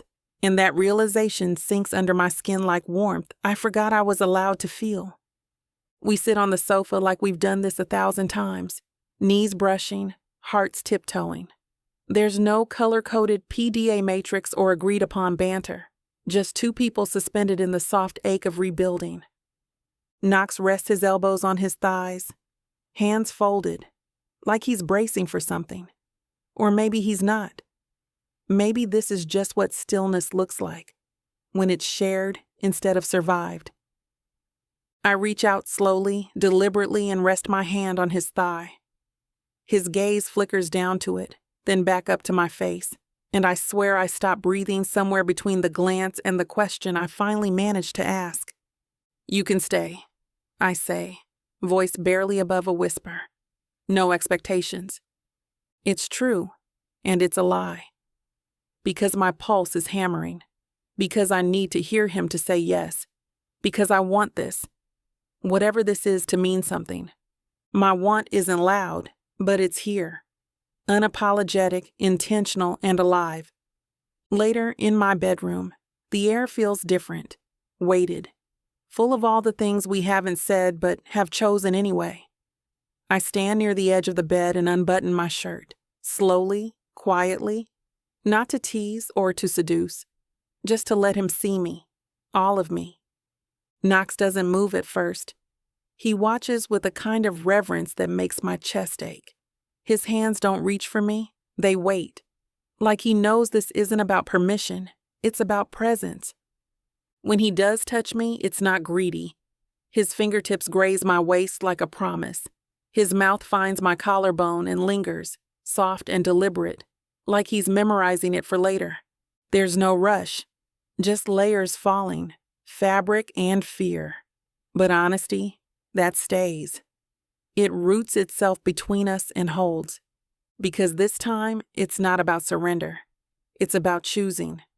He moves like he's trying to memorize me, every inch, every sound I make, every shift in my breath. Like I'm not just something he wants, but something he's honoring. And I let him. No walls, no retreat. If you want to know where this naughty scene is headed, you'll have to get it from BWWM. This platform has rules and guidelines that we have to follow in order to keep these free stories coming. Find any Vixa audiobook on her website and use code VIXA40 for a 40% discount to make up for these interruptions. Let's return to the story. I hope you're enjoying this audiobook by Vixa Vaughn. If you want to keep hearing more audiobooks, then please hit that subscribe button and like the video. It may seem insignificant, but the more people that subscribe, the easier it is to produce more audiobooks in the future. So please help us out and subscribe to our channel. Thank you for listening, and now back to your book.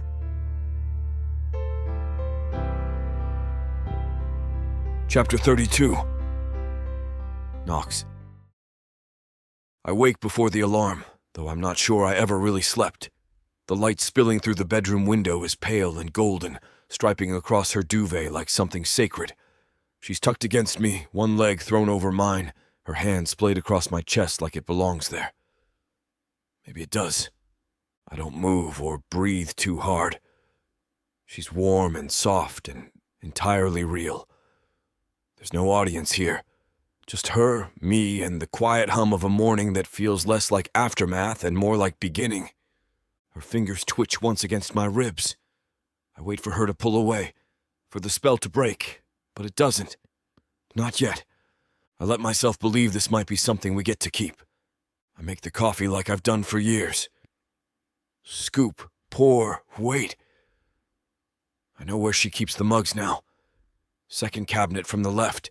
I know she likes the cinnamon one even though she never admits it. I even remember to tap the spoon against the rim twice because she always does.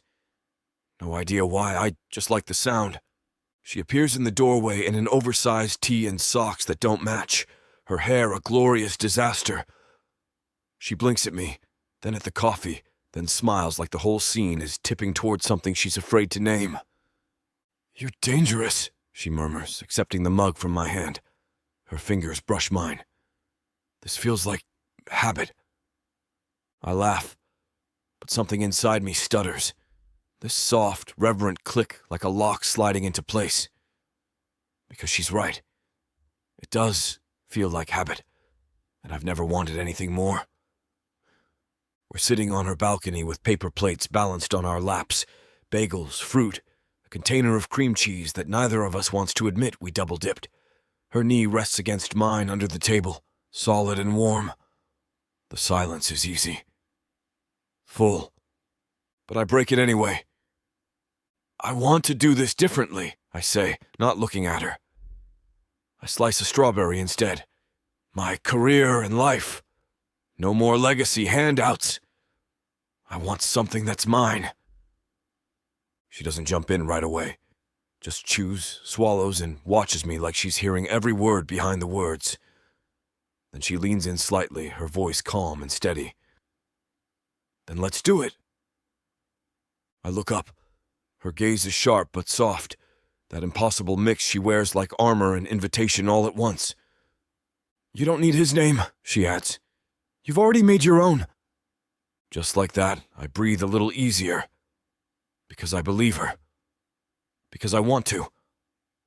We move to the couch with laptops and leftover coffee, shifting gears like we've been here 100 times. Her foot brushes mine under the blanket draped across us. Her voice shifts into work mode, focused, fire bright. "I've been building something," she says, eyes on her screen. Quietly. A pitch, multi-phase, cross-functional rollout. If it lands, it puts me on the executive track, the real track. I lean closer, reading the outline over her shoulder. It's bold, clean, and a little risky. Exactly like her. "No guarantees," she adds, tapping the corner of her screen. "But if I land it, everything changes." I don't hesitate.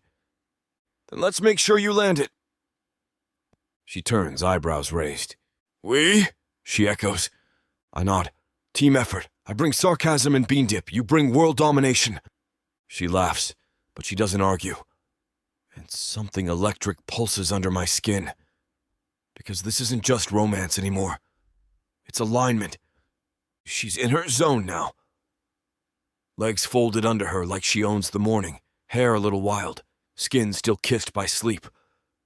There's a legal pad balanced on her knee, coffee in one hand, fingers flying across her laptop with the other. She's muttering to herself under her breath, the way she does when she's building something that matters. Sharp, focused, and lit from within. God, she's gorgeous like this. Not polished, not performing, just her. I pretend to check email, but really I'm just watching her. Every now and then she glances up, catches me staring, and smirks like she knows. Like she's daring me to fall harder. Too late. I've seen her like this before, in meetings, behind glass, commanding a room like it owes her something. But not like this. Not barefoot and humming and flushed with quiet momentum. Not as hers. Definitely not as mine. Not until now. I don't know what scares me more. That I want this so badly. Or that I'm starting to believe I get to keep it.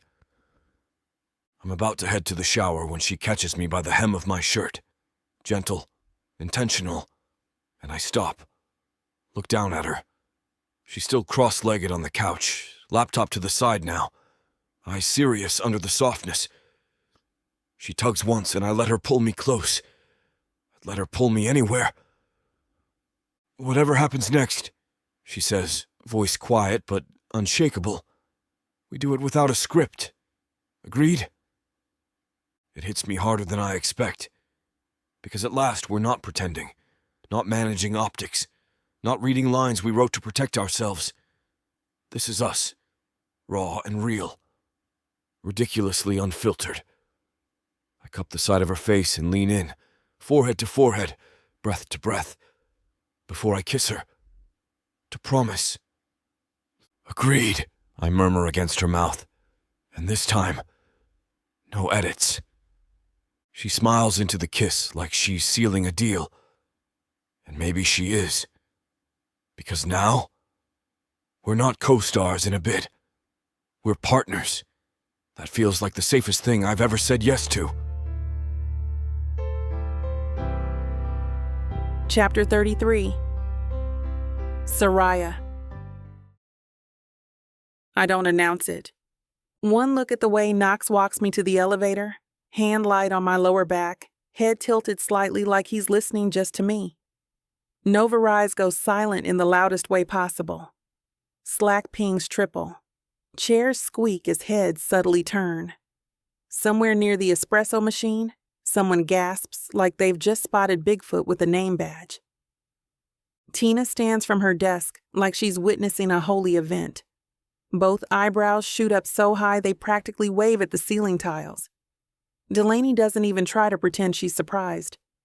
She leans against her cubicle wall with the kind of smug satisfaction only a best friend who knew all along can pull off, and mouths, "Finally."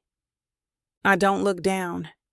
When Knox presses the elevator button and glances over at me, quietly proud, like I'm the only person in the room, I smile. It's not a performance, it's a beginning. I'm done apologizing for either. I slide into my chair like it's any other Monday and open the campaign deck I've been refining for days. Fonts aligned, strategy airtight, every slide curated like armor. But focus, slippery. My phone buzzes with surgical precision, once, twice. Then a full stream of messages. Wait, you an IT guy? Is this real or like your best branding stunt yet? That man held the door open for you like he invented chivalry. I don't reply. Let them speculate. Let the group chat catch fire. For the first time since I can remember, I'm not crafting a story for anyone. I'm not shaping a brand. I'm not managing optics. I'm just living. And the weirdest part? It feels nothing like losing control. That dash might as well say judgment. No preamble, no assistant to soften the blow.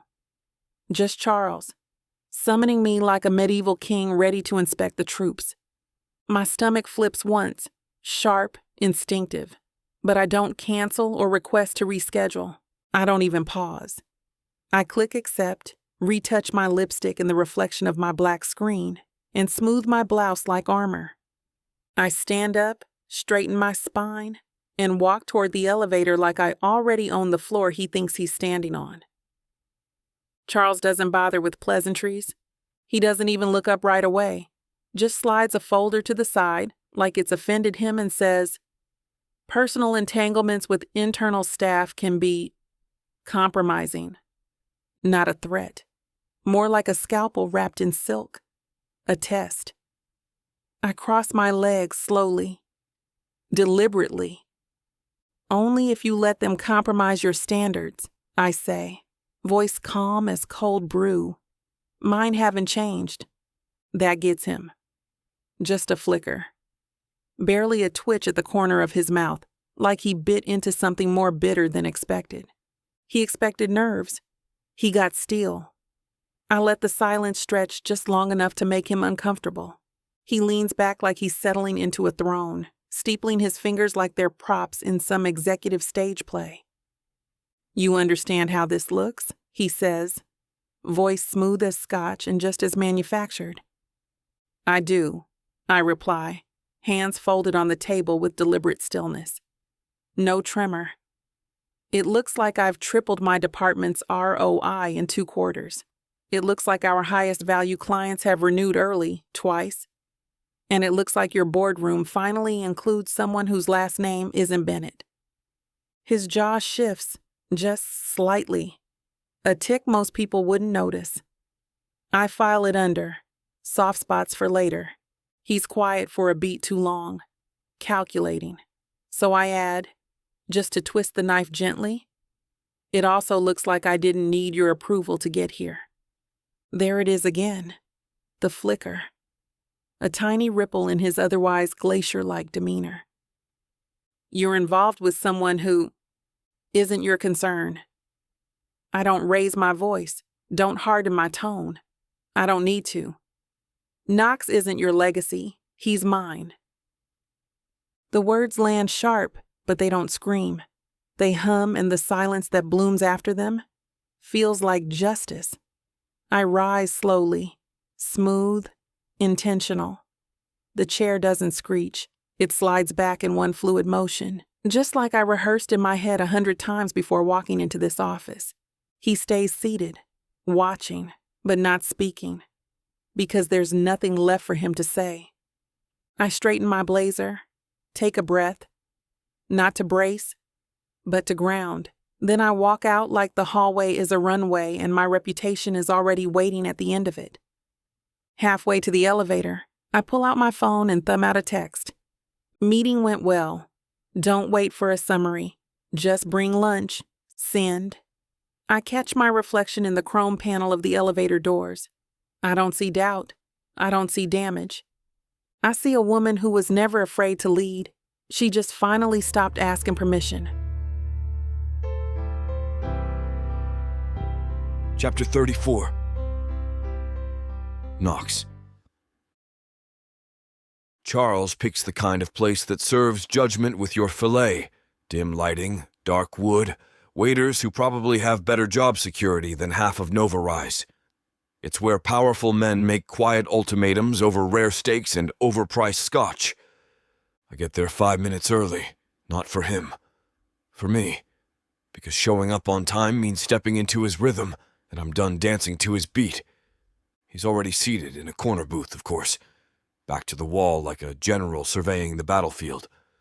The menu lies untouched in front of him, but I know he already ordered. Charles Bennett doesn't waste time pretending to weigh options. He just decides. Knox, he says without looking up.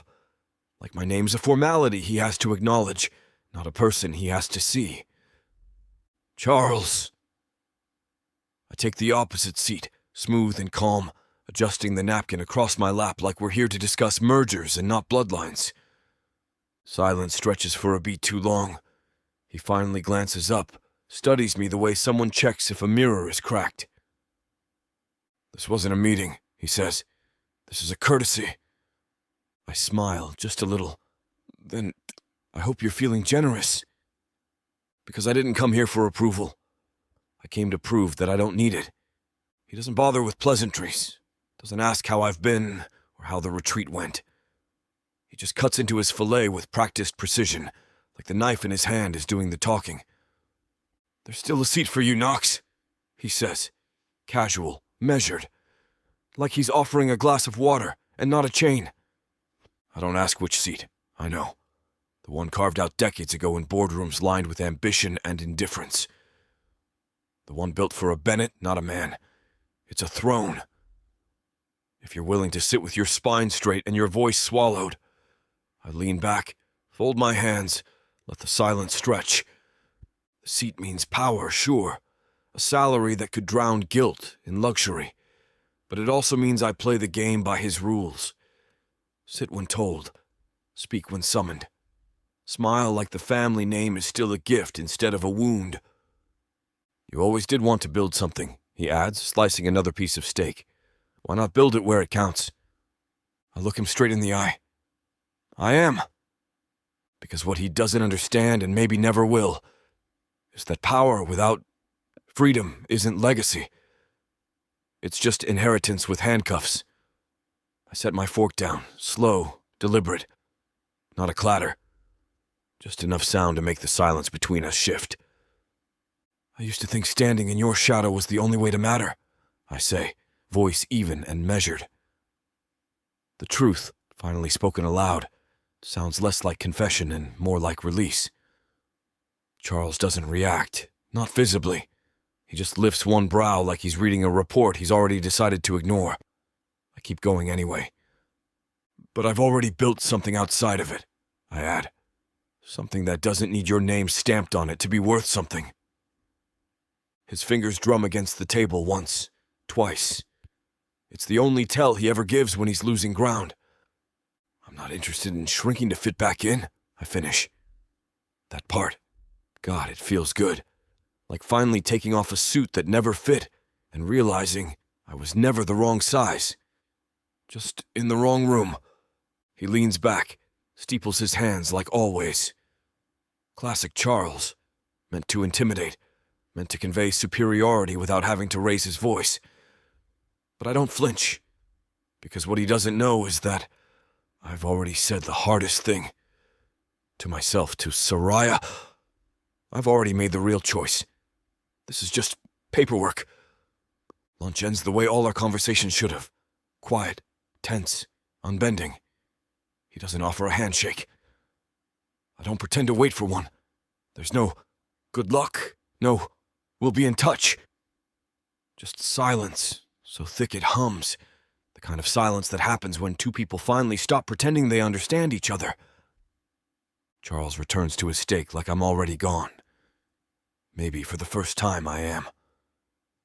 I push through the revolving door and step into air that's too bright for the mood I'm carrying. The city is loud, horns, heels, construction drills. But somehow, it feels like background noise to something louder inside me. Peace. My phone buzzes. It's a photo. Soraya's hand, perfectly manicured, wrapped around a coffee cup. My novelty mug.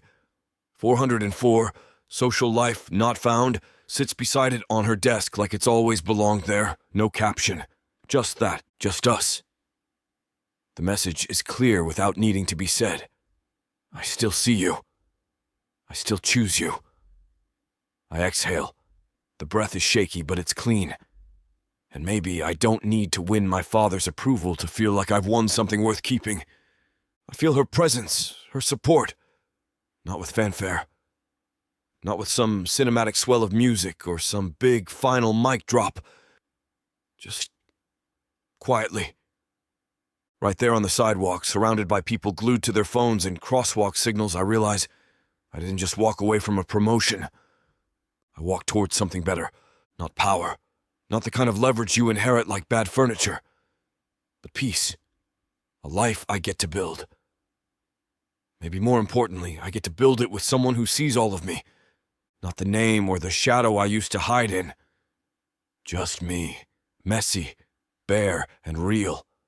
The man who burned down a legacy so he could finally step into something honest. Maybe for the first time, that's enough.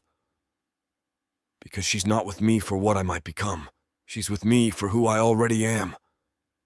Hers. I slow at the crosswalk, thumb hovering over the screen, heart still steady from the clean break. Then I text back, one-handed, casual, but with every ounce of weight I used to waste on boardrooms and approval. Lunch was enlightening. I'm starving for the right kind of power now. 3 dots appear, then disappear. She doesn't reply right away, and she doesn't have to. I already feel her smile in my chest. The light changes. I move with the crowd, but for once I'm not chasing anything. Titles, legacy, the validation that comes with someone else's nameplate. Because everything I want isn't behind some corner office door. It's already waiting for me. And this time, I'm walking toward it. Chapter 35. Soraya. I walk into the strategy session wearing my navy blazer, the one that fits like armor and commands the room before I open my mouth. My heels strike the tile like punctuation marks. My pitch deck is preloaded, the visuals sharp, and the numbers airtight. No frills, just results. The table's packed, 4 execs on the far side, 3 department heads to my left, and Knox, technically here as IT liaison, sitting like he already knows how this will end. His eyes meet mine for half a second, just long enough to ground me. I take my place at the head of the table, click the remote, and breathe. Thank you all for making the time. Let's get right to it. Slide 1 glows behind me. I set the pace, concise, confident, anchored in data. I watch their posture change, one by one. Eyebrows lift, pens pause mid-scribble. Even Charles Bennett, lurking like a storm cloud near the window, leans forward. This initiative isn't just a growth strategy, I say. It's a culture shift. And here's what that looks like in dollars. Slide 3 hits. The projected ROI graph climbs like it's got something to prove. Still steady and smooth. I've mapped out a 2-quarter rollout, a budget-neutral pivot, and 3 key partnerships ready to lock in by next month. All we need is the green light. There's a pause, short, but charged.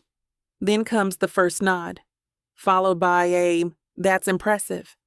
And my personal favorite, "Why haven't we already started?" I smile, controlled and measured. "We start now, if you're ready." Applause would be unprofessional, but the energy in the room crackles like someone's about to clap anyway. They're sold, fully. But I don't look at them. I look at Knox. He's leaning back, arms crossed, mouth tilted into something between awe and pride. It floors me more than the approval of every executive in the building, because their validation feels earned. But his? It feels like home. I break down the data into language that sings. I don't drown them in percentages. I tell them a story. One where we cut churn by 12% in Q2, restructured vendor contracts to free up capital, and leveraged cross-functional initiatives for exponential lift. It's numbers and nuance. I know exactly when to pause, when to punch a word, when to let silence do the talking. I'm not here to maintain the status quo, I say, clicking to the final graph. I'm here to evolve it, efficiently, sustainably, and strategically. A low whistle escapes someone at the end of the table. Another voice, deep, probably Adam from finance, murmurs, "Damn." I don't react outwardly. Just one more line in my mental checklist of proof I'm killing this. I layer in the story's final beat, the proposed rollout, and my ask. It's bold, ambitious, a little risky. But I don't soften it. I look them in the eye, one by one, and say, this isn't about whether we can afford to innovate. It's about whether we can afford not to. Silence follows. But it's the right kind. The heavy kind. Full of calculation and respect. Charles stares at me like he's trying to find a crack. He won't. Because I'm not performing anymore. I'm leading. When I glance toward Knox, he's not just watching. He's witnessing, like I've done something sacred. They're not just nodding. They're leaning in, like they're hungry. The room is still buzzing, but I'm already packing up. Laptop snapped closed, clicker tucked away like a weapon I just holstered. The execs are murmuring to each other behind me, but I'm not listening, because I can feel him. I glance toward the door and there he is, Knox, leaning against the frame like he has every right to take up that much space. His tie is loose, top button undone, and his gaze, fixed, sharp, and hungry in a way that's not loud, just focused. Like I'm a constellation he's been waiting to trace all day. He doesn't say anything or move, just watches. Like I'm art. I slow just a little as I slide my tablet into my tote, pretending not to notice the heat crawling up the skin on my neck. I double-check that my blazer's buttoned, that my lipstick hasn't smudged, that my pulse isn't too obvious beneath the collar of my blouse. But when I walk past him, the world narrows to one stretch of hallway, one electric second, one man holding every ounce of my attention without lifting a finger. I arch an eyebrow, just enough to be dangerous. My voice is low, mocking, or maybe just breathless. See something you like? His grin is slow, crooked, absolutely lethal. Only everything, he says. Just like that. My knees forget how to be knees. I don't make it far. Just past the elevators, I hear the soft rush of footsteps behind me. Then a warm hand brushes the curve of my elbow, gentle but sure. I don't have to turn around to know it's him. Hey, Knox murmurs, and something in his voice coils low in my stomach. He nods toward the stairwell door like we're about to duck out of a boring meeting. Got a minute? I do. But I pretend to hesitate anyway, letting the silence answer for me as I follow him inside. The door clicks shut behind us, and suddenly it's just cement walls and fluorescent shadows. And him. All 6 feet of him, braced against the railing, eyes running over me like he still can't believe I'm real. "Watching you run that room," he says, voice low and rough around the edges. "Might be my new favorite addiction." I laugh, quiet, breathy, because my lungs aren't working quite right. "You're ridiculous." He grins, not denying it. He steps in, intentional. His hand finds the small of my back. My fingers find the lapel of his jacket, and when his mouth meets mine, it's not a kiss. It's a slow burn disguised as gravity, long, deep, and unhurried. Like we have forever and are still trying to taste every second. His other hand slips into my hair, and I melt, right there in heels and control-top pantyhose, and a blazer that suddenly feels irrelevant. The craziest part? This doesn't feel like a break from reality. It feels like coming back to it. This isn't a distraction. It's fuel. The stairwell isn't glamorous.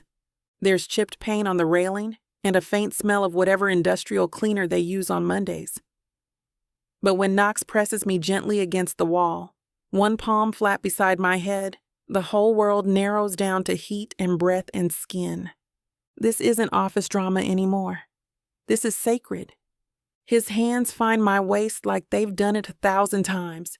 Confident, reverent. They slide upward, learning all over again, rediscovering like every curve is a verse he forgot he memorized. I grip his collar, not to pull him closer. He's already there, but to anchor myself, because I swear the floor disappears every time he touches me like this. "God, Soraya," he murmurs against my jaw, like it's a prayer. I answer with a kiss that's more teeth than tongue, hungry and hot and just this side of reckless. We don't go too far. We can't. Not here. Not when there's still a world outside this stairwell waiting to be impressed or disappointed. But we toe the line. With every graze of his fingertips under the hem of my blouse, with the way his thigh presses between mine, like a promise not yet kept.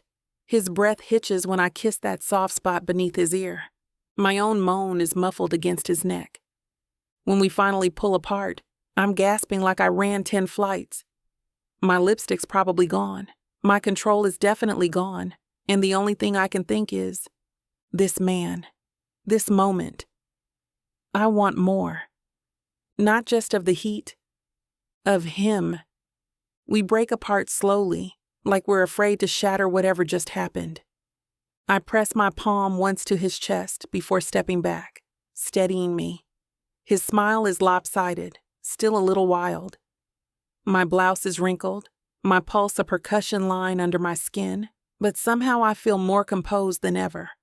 I smooth my hair, check my reflection in the stairwell window. Then I glance at him and say, "You know we're going to take this place over, right?" His answer is immediate. No hesitation. Together.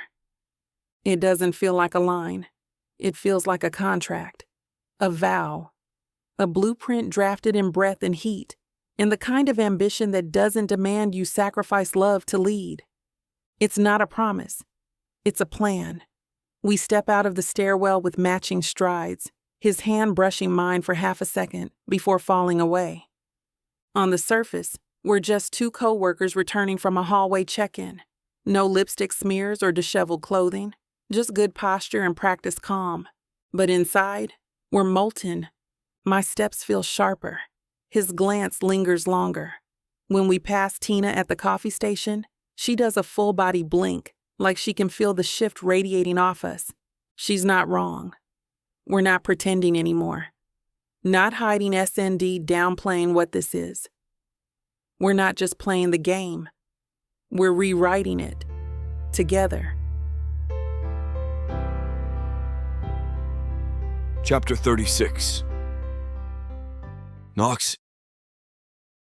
Tina corners me in the hallway like she's been lying in wait since sunrise, clipboard clutched like a weapon and a grin that spells doom. "Congrats, lovebirds," she sings, tone way too chipper for someone holding what I'm 98% sure is my social death certificate. You and Soraya are our final feature in the collaborative spotlight campaign. I blink once, then again. I'm sorry. Or what now? She taps the clipboard with her pen like I'm the idiot, and the paper holds the truth of the universe. Spotlight series, weekly HR campaign highlighting high-performing, romantically entangled co-workers. Engagement culture, that whole mess. She winks. Your turn. Nope, I say, already half turning back toward the bullpen like that'll somehow reverse time. Tina sidesteps, blocking my path like a smug little bouncer with glossy nails. Knox, don't make me call in the favor. I freeze. What favor? She raises a single brow and cocks her head. The VPN outage you faked during the Q4 launch last year. You owe me. Damn it. I stare at her. She stares back harder. The pen twirls once in her hand, a flourish of deadly glee. Fine, I mutter, but if you make me hold a heart-shaped prop, I'm changing your network password in Pig Latin. Tina grins, victorious. You're gonna look so cute holding a mug that says I turn her on line. God help me.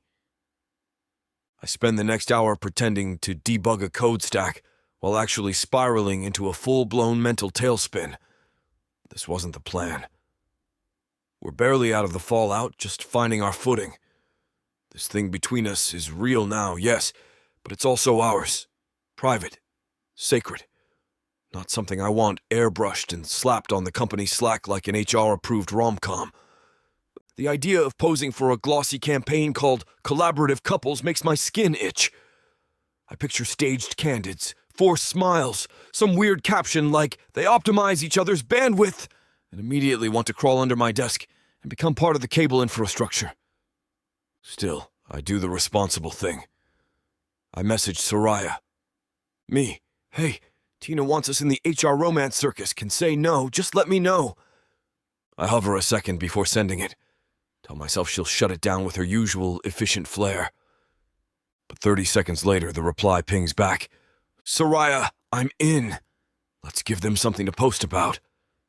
Just like that, the tight coil in my chest releases. Like someone hit the reset button on my nerves. Because she's not just agreeing. She's choosing us, in public. That might be the real headline. We show up to the shoot in what Soraya calls complimentary neutrals, which she insists was accidental. I call bull. Her cream blouse matches the tan in my shirt too perfectly. And the way her lips twitch when I point it out, definitely not accidental. The HR setup looks like an Instagram influencer exploded in the lounge. Throw pillows everywhere, fake succulents on every surface, and a ring light strong enough to expose my soul. The backdrop is a soft focus banner that reads, Work, laugh, love. I consider running. The photographer waves us over. Okay, you two, just act natural. Natural? Sure. Nothing says natural like corporate-mandated affection on a faux leather love seat under full lighting. I sit. Immediately knock over one of the faux fiddle leaf figs with my elbow. The ceramic base wobbles, teeters, then crashes. Soraya doubles over. Not from horror, but from laughter. Full-bodied, no apologies, loud laughter. Then she snorts. Twice. I swear to God, it's the most beautiful sound I've ever heard. I commit it to memory like a favorite track, something I'll play on loop in the quiet spaces of my life.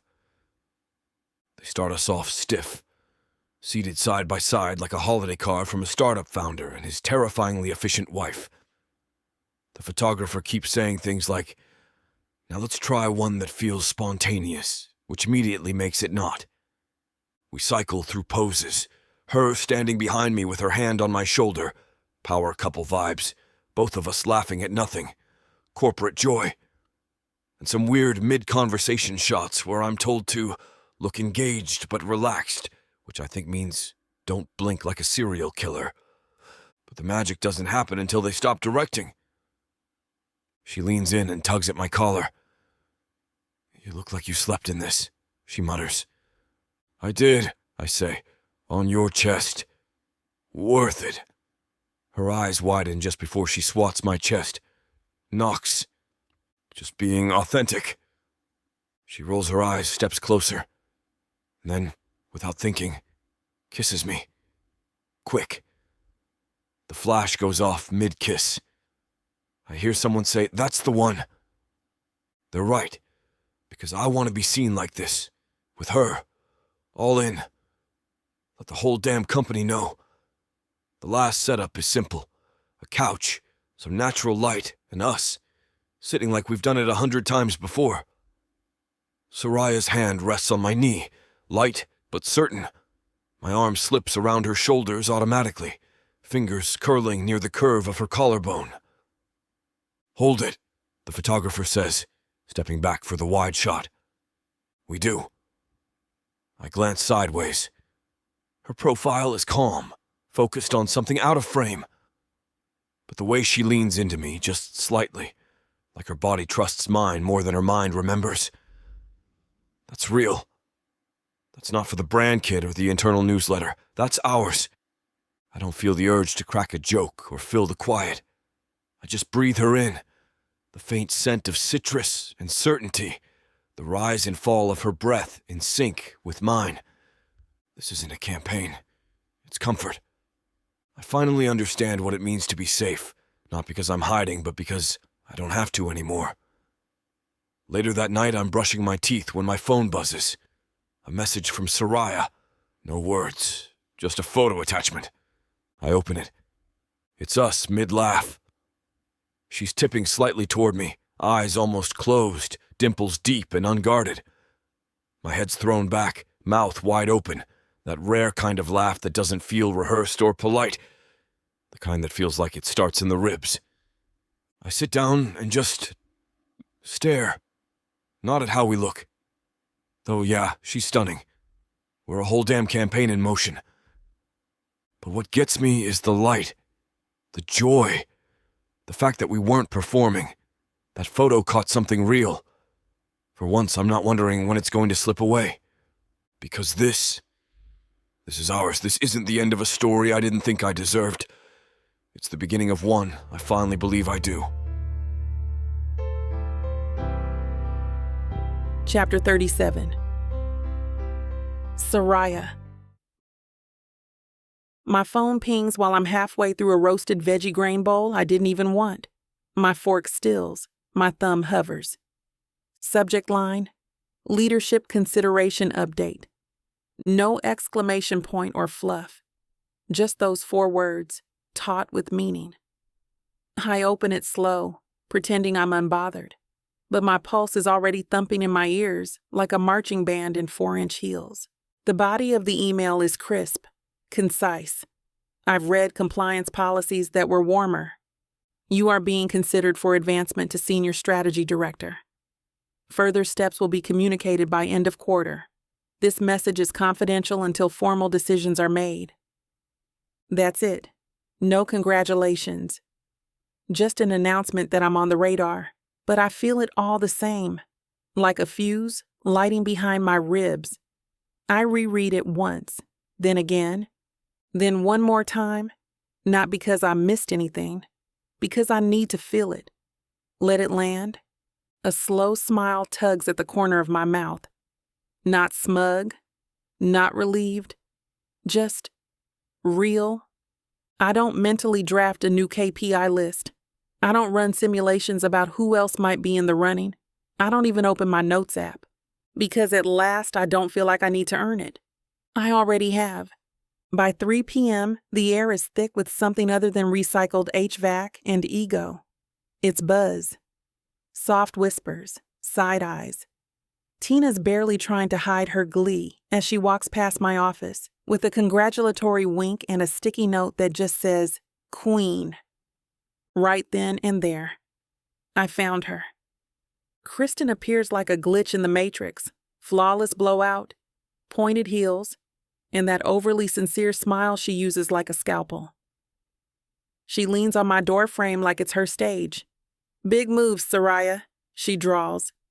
I just hope you're not overreaching. It's meant to sound casual. It lands like a challenge. I set down my stylus. Take a sip of my mint tea. Slow, like I've got all the time in the world, and no reason to spend any of it on her.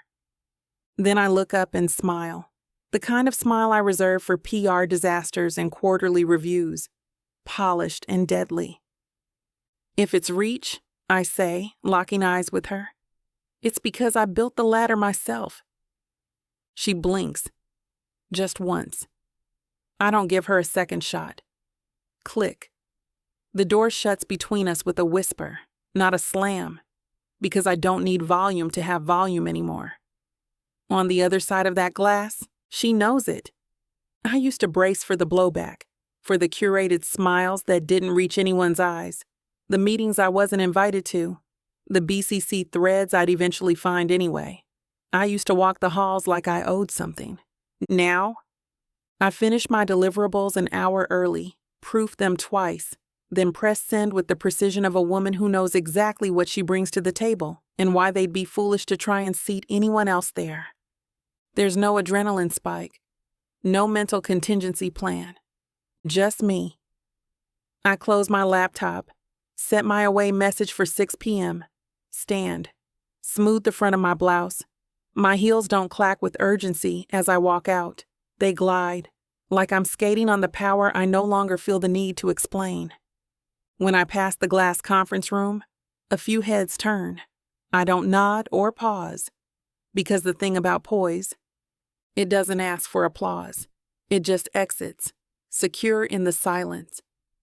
The moment I step out onto the rooftop, I feel it. That first exhale I didn't realize I'd been holding all day. The air smells like lime and laughter, and the fairy lights overhead flicker like they've got secrets to keep. It's not fancy. It's perfect. Knox is already there, leaning against the railing like he owns the skyline. No tie, sleeves rolled, that damn half-smile on standby. When he spots me, he straightens. Doesn't say, "You look beautiful." It's in the way his eyes linger. "No spreadsheets tonight," I call as I walk toward him, heels clicking against the old rooftop tile. "Just moves." He grins like I've offered him dessert before dinner. "You sure?" Because I brought my V-lookup. I groaned so hard I almost reversed my decision to kiss him later. That's not even clever. That's spreadsheet foreplay. Exactly. His hand finds mine, warm and sure, and then without asking, he twirls me. It's not choreographed, just one slow, unexpected spin that leaves me smiling so wide, I nearly forget where I am. When I land against his chest, still laughing, he whispers, "Told you I had moves." I rest my hand on his shoulder and let him pull me into the sway of the music. For the first time in forever, I don't feel like I'm dancing around anything. I'm just dancing with him. We leave with the buzz of rooftop laughter, still tangled in my hair, my heels dangling from one hand, Knox's fingers laced through the other. The city hums around us, traffic in the distance, music from an open car window, the rhythm of life moving forward. The sidewalk is cracked, the moon is showing off, and I swear the air smells like possibility. We're halfway to the rideshare pickup when he stops. Just stops. I turn to ask what's wrong, but he doesn't answer. Just lifts my free hand to his lips, presses a kiss to my knuckles like we're in a black and white movie instead of standing outside a dive bar near Wicker Park. "Hold still," he murmurs. I do, because the way he's looking at me, it's reverent, wicked and certain. He kisses me, slow and bold, and deeply unhurried, like he has all the time in the world and every reason to spend it here. With me, my toes curl against the pavement. I drop my shoes without caring. When he pulls back just an inch, I'm smiling so hard my cheeks ache. So he spins me, like we're ballroom dancing in the middle of a Chicago sidewalk. I laugh, a full, unguarded, head-tipped back kind of laugh. He dips me next, dramatic as hell. My hair brushes the air. I gasp, half from surprise and half from joy. In that moment, I'm not the strategist. I'm not the one climbing ladders or rewriting brand decks or dodging legacy threats. I'm just his, Happy. Here. Now. Chapter 38. Knocks. It starts with a mindless scroll. Me, in bed, one arm behind my head, phone screen dimmed to night mode. I tell myself I'm just killing time before sleep, but I know better. I'm thinking about her, about us, about what comes after happy endings. I swipe past a few condo listings, a mid-tier office suite, a lake house we'd both hate, and then I see it. A corner lot, brick facade, huge windows that look like they're holding in 1,000 possibilities. There's a hanging light fixture in the photo that's missing 2 bulbs. The hardwood floors are scratched up. The paint job is a war crime. But underneath the wear, it's got good bones. Right. My heart starts doing that thing it does when something clicks. That quiet, certain thud-thud of inevitability. This isn't just a building. It's a blueprint for her first solo event, for workshops and panels. Whatever vision she hasn't even said out loud yet. She could make this hers. We could make something together that no one could dilute or derail. I drop the phone to my chest and stare at the ceiling. I don't want to buy her flowers. I want to buy her freedom. I don't tell her yet. Because some things deserve the right timing, right lighting, right heartbeat behind them. I call the realtor the second my morning coffee hits the halfway mark. Schedule a private showing like I've done this 100 times before. Like I'm not sweating through my t-shirt just imagining her reaction. When I step inside, it's quiet.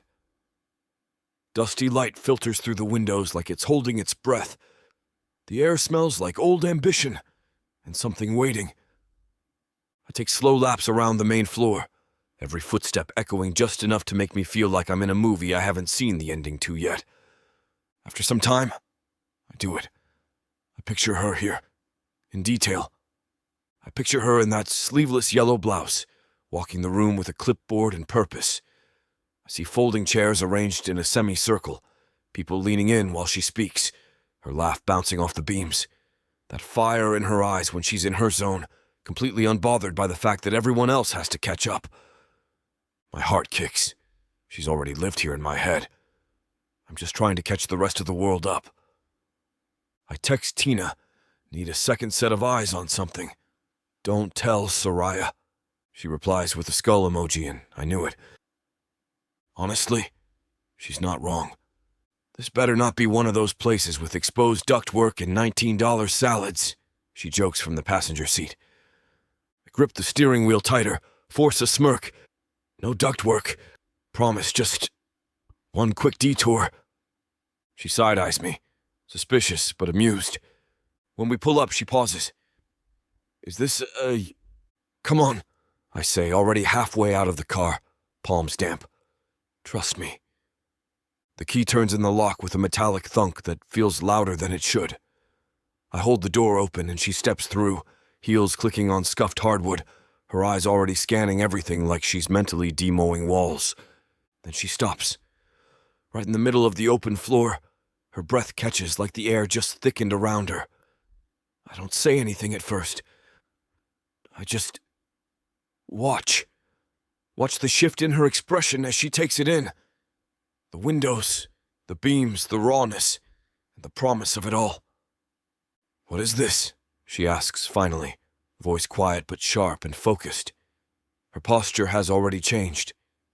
She's not standing in a building. She's standing in a blueprint.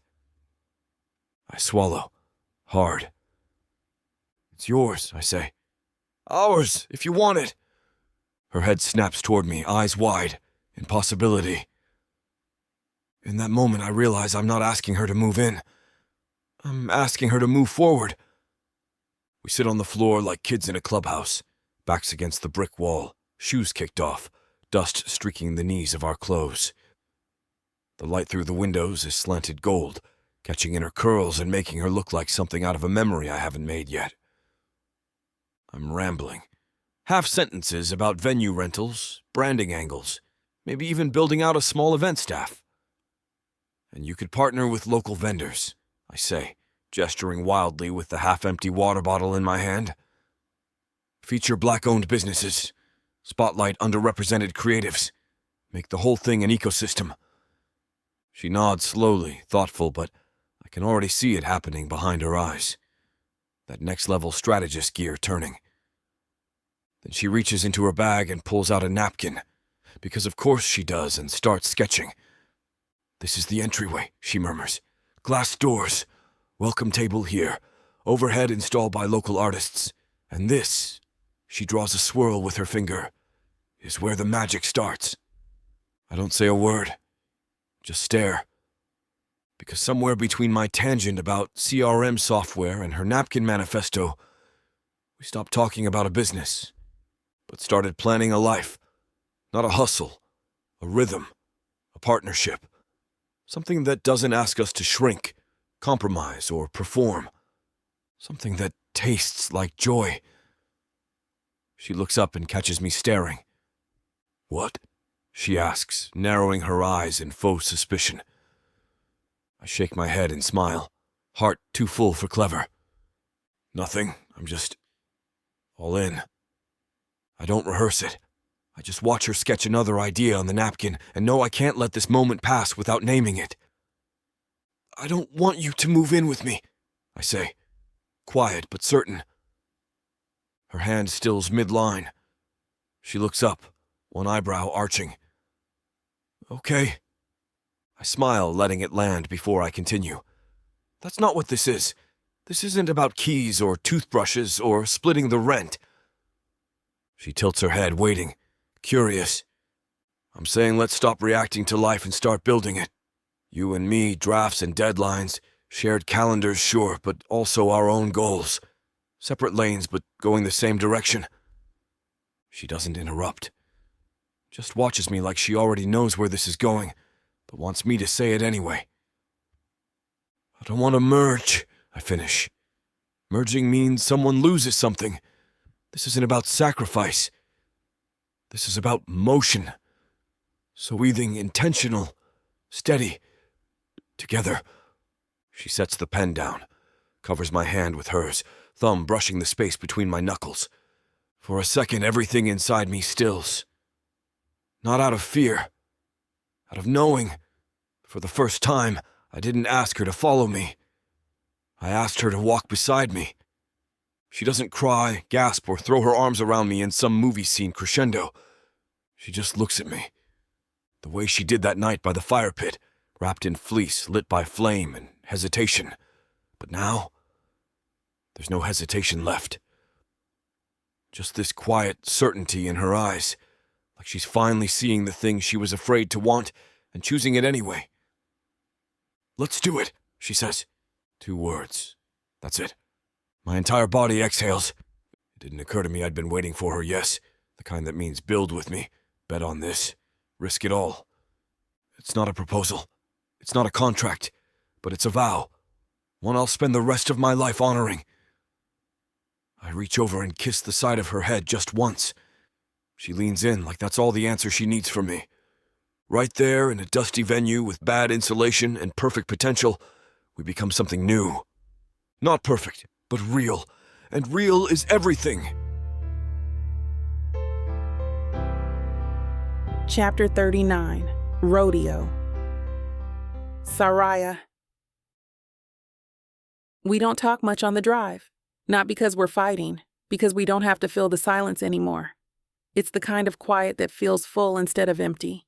The kind that makes me reach across the center console just to intertwine my fingers with his. Not because I need reassurance, but because I like the weight of his hand in mine.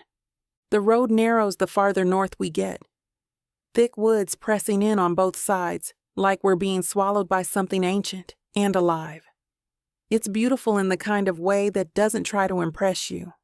Just exists, like it knows its worth. When we finally pull into the gravel drive, the cabin comes into view. Single-story, dark wood siding, a wide porch strung with crooked fairy lights. There's a rusted wind chime clinking lazily in the breeze. The hot tub out back is clearly older than both of us, but steam curls over the lid like it's offering redemption. I step out of the car and breathe in pine and moss and possibility. No traffic, Slack notifications, and HR campaigns. Just this. Just us. Knox pops the trunk and grabs our bags with that easy strength I'll never stop noticing. He doesn't ask where I want things, doesn't need direction. He just knows somehow. Inside the space is all cozy textures and creaky floors, a record player in the corner, a throw blanket already claiming the arm of the couch. I pull my phone from my coat pocket, glance at the signal, and then deliberately power it down. He catches my eye, smirks. You sure you're okay without a digital leash? I lift one brow. You're cute when you pretend I don't know how to unplug. He drops the bags and walks toward me, slow and loose-limbed. His eyes are soft, curious. You're different out here. So are you, I say, quieter now. I mean it. No boardroom tension, no curated edges. Just him, just me, and a weekend wide open with possibility.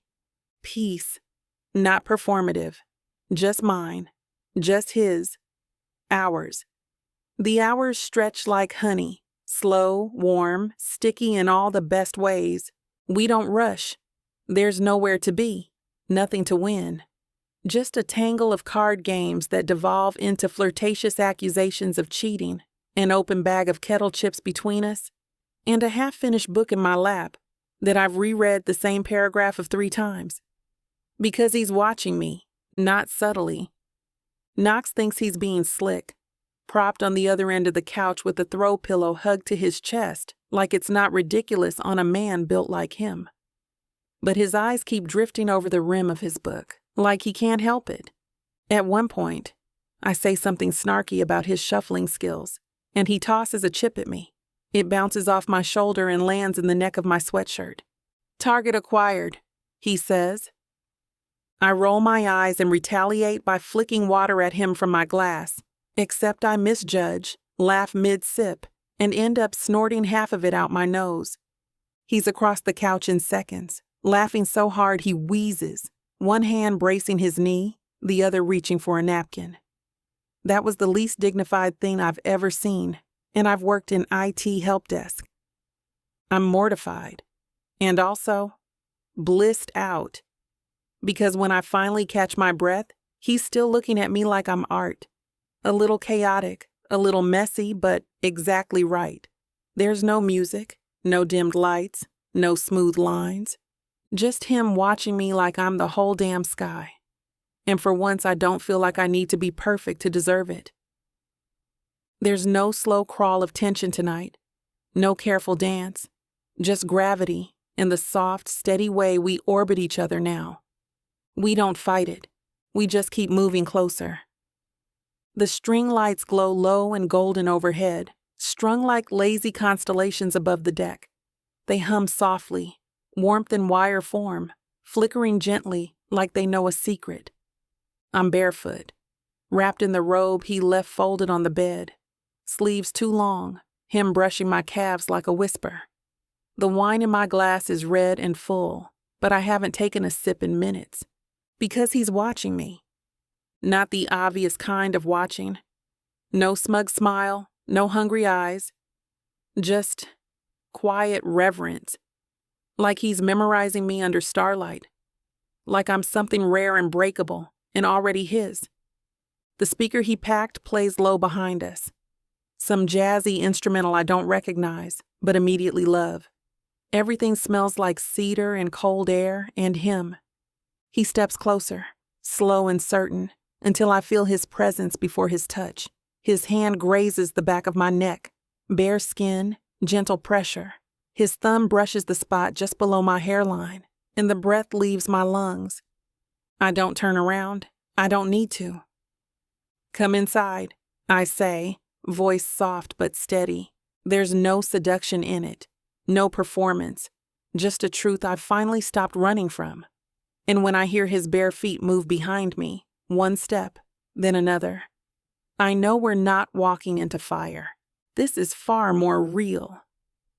The door clicks shut behind us, and the hush that follows wraps around my skin like a promise.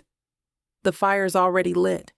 Knox must have started it earlier, and now the room glows with this slow, golden warmth that settles in my chest. I move first. I step into him until there's no space, until my wine glass is forgotten on the table, and all I can feel is the rise and fall of his chest against mine. Well, well, well. Things are heating up again. You know what to do. Go to VixAvaughnRomance.com to get the dirty details that this platform won't put on the air. I know it sucks, but at least you can get a 40% discount with code VIXA40 to make up for it. Use it while it lasts and apply it to every digital product in your cart. Back to the story. Chapter 40. Knocks. The smell hits me first, burnt toast and the faintest hint of vanilla creamer bubbling somewhere it shouldn't be. Then comes her voice, sharp and low, laced with profanity like punctuation.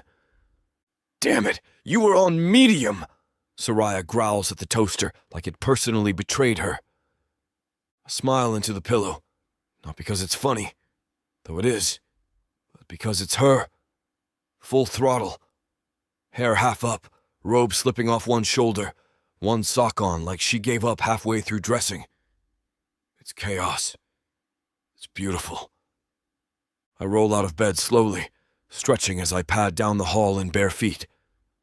The hardwood's cold, but my chest is already warm. She doesn't hear me come in at first. She's too busy poking at a second slice of toast like it might bite back. There's eyeliner smudged under one eye and the fridge door is wide open, like it too did something wrong. I walk up behind her, wrap my arms around her waist and kiss the side of her temple. "You're threatening appliances again?" I murmur against her skin. She leans back into me, mock groaning. "They started it." "Right. Well, let me de-escalate," I say, reaching for the spatula like I've done this 100 times. Because I want to there's nowhere else I'd rather be than in this kitchen, burning breakfast beside the woman I faked a relationship with, then fell stupidly, irrevocably in love with. Her fingers hook in the hem of my shirt as I move past. "You're lucky you're cute," she mutters. "And you're lucky I finally mastered toast," I shoot back. She laughs, full and open. And yeah, this is the good stuff. I open the fridge without thinking, still smirking at her toaster tantrum and freeze. There it is, front and center, dominating our shared shelf like it pays rent. "Vanilla almond caramel bliss," the bottle says, in loopy script that somehow smells like glitter. It's ridiculous, dramatic, hers, and it's wedged beside my plain black protein shake like they've been roommates for years, opposites coexisting without complaint. I reach for my bottle, but don't pull it out right away. My fingers hover. Because it's not just coffee creamer. It's her claiming space in my life without needing permission. It's the fact that I haven't touched the layout of this fridge in weeks, and I don't want to. It's a quiet, domestic truce we never discussed, never negotiated. It just happened. She strolls in behind me, mug in hand, still smug from her toaster victory. "You gonna say it?" she teases, nudging my arm. "Or are you just gonna keep looking at my creamer like it personally offended you?" I glance at her over my shoulder. "You're lucky I love you," I mutter, grabbing my shake, "because this stuff tastes like melted candles." She gasps. "Blasphemy! That creamer is elite!" I shut the fridge, sip my shake, and watch her doctor her mug like it's an art form. "It's disgusting," I say again. But I'm smiling. Because it's hers, and somehow that makes it ours. My phone buzzes against the counter. I swipe the notification, client pitch at 11, and almost laugh. Because a few months ago, I'd have prepped for this moment like a campaign launch. I'd have cross-referenced tone guides and calculated eye contact ratios. Hell, we had a whole PDA matrix once. Now, I glance at her, perched on the stool, one knee tucked under, sipping that war crime coffee like it's divine intervention. I step behind her, lean down, and kiss the curve where her neck meets her shoulder. "You good for 11?" She hums into her mug. Already built the deck and color-coded the deliverables. Of course she did. I tap the alert away and slide my phone onto the counter. No checklist, just us, side by side, synced in a way that can't be captured in a cell on a spreadsheet. We used to organize this love like a project. Now it just is. I watch her poke at scrambled eggs like they insulted her. She's got jam on her thumb, a coffee ring on her notepad, and that tiny crease between her brows she gets when she's thinking about 3 things at once. I can't stop smiling. Sometimes, briefly, quietly, I think about the offer I turned down. The corner office. The Bennett name etched into stationery and deals. My father's legacy, polished and waiting like a trap dressed up as a crown. But then she snorts at one of my terrible puns and wipes toast crumbs off her robe with zero shame, and the noise in my head goes quiet. Because this, her laugh, our mess, the way we're building something that doesn't need his signature to be real, this is the only legacy I give a damn about.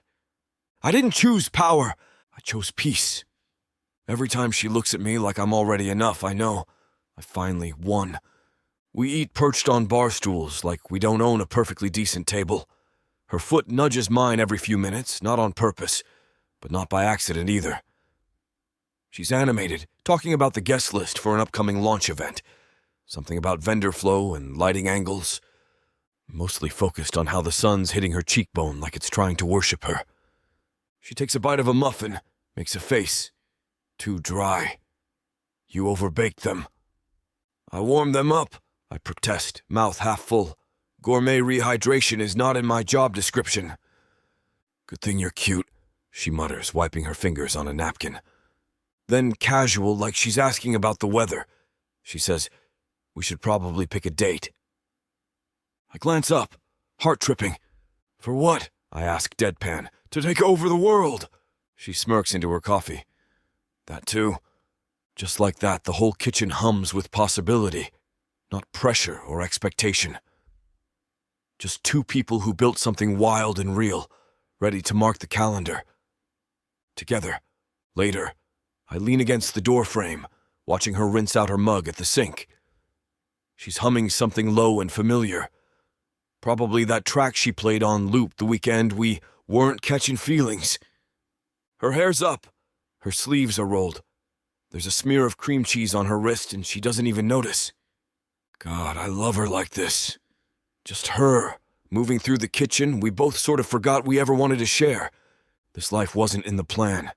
It wasn't bullet-pointed or bolded. It came from a clause in a fake document and a playlist full of bad songs we never skipped.